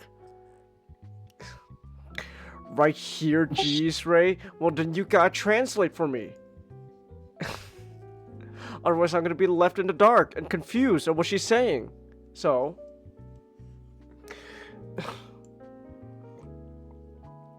Alright, this tea was hot, like, a minute ago. And it's lukewarm again. Okay. I need a better microwave. Just bonk her with a hammer. You got Chelsea. You're being bonked. Alright. What was it? Oh yeah. Anyways, I guess while we're waiting for Nick, I'll get us. I guess while we let Nick hang out, play around with Amy, not that way. We'll. What was that, Nick? I didn't hear all that. You've been here this whole time? Okay, fine. Alright. Alright. Hmm? Chang Mang. Yes, not. Yes, not, man. The fake family. The fake family, indeed. Yeah. What do you know about them? This movie, little bits here and there from like people just talking about it online, and yeah, that's it. That's all I know. I have not. I have not read the manga. I have not seen the show. Only thing I've consumed is just this movie, and so yeah. This was a paid review by Dark Bobcat, but he is not here, so I don't know, someone DM about that. So it's fine. It's fine if he's not here. Either way, though, this was a paid review by him. He wanted us to watch this, so we watched it. Anya is cute, Chelsea. She's nice. I like Anya. Yeah, I like Anya. She cute. I know. Well, we'll get to Anya and the others. But yeah, so this was a paid. But again, so preface. This was a paid review by Darth Bobcat. We're gonna get through all the other paid reviews as well. So, so don't you guys worry. Don't worry not. We're gonna get to your things eventually. But yeah, so this was a paid review by Bobcat. He wanted us to watch the Spy X Family movie, Code White. Yeah, no, people like this stuff for a reason. So I was like, okay, you know what? We'll give it a shot. Why not? And I have to say, long story short, yeah, I liked it. Yeah, I liked it. I don't think what I saw was anything like extraordinary. Maybe you know, like I feel like this is like one of those cases like if you watch the anime or read the manga, then you'd be more invested in this movie, but like for someone like this just first going, I thought it was fun. It's a nice, fun little movie. It's neat. There's like, oh, if you're expecting like like action and stuff, I mean there's action, but really that's not the point of the movie. The point of the movie is more or less just and which I'm assuming is like the point of the whole show as well. Is really just the family shenanigans with the fake family. How they're doing all this stuff, rationalizing as, oh, this is all to keep up the act. But then I would assume, right, with this kind of story, right, the whole thing is when does the act stop and when does these feelings become genuine? So yeah. So do I think Anya will be good friends with Bumblebee and Rumble? Probably. At least Bumblebee. At least Bumblebee. So Spy X Family, right? The premise is kind of pretty much somewhat of the name. So we got three main characters, right? We got Lloyd Foger, all right, with his codename Twilight, and he is a spy of some organization of some fictional country. The Chang is quite literally like the two countries in the anime, just based off of West and East Germany. Ah, okay. So yeah, the fun of it is this is just like, you can treat this like the Cold War if you'd like. Okay. So which is kind of the point of the series, because the crux of Lloyd starting the family with Yor and Anya is that he quite literally I get to tie this into American Dad. He quite literally has to do that episode where he has to enlist Steve into the private school so that he can get closer to the child of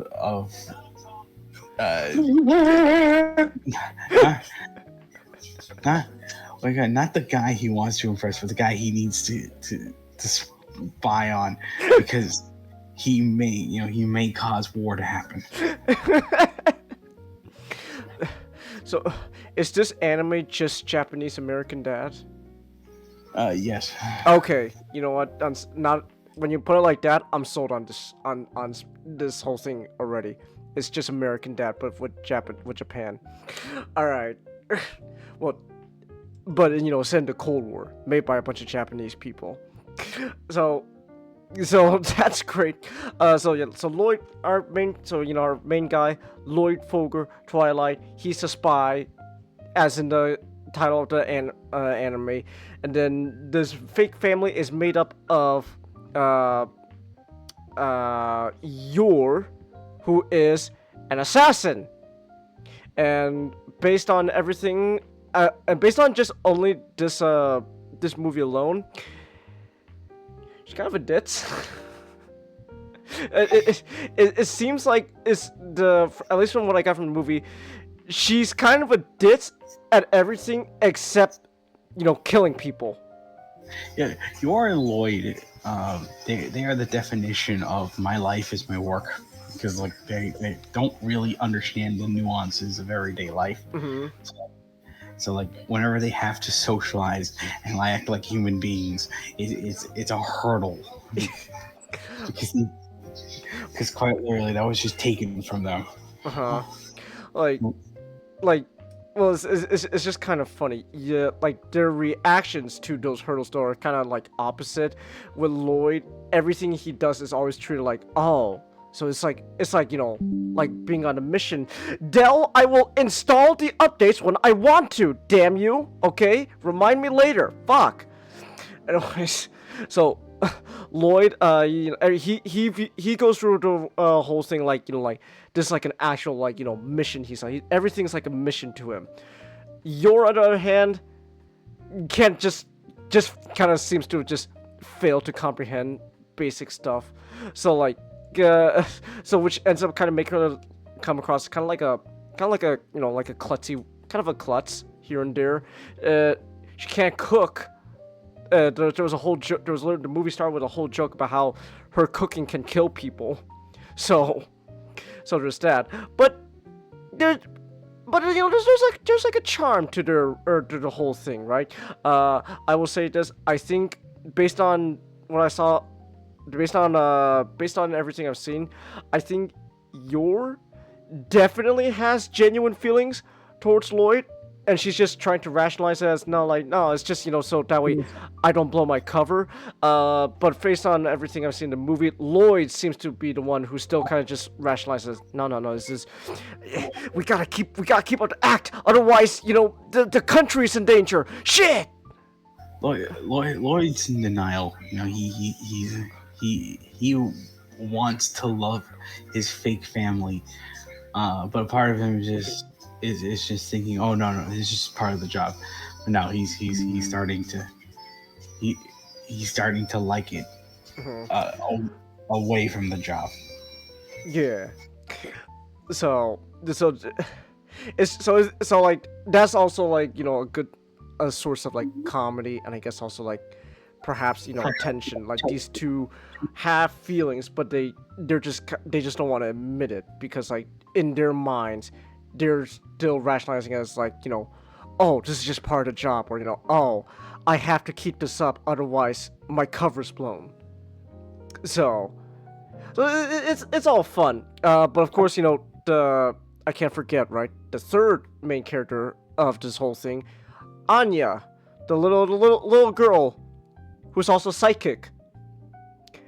I like her. She's a little shit, but I like her because of that.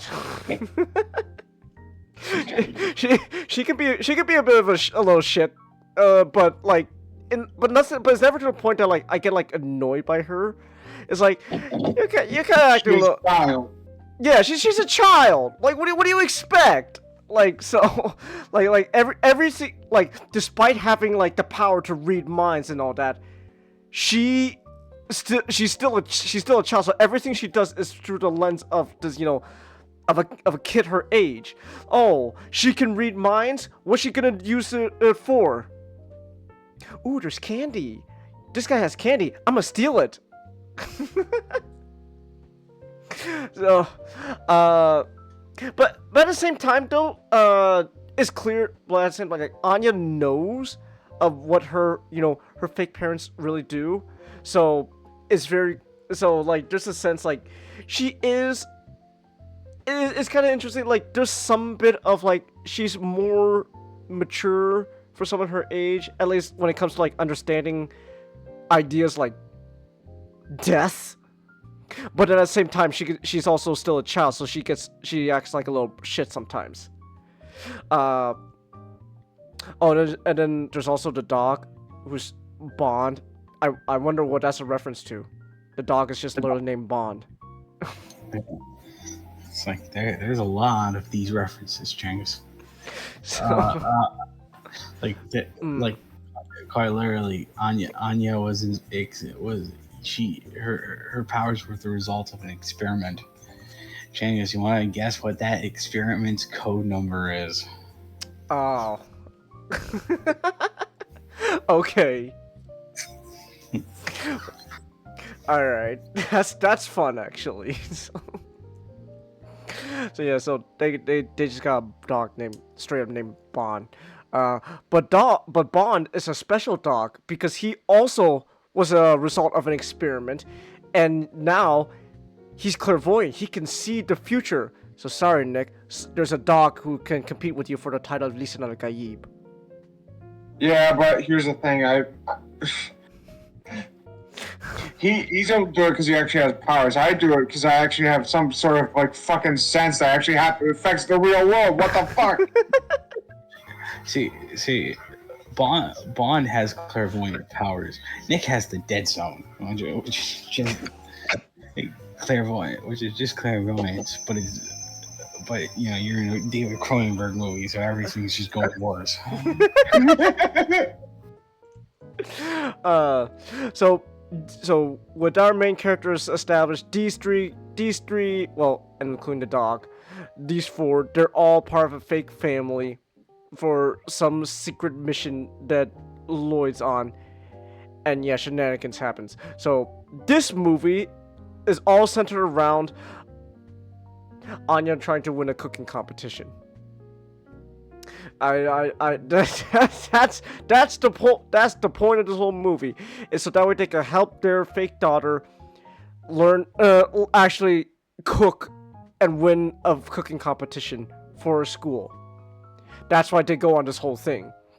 But then on the way, shenanigans happens, and I don't want to spoil. I don't want to spoil the movie, but I do want to say,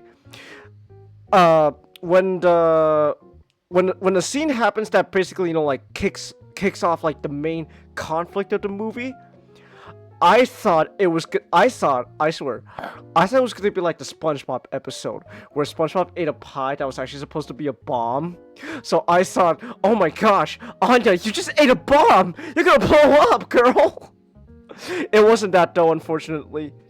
Okay, I say unfortunately, but like, I just think it would have been funny if that was the whole point of the movie.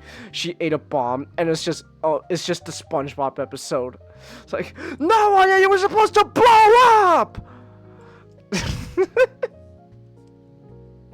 So, I'll say, like, the first half, like, this movie kind of has an interesting thing where, like, it feels like there's like a first half and like a second half, and the first half is all about kind of just a nice wholesome time with the fake family. They're doing their thing, right? They're trying to help Anya win the cooking competition. I mean, you know, there's something involving a military guy who wants to literally start a whole, you know, turn the Cold War hot. So there's all that, right? But like they introduce him as well, but like he's not really the main focus until the second half of the movie, where now that's the whole point, and his whole thing is involved with whatever the hell Anya ate that could start a whole ass war. Good for you, Anya. And then from there, you know, shenanigans happens. It's just like a nice fun movie. Really like the whole point of this movie, right, is just see this family spend time with each other, and then, you know, comedy ensues because, you know, you see these guys trying to act like normal people, but then they're going about it in, you know, like such overly complicated ways because that's all they know how to do, you know. Like, for example, right, like the reason, so they're going on a whole ass family vacation trip to help find a certain food, so that way Anya can cook it, so that way she can win her cooking competition.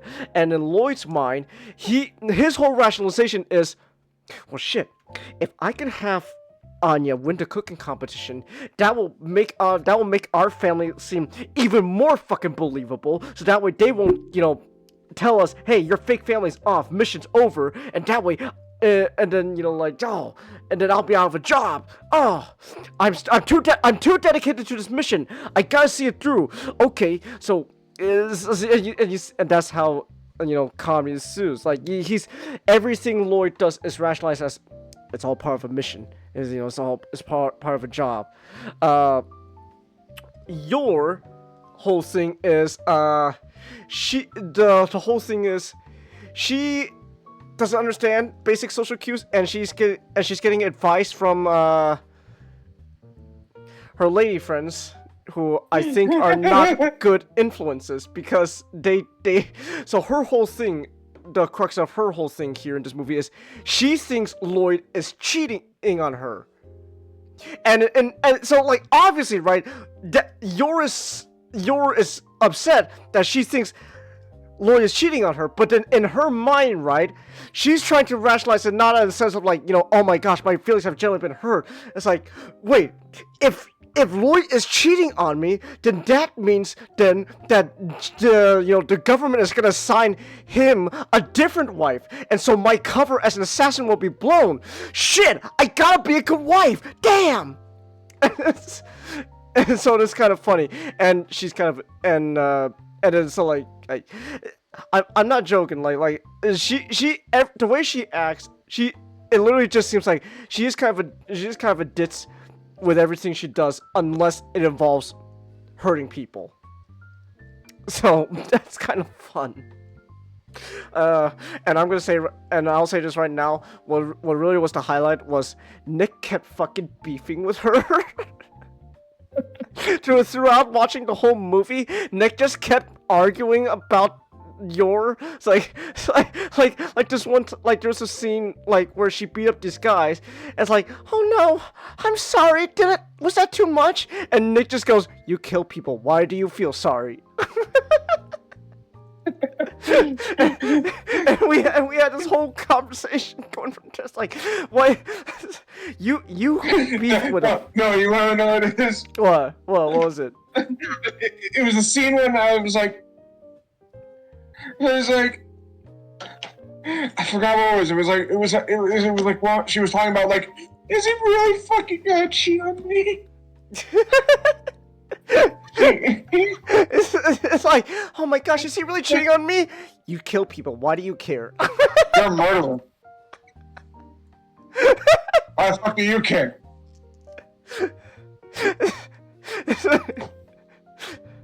Oh man, Starscream, I think Thunderblast is cheating on me. Yeah, murderer. Why do you care? Why should I care about your feelings? Nick got his, got his priorities in order. He understands, adultery comes second from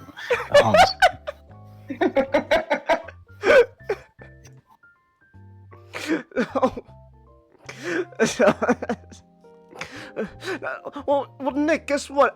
As Lloyd is a spy, so he's gotta kill people too. You don't care about his feelings? Yeah, well, there's a difference on how he kills and how she kills, man. Oh, okay, so I see. He kills because he at the very last resort, because he's a spy. His job is intel. He needs to get information. He'll kill if people are threatening him and if he's in defense. Her job is to kill people. She's going to kill someone.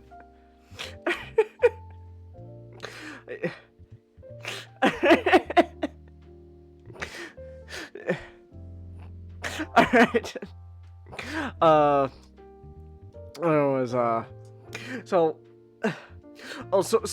would you rather Lloyd be with the other spy chick who is fucking heads over heels for him to the point that like every time he mentions her name, there's like a fucking waterfall down there? I don't care who he ends up with.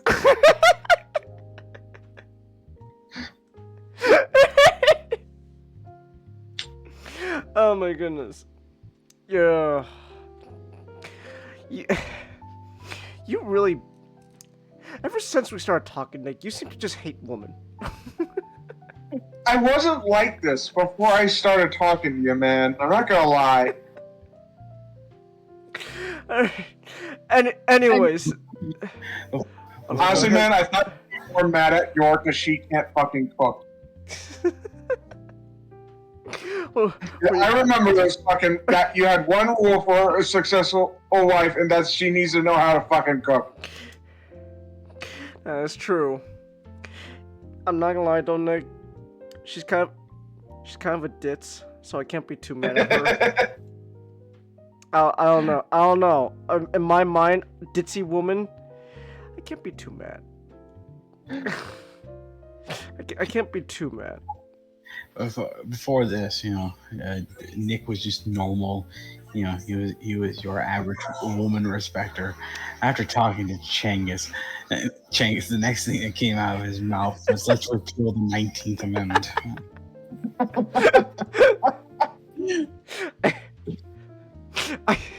I, it's just funny because you were the only one who had a problem with Yor throughout the movie, and I'm just like, what is going on with you, Nick? You know what it is? I think it's mostly because there's like a fucking tonal difference or something like that. Because in the opening, you see how when she's doing her job, she's threatening. Yeah, because it's part of her job. Her job, she has to be threatening, Nick. Yes, exactly. That's and it makes you think that's like literally what who she is when you know. It's supposed to be comedic, Nick. No, oh. I know. I can't do shit because it's funny. Okay. Next time we watch It's Always Sunny, I'm just gonna be serious. The whole point.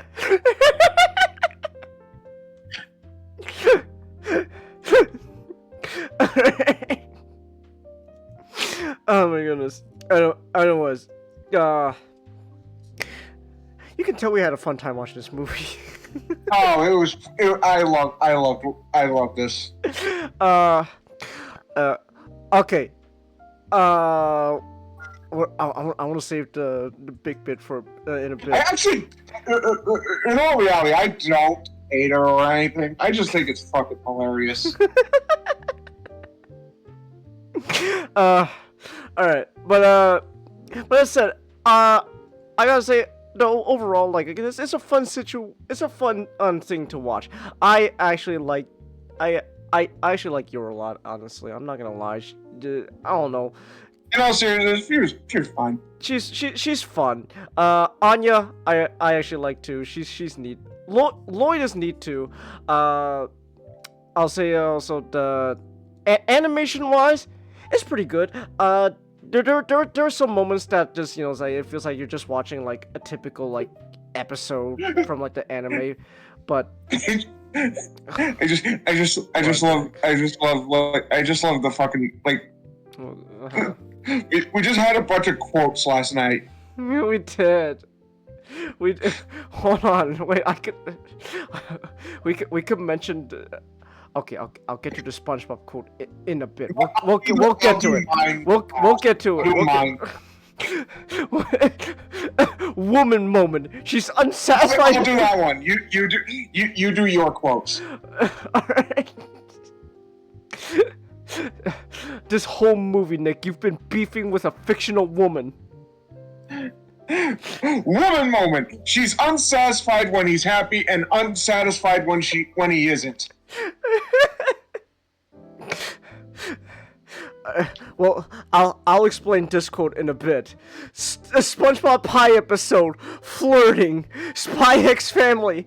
Hello, human resources. Human resources.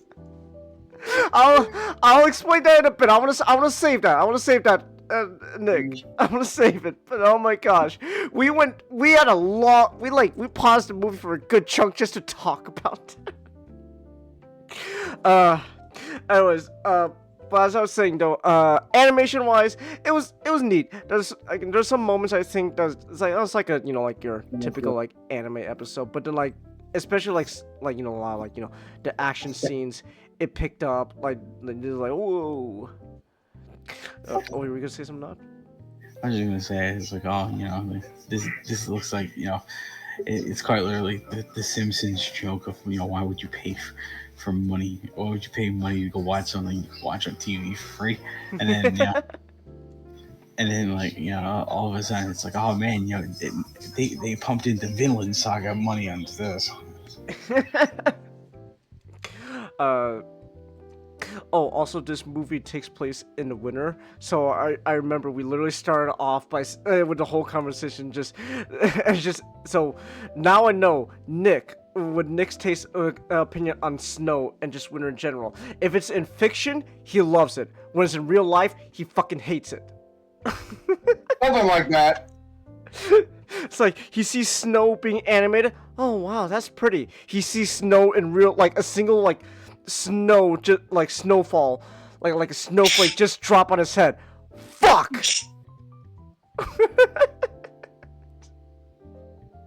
So nice to know that, Nick. I know your opinions on Snow now. I should everyone. As should everyone. Okay. But yeah. Also we did watch this dub, and I think overall, I think the dub was fine. Let's see. I got a voice cast from Wikipedia right now. So, Alex Organ was Lloyd Twilight, and from what I understand, he's been in some stuff, like Attack on Titan for some stuff. He's in My Hero Academia, so there's that. Then he was also Togusa in some Ghost in the Shell stuff. So that's neat. I think that's neat.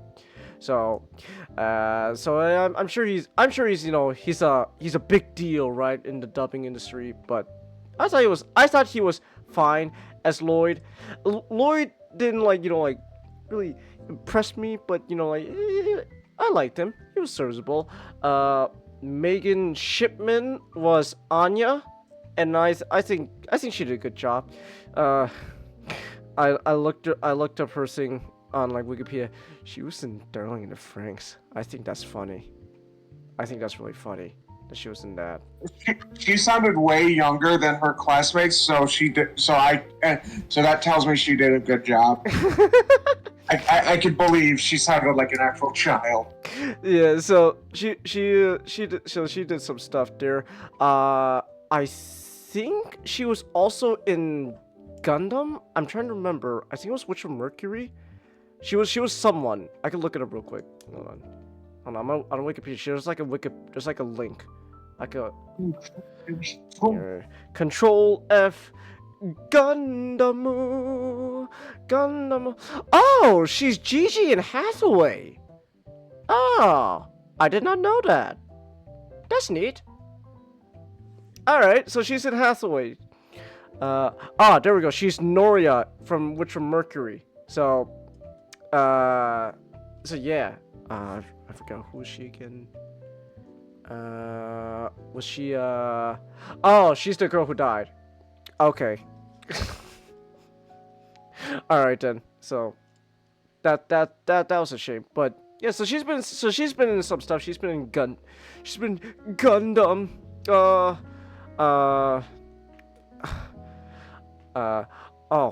I just saw this. This is actually kind of funny. So she's in that new gacha game by the same people who made Genshin, Zenless Zone Zero, and the character she voices is also just called Anya. So that's fun. So yeah, so Megan Shipman, I thought she did a good job as Anya. You're voiced by Natalie Van Sistine. That's an interesting name. And from what I understand, she's also been some stuff. I'm on her IMDb page. I was surprised though that apparently she's in the new Ultraman Arc dub. So oh, okay. So I gotta get back to watching Ultraman sometime soon, because she dubs a character there. So that's neat. She's also in My Hero Academia. She's also apparently in Chainsaw Man. So there's that. She was Murine from Witcher Mercury. So that's neat. So she was a main character from that Gundam show, and get this, she voiced. I don't know who the hell this person is. She voiced some character in a Ruby game. So what's the name? The game Ruby Arrowfell. The character. Oh, the character. The character. What is that? Cerise? Claire? I don't know who that is. Fuck it, I'm gonna look it up. I'm looking this up. Who is she? I have no idea who this person is. I've never seen her in my life before. So she's probably exclusive to the fucking game. Okay. What does she look like? Let's see here. What do we got? I'm gonna see if I can use my extremely limited knowledge of the later season. Well, this is her. Okay, do I know this? I don't know this bitch. Exactly. I don't know this bitch. Who the fuck are you? So, so yeah. So, these guys, they put in some stuff. I thought they did a pretty good job. What was I gonna say? The voice, also voice actress for fucking, what's her name? The agent Nightfall. She was good for reasons. Yeah, let's just say she did a really good job. Hey, why's the floor wet? Hold on. You know what? I'm actually gonna look her up real quick. What's she been in? I'm gonna look her up right now. She's got a Wikipedia thing. What has she been in? Nothing I recognize. Oh, she's My Hero Academia. Okay, oh, she's Akane from Gridman. Okay. Ah, I like Gridman, so that was nice. Yeah, just Spy X Family. That's literally the only two things I recognize her from. Gridman and Spy X Family. Oh wait, she's Pochita from Chainsaw Man. Okay. So she's the Chainsaw Devil from Chainsaw Man. All right. So I think she did a good job for her own reasons. Damn, that she needs to change her pants. Goodness gracious. Like, I'm not joking. Like, I don't know what I don't know if she's like this in the actual anime, but at least in the movie, every time she showed up, like, her whole thing is literally just, oh my gosh, Twilight, talk to me. I'm soaking wet right now. So I was like, okay, that's nice, I guess. Thank you. Was it the guy who voiced the main bad guy, the colonel or something? I think it was alright. It wasn't exactly, I don't think it was like the best, but I think it was serviceable. I think it was right. So yeah, he's also been in a lot of stuff. I don't know what he's really been in. I could check actually. He's got a Wikipedia page. Oh, he's been doing this since like '96. So he's got. Hold on. He probably has been in a Dragon Ball something. Dragon Ball. Oh, he's the Doria from Kai, Nick. Dragon Ball Z Kai. Dodoria, wow. Yeah. So, yeah. I mean, just a queen doing her thing. So yeah, so he's been in some stuff. Oh, he's been on Attack on Titan. Okay, I haven't seen Attack on Titan, so. Oh, he voices the main bad guy from My Hero Academia. Okay, that's nice, I guess. I still haven't seen much from that either.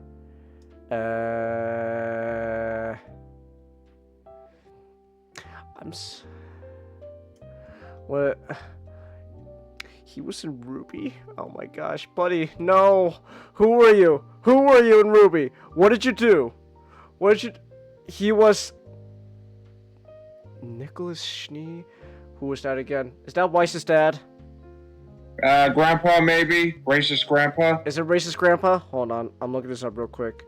What do we got here? No, the dad's a different person, so... Who the hell is... Oh, yeah, it's the racist grandpa. Or maybe it wasn't... Or maybe it wasn't racist. I don't know, who cares? Who cares, Nick? Who cares? Racist or not, who cares? I don't fucking care. All I know is at some point this year that we made it our goal that at some point. Oh, that's right. We would rewatch all of Ruby. I'm sorry, Nick. Oh, look at that. He's been Dodoria for like the recent video games since 2010. So yeah. So main bad guy here is Dodoria. Make it as you will. So yeah. Anyways, back to what ties all back. I think the dubbing. We watched this dub, and I think the dubbing was did a good job. Some of them were serviceable, and I think some of them were actually pretty good. For various reasons. I do think the standout probably is Anya. This whole movie kind of just focused on Anya. So her voice actress clearly was like the standout here. So I thought she did a good job. Anya, I like Anya. And then there's a poop joke. All right. Yes, there was. Here we go. This is the part where we get this. We've been waiting for this. This is. We had a conversation about this one. So, slight spoiler for the movie. Okay, slight spoiler. So, Anya ate. So, near the beginning of the movie, Anya ate something that is crucial to the conflict in the movie. It's something that's gonna help the main bad guy start a whole turn the Cold War hot, and that's why I said I hope it was gonna be like the bomb episode from SpongeBob, but no. Me too. But either way, she ate something that was gonna help start a war, and so the whole point. So she gets captured by the bad guy military. And their whole thing is, alright, we're just gonna have to wait for it to shit out the thing so that we could use it to start the war. And so there was a whole bit where Anya is trying not to go number 2, so that way a war doesn't start. And there was some they really emphasized that a lot. And here's the thing, alright? I know this is all just one big poop joke. I know, yeah. But then Nick was the one who had different thoughts. See, the thing is, man, that whole joke went on for way too long for me to be comfortable with. But it got to the point though, Nick, where you're like, Chingus, is this... okay, here we go. You thought it was like some kind of like fucking fetish thing. I'm not trying to say it is, or... I know. But... I was the one who had to like, I'm pretty confident this is just a long-ass poop joke, Nick. Yeah, but man, did that fucking thing go on for way too long? Uh-huh. And the noises, man.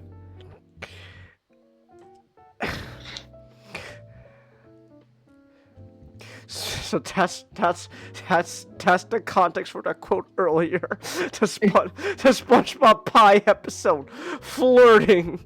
Spy X Family. Hello, human resources. Resources? What about Transformers Animated, Nick? Remember when Bulkhead thought he was human, and Soundwave simulated bowel movements, so like there was all those noises coming from his stomach? Yeah, but it happened not too long for it to be uncomfortable for me.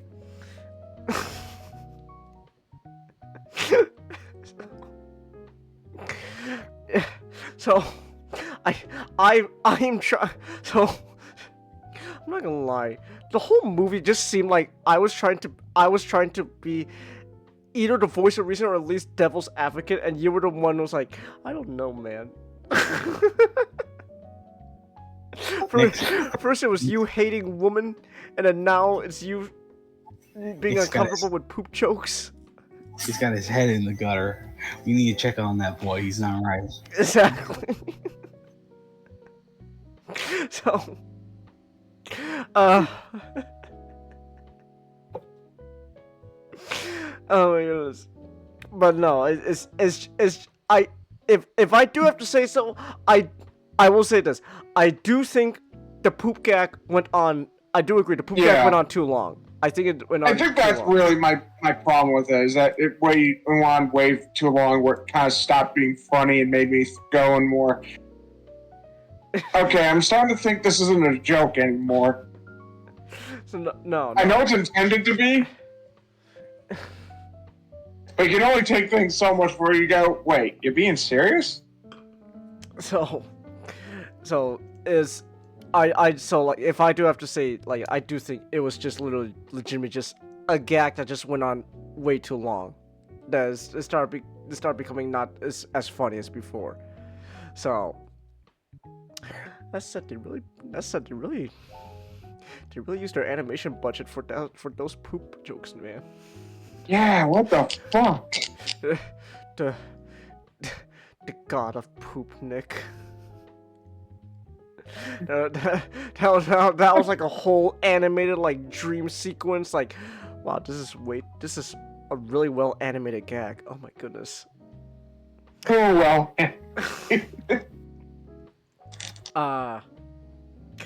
But yeah, but overall though, it was a fun. I do think this was a fun movie. I would say, like, I would want to watch the show. I'd be interested in watching the show Spy X Family. Maybe catching the manga. It's one of those things where, like, you know, people really like nowadays. It's one of those, you know, more popular shows. So, and I could see why. It's a lot of fun, and I'm pretty sure like the anime and the manga goes more into this stuff. So like it'll be more like, you know, I would be more invested in Spy X Family if I watched that instead of just only the movie. But if just from the movie alone though, it was a fun experience. I liked it. I liked it a lot. So yeah. You got anything else to say about Spy X Family, Nick? Woman moment. And he is unsatisfied when he's happy, and she's unsatisfied when he's unhappy. Alright. Thank you, Nick. Very cool. So, yeah, that was our review of Spy X Family. I don't know. I guess, Bobcat, if you're watching on the replay somehow, yeah, those were our thoughts. So, yeah. Alright. So, with that said then, it is kind of topical. Speaking of movies, I don't think this is gonna be necessarily a sad topic.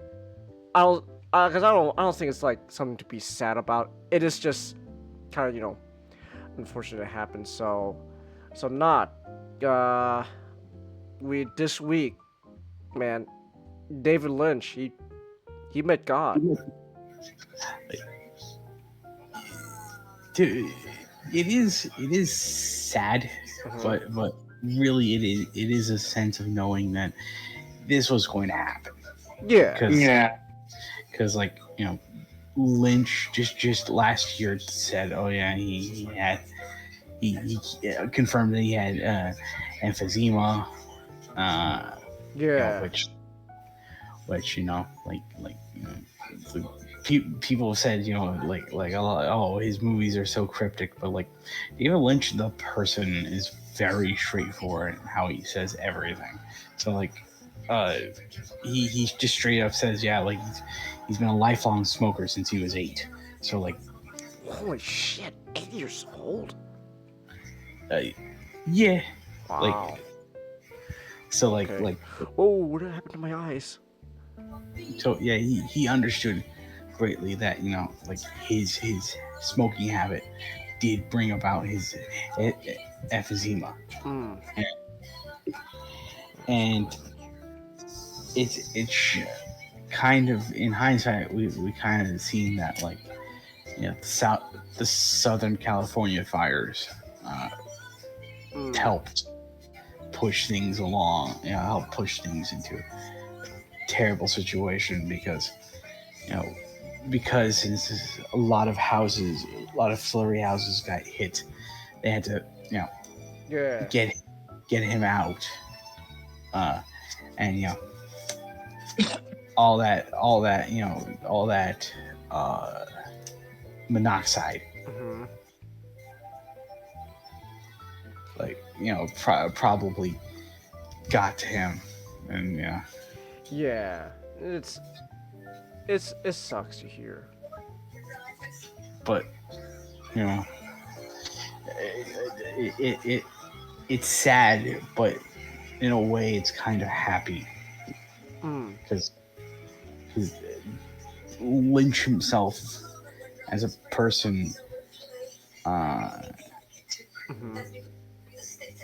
he despite a lot of his oddity and his strange kind of weirdness and his strange mannerisms, very positive man. What happened?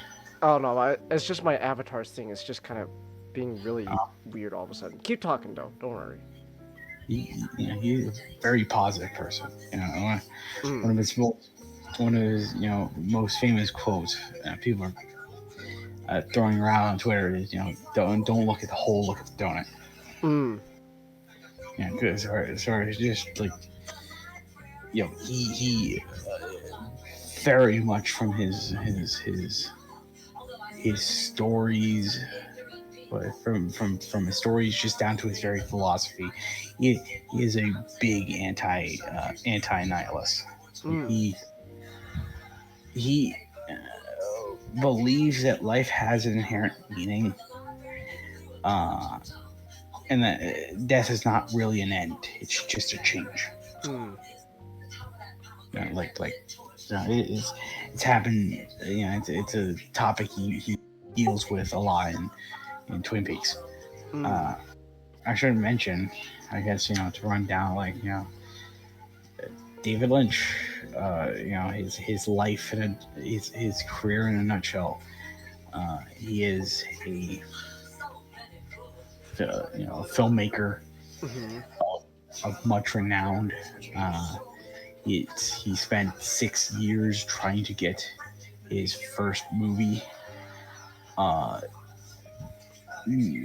done and shown. And that movie is Eraserhead, the very movie that not only cemented his name as an artist, but also just like Eraserhead itself, just talking about cult movies without talking about Eraserhead. It's very hard because it's the thing you think of when you think of like cult movie or a midnight movie. It's that film that kind of finds like just how like both an independent mind and also just someone who is completely well versed in creating something that's very unorthodox and very out there. Like it's a paramount of that art. Lynch, as an artist, has always been kind of attached to the style of surrealism, which is a work popularized by artists like other filmmakers like Louis Brunei, and surrealism. Sometimes when it's not done for comedy, it's always kind of in a way tied a bit to horror. A lot of Lynch's works, you can say they come into that realm, but what I've kind of said earlier, about Lynch himself. Lynch is a man who is not very negative. Even despite the fact that he can really show like very shocking, very like very like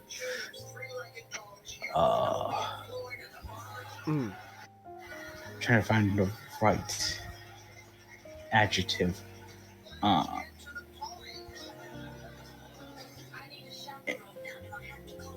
And like I guess maddening, that very shocking and maddening type evil in a lot of his works. Where it's like, he can create a character who is not controversial, but their very presence is just profoundly terrible. They do nothing but spread misery.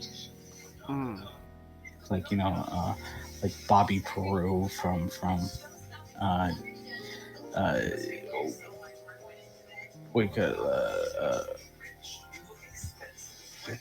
why am I blanking out on the name? Wild at Heart. All right. Like Frank Booth from Blue Velvet. The Bob from Twin Peaks. Like he can create characters like that are just meant to be absolute nightmares. But Lynch himself, very, very optimistic, very like very kind individual, and it's showcased a lot in the opposite side of just like characters. He has created like Dale Cooper or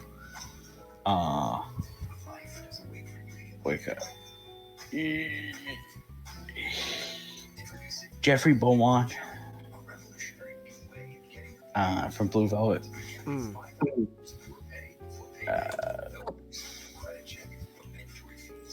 Henry Spencer to a point in Eraserhead, but like to be fair on Henry, a lot of what happened in Eraserhead wasn't his fault. Like I do think killing the child probably wasn't the best thing he could have done. Yeah, probably not the best choice, but all right.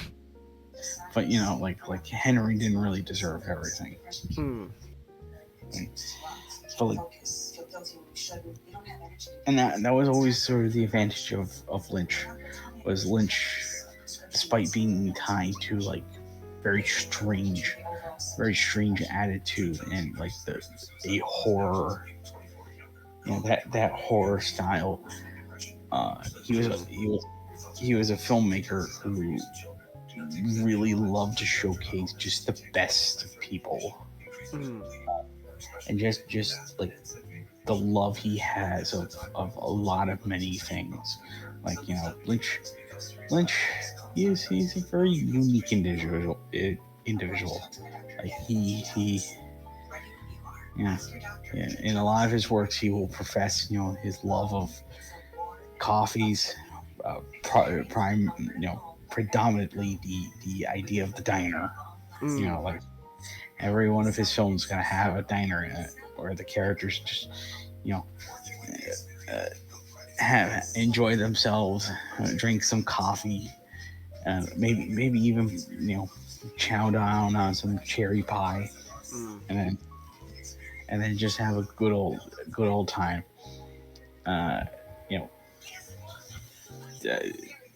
If they're always like, apart from like Twin Peaks, they're always just living in absolute shitholes that like that strangely enough, like Lynch has always found like the beauty in it.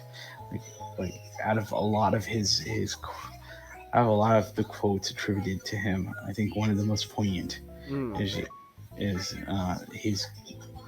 his description of Philly. Like, whereas like he straight up called Philly a hellhole, and I'd say it's it's dirty. You know, it's like, you know, the streets are dirty. It's rotten and there's smog in the air. But then after that, you kind of just go, and it's, you know, it's beautiful. It's something where, you know, I constantly keep thinking about. So like, that's something that you can kind of gauge from just how he viewed the world.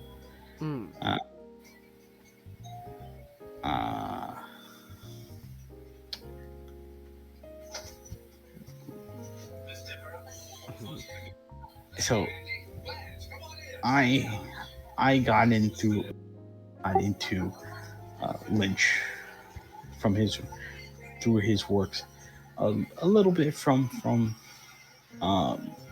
Eraserhead, a little bit from Twin Peaks. I've always seen like clips of Twin Peaks. I always was interested in Eraserhead because it's you know, the movie you have to watch if you're interested in like a lot of that underground sort of independent work. So like, you know, I really, you know, liked Eraserhead. And then, yeah, I finally got around to watching Twin Peaks, and it's like, you know, Twin Peaks is like, you know, one of my favorite shows. So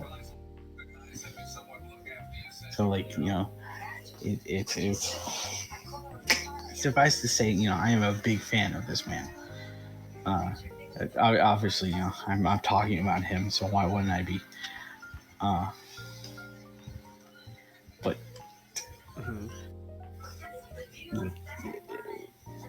from a lot of the eulogies you're seeing online, a lot of people, Lynch was a creator that during his lifetime, a lot of people kind of never really understood why he was a thing until they had a chance to kind of just reflect on his work and how many people were just influenced by his work. Like people, you know, people will often, you know, people just say like, oh, you know, oh, he makes a lot of strange, weird stuff, you know, like they're so confusing, you never understand them.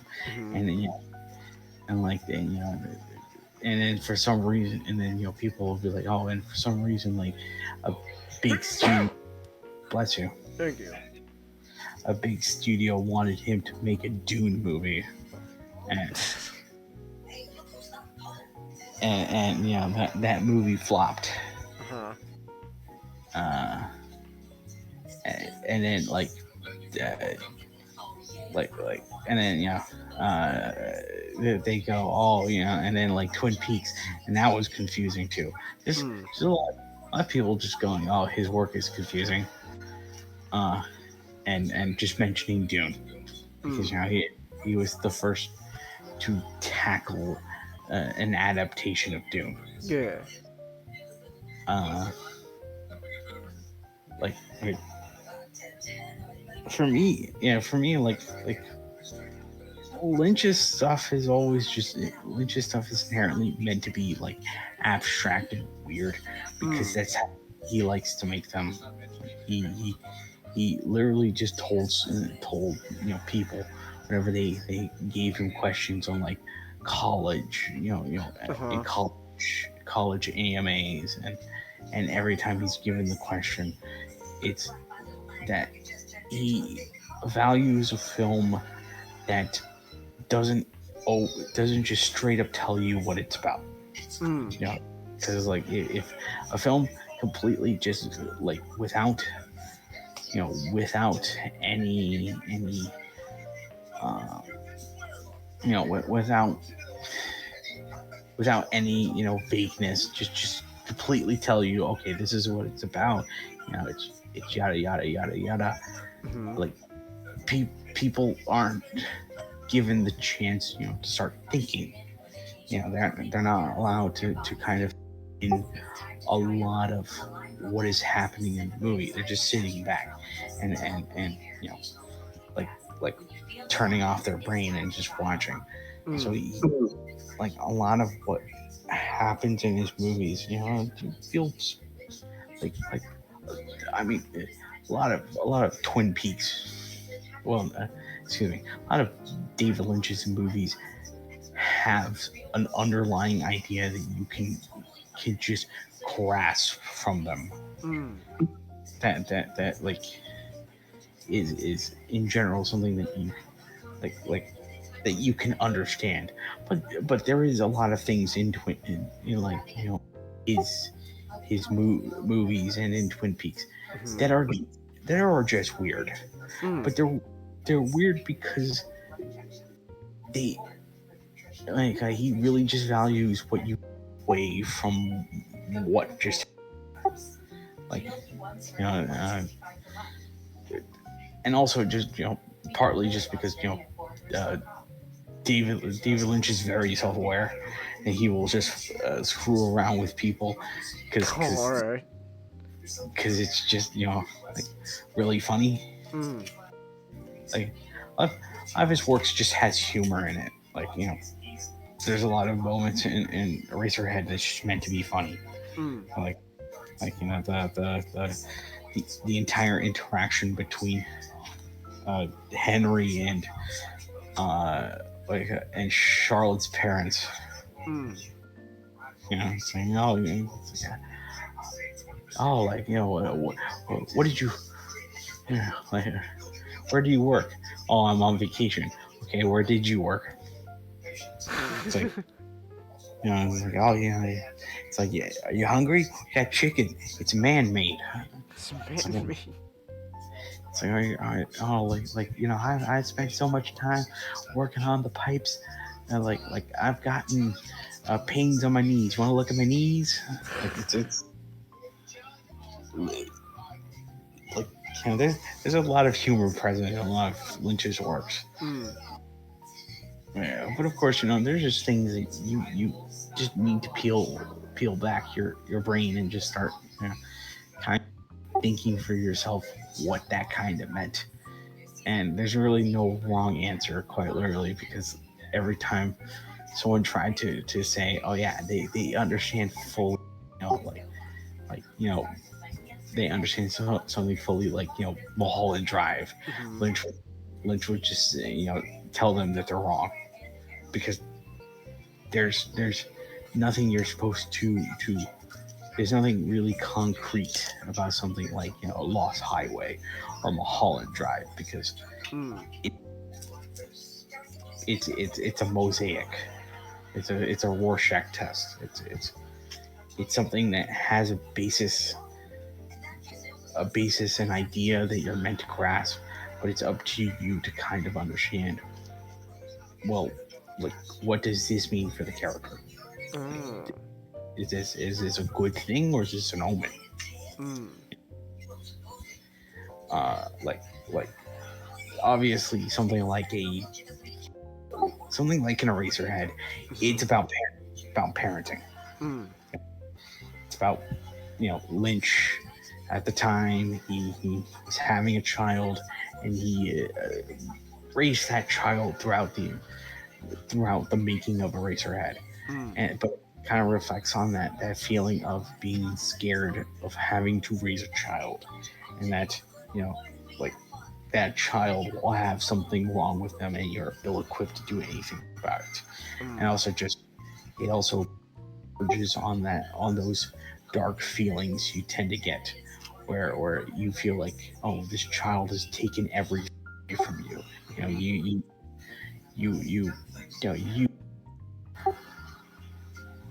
You've been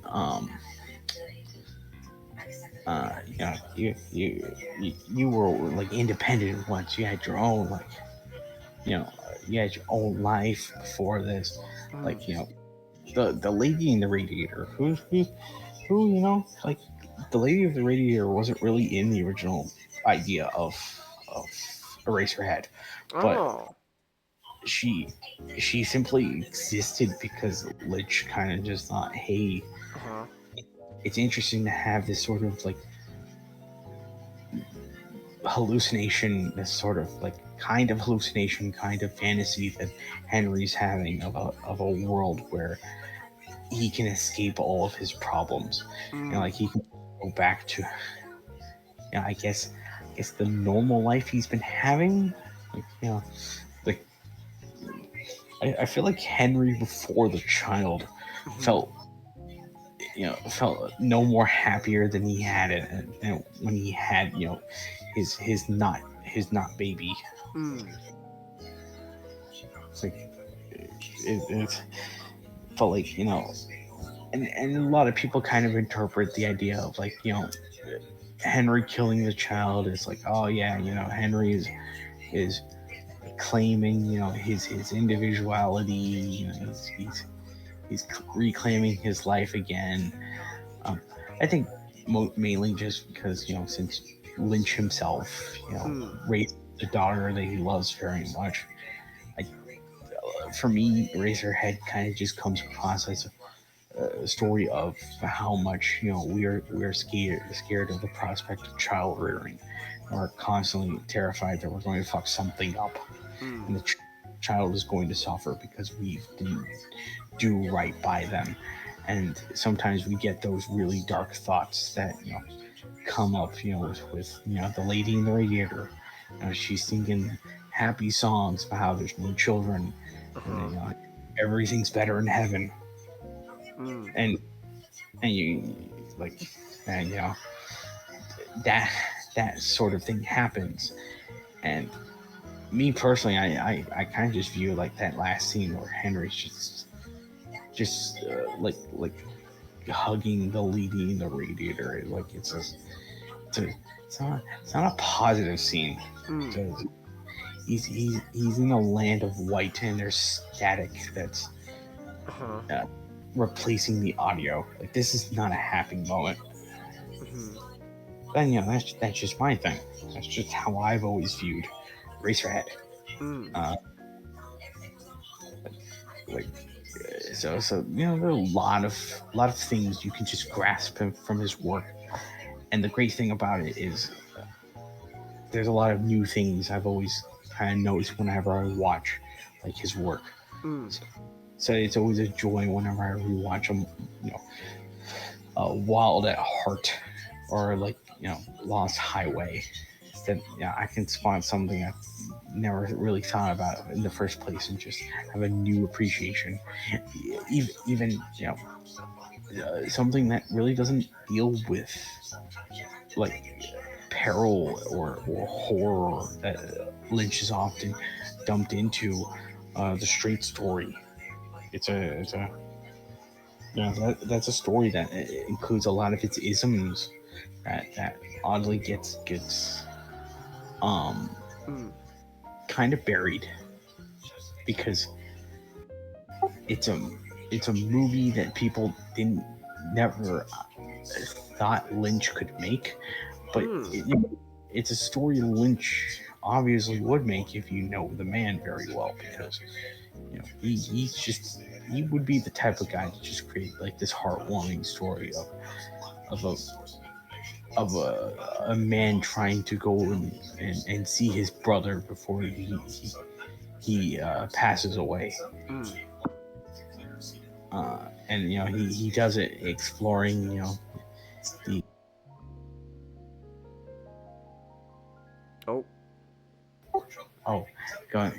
he does it going on a great American road trip with his tractor. So like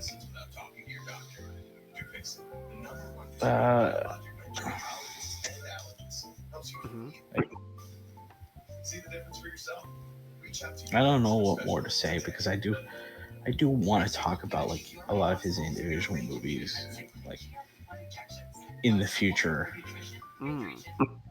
because like a lot of what Lynch has made has I very I was gonna mention it's like Lynch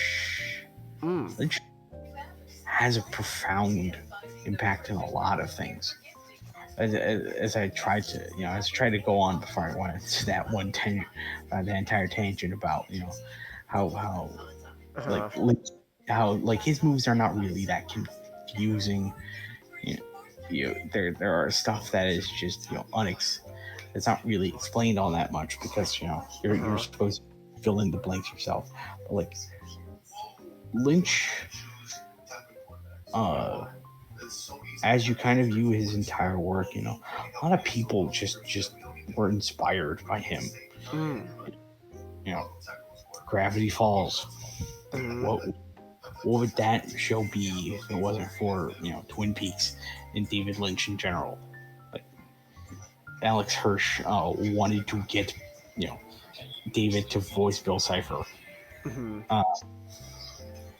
but then famously he turned down the offer, and he went to go voice Gus in the Cleveland show. Yeah, we're gonna go see. Okay, tomorrow night we're gonna go see the Bears and the Browns. And then after football, we get to go see this dumb talent show.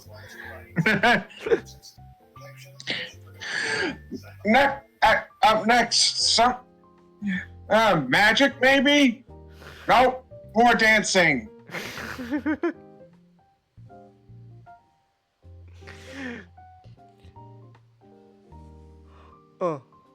Oh, excuse me. Excuse me.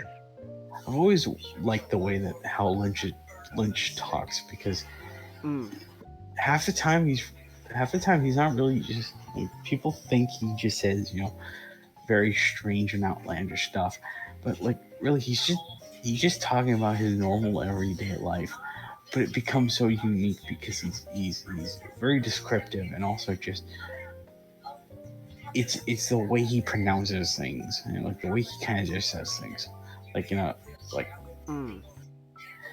David. I will never not be I would never not like hearing David talk about how much he likes going to Bob's Big Boy on Burbank, California, because I always goes down to Bob's Big Boy for lunch. And I grab myself and I always like to get a milkshake, and they have this old fashioned machine. It's called a Taylor machine. And then they put in these I think it's like these tubes from inside, and they grab like this goblet of they grab this goblet and they pour out this like this fondant of ice cream. And while I'm sipping on my milkshake, I'm just drawing and doodling on my on my napkin, like this. Like it's really amazing because like David Lynch. He sounds like he never lost childhood wonder, because I generally believe he's never there's never a time where David Lynch ever thought that wonder died in the world. He was always just like the jolliest man you probably could ever meet. Because like it's like For God's sakes, Chingus, like he for like 2 years ago, every day without fault, he will just upload videos of him just talking about the weather in LA. Yeah. And he talks about how the day is gonna go, and it's like beautiful blue skies. So it's like he's someone who you could clearly who clearly has moments where he can get angry. It's like what a load Einstein would have had. Fucking morons everywhere. Then he immediately laughs at his own. My favorite is like, Laura Dern. Laura, only 2 actors on his set he will use like, nicknames for whenever he interacts with them. He would call Kyle MacLachlan Kale. Kale. Because the first time they ever worked together was on Dune. When Kyle was Paul. And like Dune was being produced by Dino De Laurentiis, who was a very very well known, very like prominent producer at that time. And Dino, he has a very thick, heavy South American accent. So like every time he tried to pronounce Kyle, it just comes out as Gale.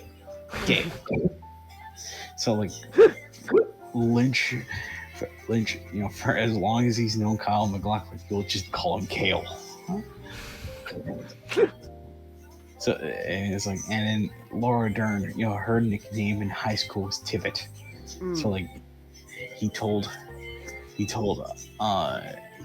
like, David Lynch that, and like, and so David Lynch would just call her Tibbet, as a cute nickname.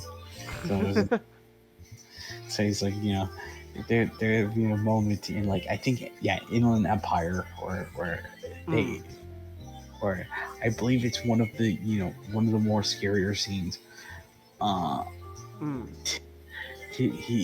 When Laura Dern was just talking about a moment where like David was wrapping the scene, and he told her, now cut. Okay, Tibbet, you'll have them bolting for the fire exits. And she didn't even know if that was a good thing or not. That's great.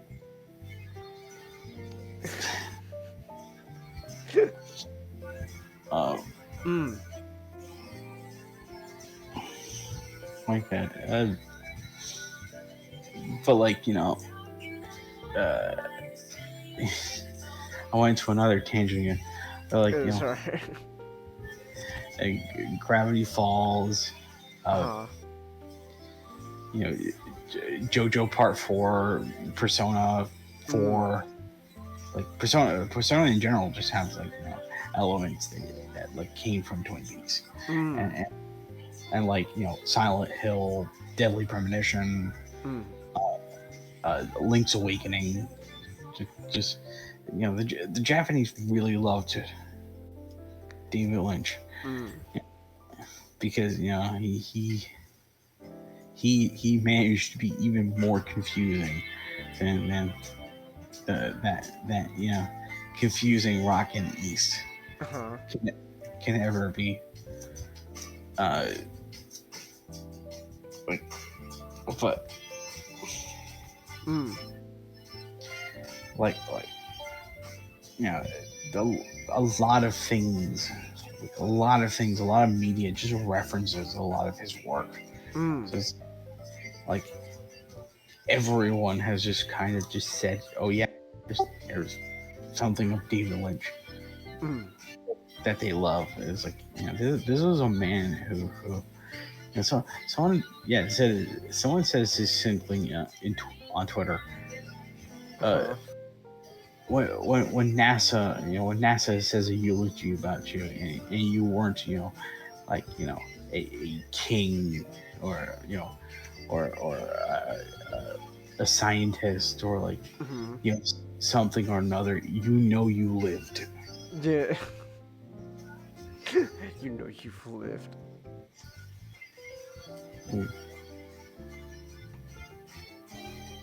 And it's like Scorsese talked about him. Like a lot of other people have said their works. Like, David really was just a one of a kind man.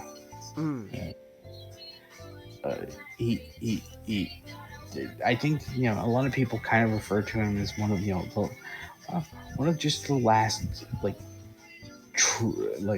of the last American American creators of his time.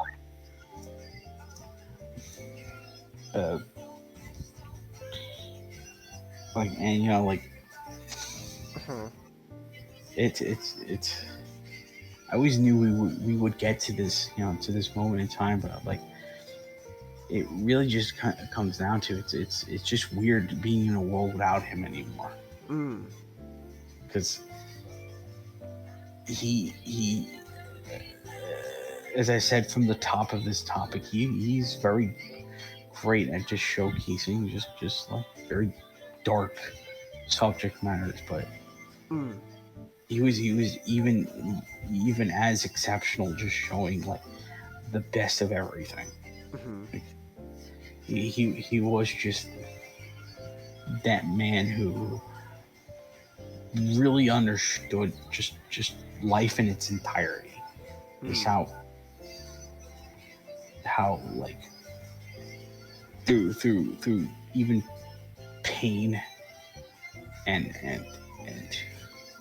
fear and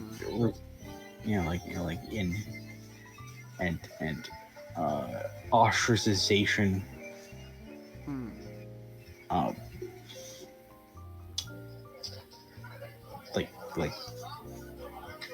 there's still a lot you can get out of life, and that really there really is no end. Just means you have to go through a change, and that change can just be really scary.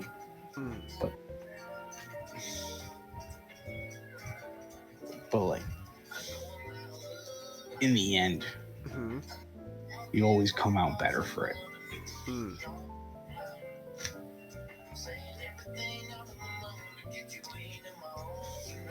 Yeah. Rest in peace. Rest in peace. Yeah. Yeah.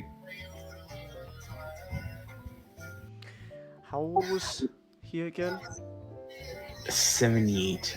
He would have been 79 on the 20th. Wow. Yeah, it is amazing just knowing how many celebrities die just days before or days after their birthday. Damn. Tomorrow. Yeah. Tomorrow, he would have been 79. Wow. But still, 78 though. That's not a bad number. He lived his life. Just had a family. And he talked about some very kooky things regarding transcendental, meditation. He one time he believed that he was linked to the moon. Okay. It's that I'm willing to bet you he'd say it was a life worth living. Yeah. God. So yeah, it is unfortunate what happened, but yeah, he left a good legacy. I do want to ask you guys. I imagine the only real thing you ever saw from Lynch was Eraserhead, right? For the marathon. The Eraserhead. I talked about his Dune. And then there's there are those bits like the Cleveland show.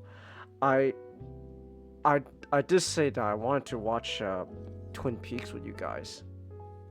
Cause I never saw it. So and that's the other thing that everyone knows David Lynch for. So I always wanted to see, Twin Peaks. I guess see what the hoopla was about. Why especially you liked it so much. So So yeah, I will. But still, I thought, I think just in general, he just always seemed like such a interesting man. Like the way is it really was like just the way he talked was always just caught my attention. It's just really he seems like such a fascinating man to follow, and then it is nice to like he like did they say what exactly was the cause, or was it just like the culmination of everything? It feels like just the culmination of everything. Like the emphysema, obviously it damaged his immune system. So like if he were to caught anything, it would very much be something he would never really fight without any without any aid. But like South California fires happened, and well, yeah. So, it is, but again, I don't think this is necessarily, something to be sad about. More like, I always like looking at this stuff like, it is unfortunate, but it's not something to be sad about. More like something to be like, celebrate what he left behind. So, and I know he's left a lot of things behind, and I'm sure there's so many things I've seen that probably were inspired or influenced by Lynch that I just didn't realize. So, but I would love to see more of his stuff though. I never really got around to that, so I would love to see it. Like, again, obviously, like, I want to watch Twin Peaks with you guys, cause that's like with his like big show. Yeah. That's what I do. I will always find it funny though that he turned down Gravity Falls to be in the Cleveland show. That's just funny to me. But yeah. He was also one of the picks George Lucas had for like Return of the Jedi. Who did he want him to be? He wanted him to direct it. Direct Return of the Jedi? Yes, like wow. Yes. There's a great story like Lynch always says, where it's like it's like I drove up to Skywalker Ranch and just started getting a headache, and I met George and he brought me into his study. He showed me this thing. It's called a Wookiee. The headache just grew worse.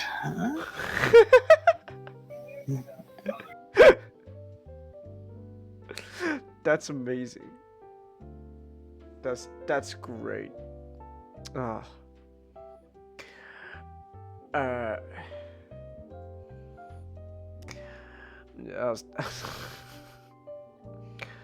So yeah, David Lynch, man, 78. Not a bad number. It's not a bad age to go out. So yeah. Yeah. Is there anything else though you want to say about Lynch? Not.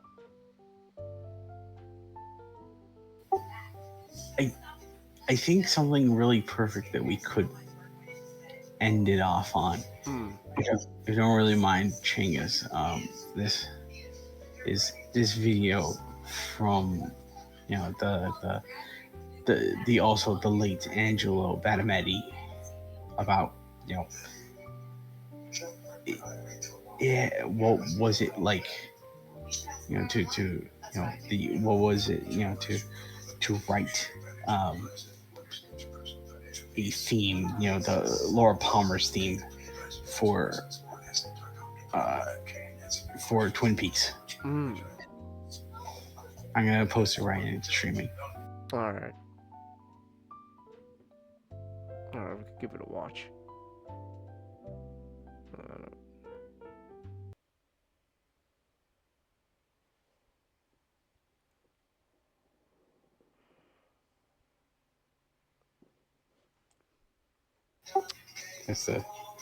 There's the video right there. All right, I could show this on stream real quick. Here, I can also show this off then as well to you guys. Do this. All right, and then I could show this. Hold on, Chelsea. I want to show off something real quick before we go. But if you gotta go to bed, Chelsea, good night, Chelsea. I'm gonna show this off on stream real quick. Hold on, I'm gonna have to move this. Alright. Here we go. This is on. This is the keyboard that all the major themes were created for Twin Peaks. It's an old Fender Rhodes and kind of beat up. And David would sit right over here, right to the right of me, and we would put a little cassette just about over here on this keyboard, just keep it in record and just keep it playing. David would sit here and I'd say, well, what do you see, David? What is, just talk to me. And David would say, okay, Angelo, we're in a dark woods now. And there's a soft wind blowing through some sycamore trees. And there's a moon out, and there's some animal sounds in the background, and you can hear the hoot of an owl, and you're in the dark woods. Just get me into that beautiful darkness with the soft wind. And I started playing.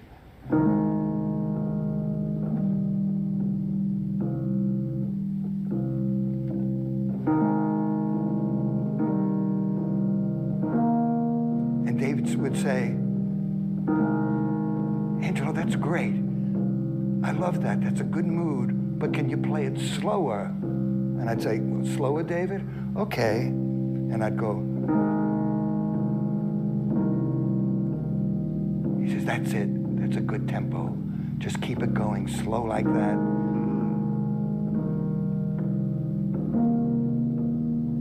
Just keep that going for a while. And in David's mind, you can just see that he was visualizing the description that he envisioned.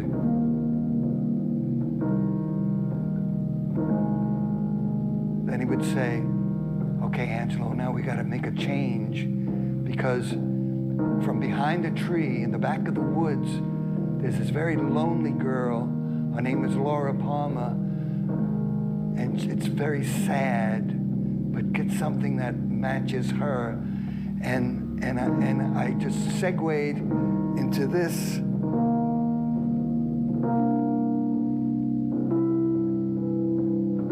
And he'd say, "Oh, that's it. It's very beautiful." I could see her, and she's walking towards the camera, and she's coming closer. Just keep building it. Just keep building it. And she's getting close. Now reach some kind of climax. And I would go, and he said, oh, that's it. Oh, that's so beautiful. Angelo. Oh, that's tearing my heart out. I love that. Just keep that going. Now she's starting to leave. So fall down. Keep falling. Keep falling. Keep falling. Now go back into the dark woods. That's it. Keep going. Just keep it going. Very quiet and mysterious.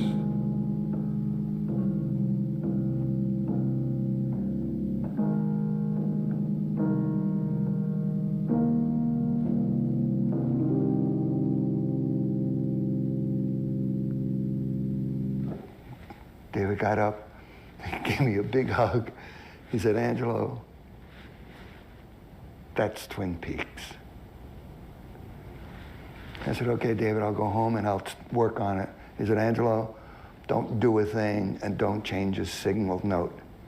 I see Twin Peaks. And that's how it was done. Where is this from, not? I believe this was just from one of the box sets, maybe like the gold box set. They're Twin Peaks. That's great. That's great, actually. They even here, David's kind of a funny man. It's like, yes, that's great, Angelo. That's it. And it's like that's fun. It's also clear, like, as it's also really interesting how like it's clear that these two, they had a very close working relationship, like just able to like go like just play some notes and it's like yes, that's what I like. It's like it must have been a really close relationship there. Like, I like I I would assume like most people really enjoyed working under Lynch, right? Not on anything he was doing. Of course, like uh, Kyle MacLachlan said his piece. Isabella Rossellini said what she wanted to say. Bill Pullman said his had his eulogy. Patricia Arquette. There's never been a single person that never been a single person Lynch has worked with that has ever said a bad thing about him. Okay. Yeah. Again, I would love to watch Twin Peaks with you guys. I'm not gonna lie, that just Angelo talking about the process of making This theme. is the key. Oh, whoops! I played it again. Kind of just really gets me really interested in like actually sitting down and watching it. So yeah, it's great. All right. Well, I think with that, like I said, no, I think that's a good place to end it off. So, going for a little almost 5 hours, a little under 5 hours now. In about 10 minutes, less than 10 minutes, we'll have reached a 5 hour mark, and it's almost 12:30. So, we are gonna end this stream here. Tomorrow will be definitely much more lighter mood. We'll be going back to Sonic. Wow, going from David Lynch to Sonic. I know tone, but hey, who knows? Maybe there's some Sonic stuff that those Sega guys like. Oh man, it's like David Lynch. Never know. So that's it then. We are ending things here for tonight. So thank you everyone who came. Thanks for everyone watching on the replays. And until next time, good night.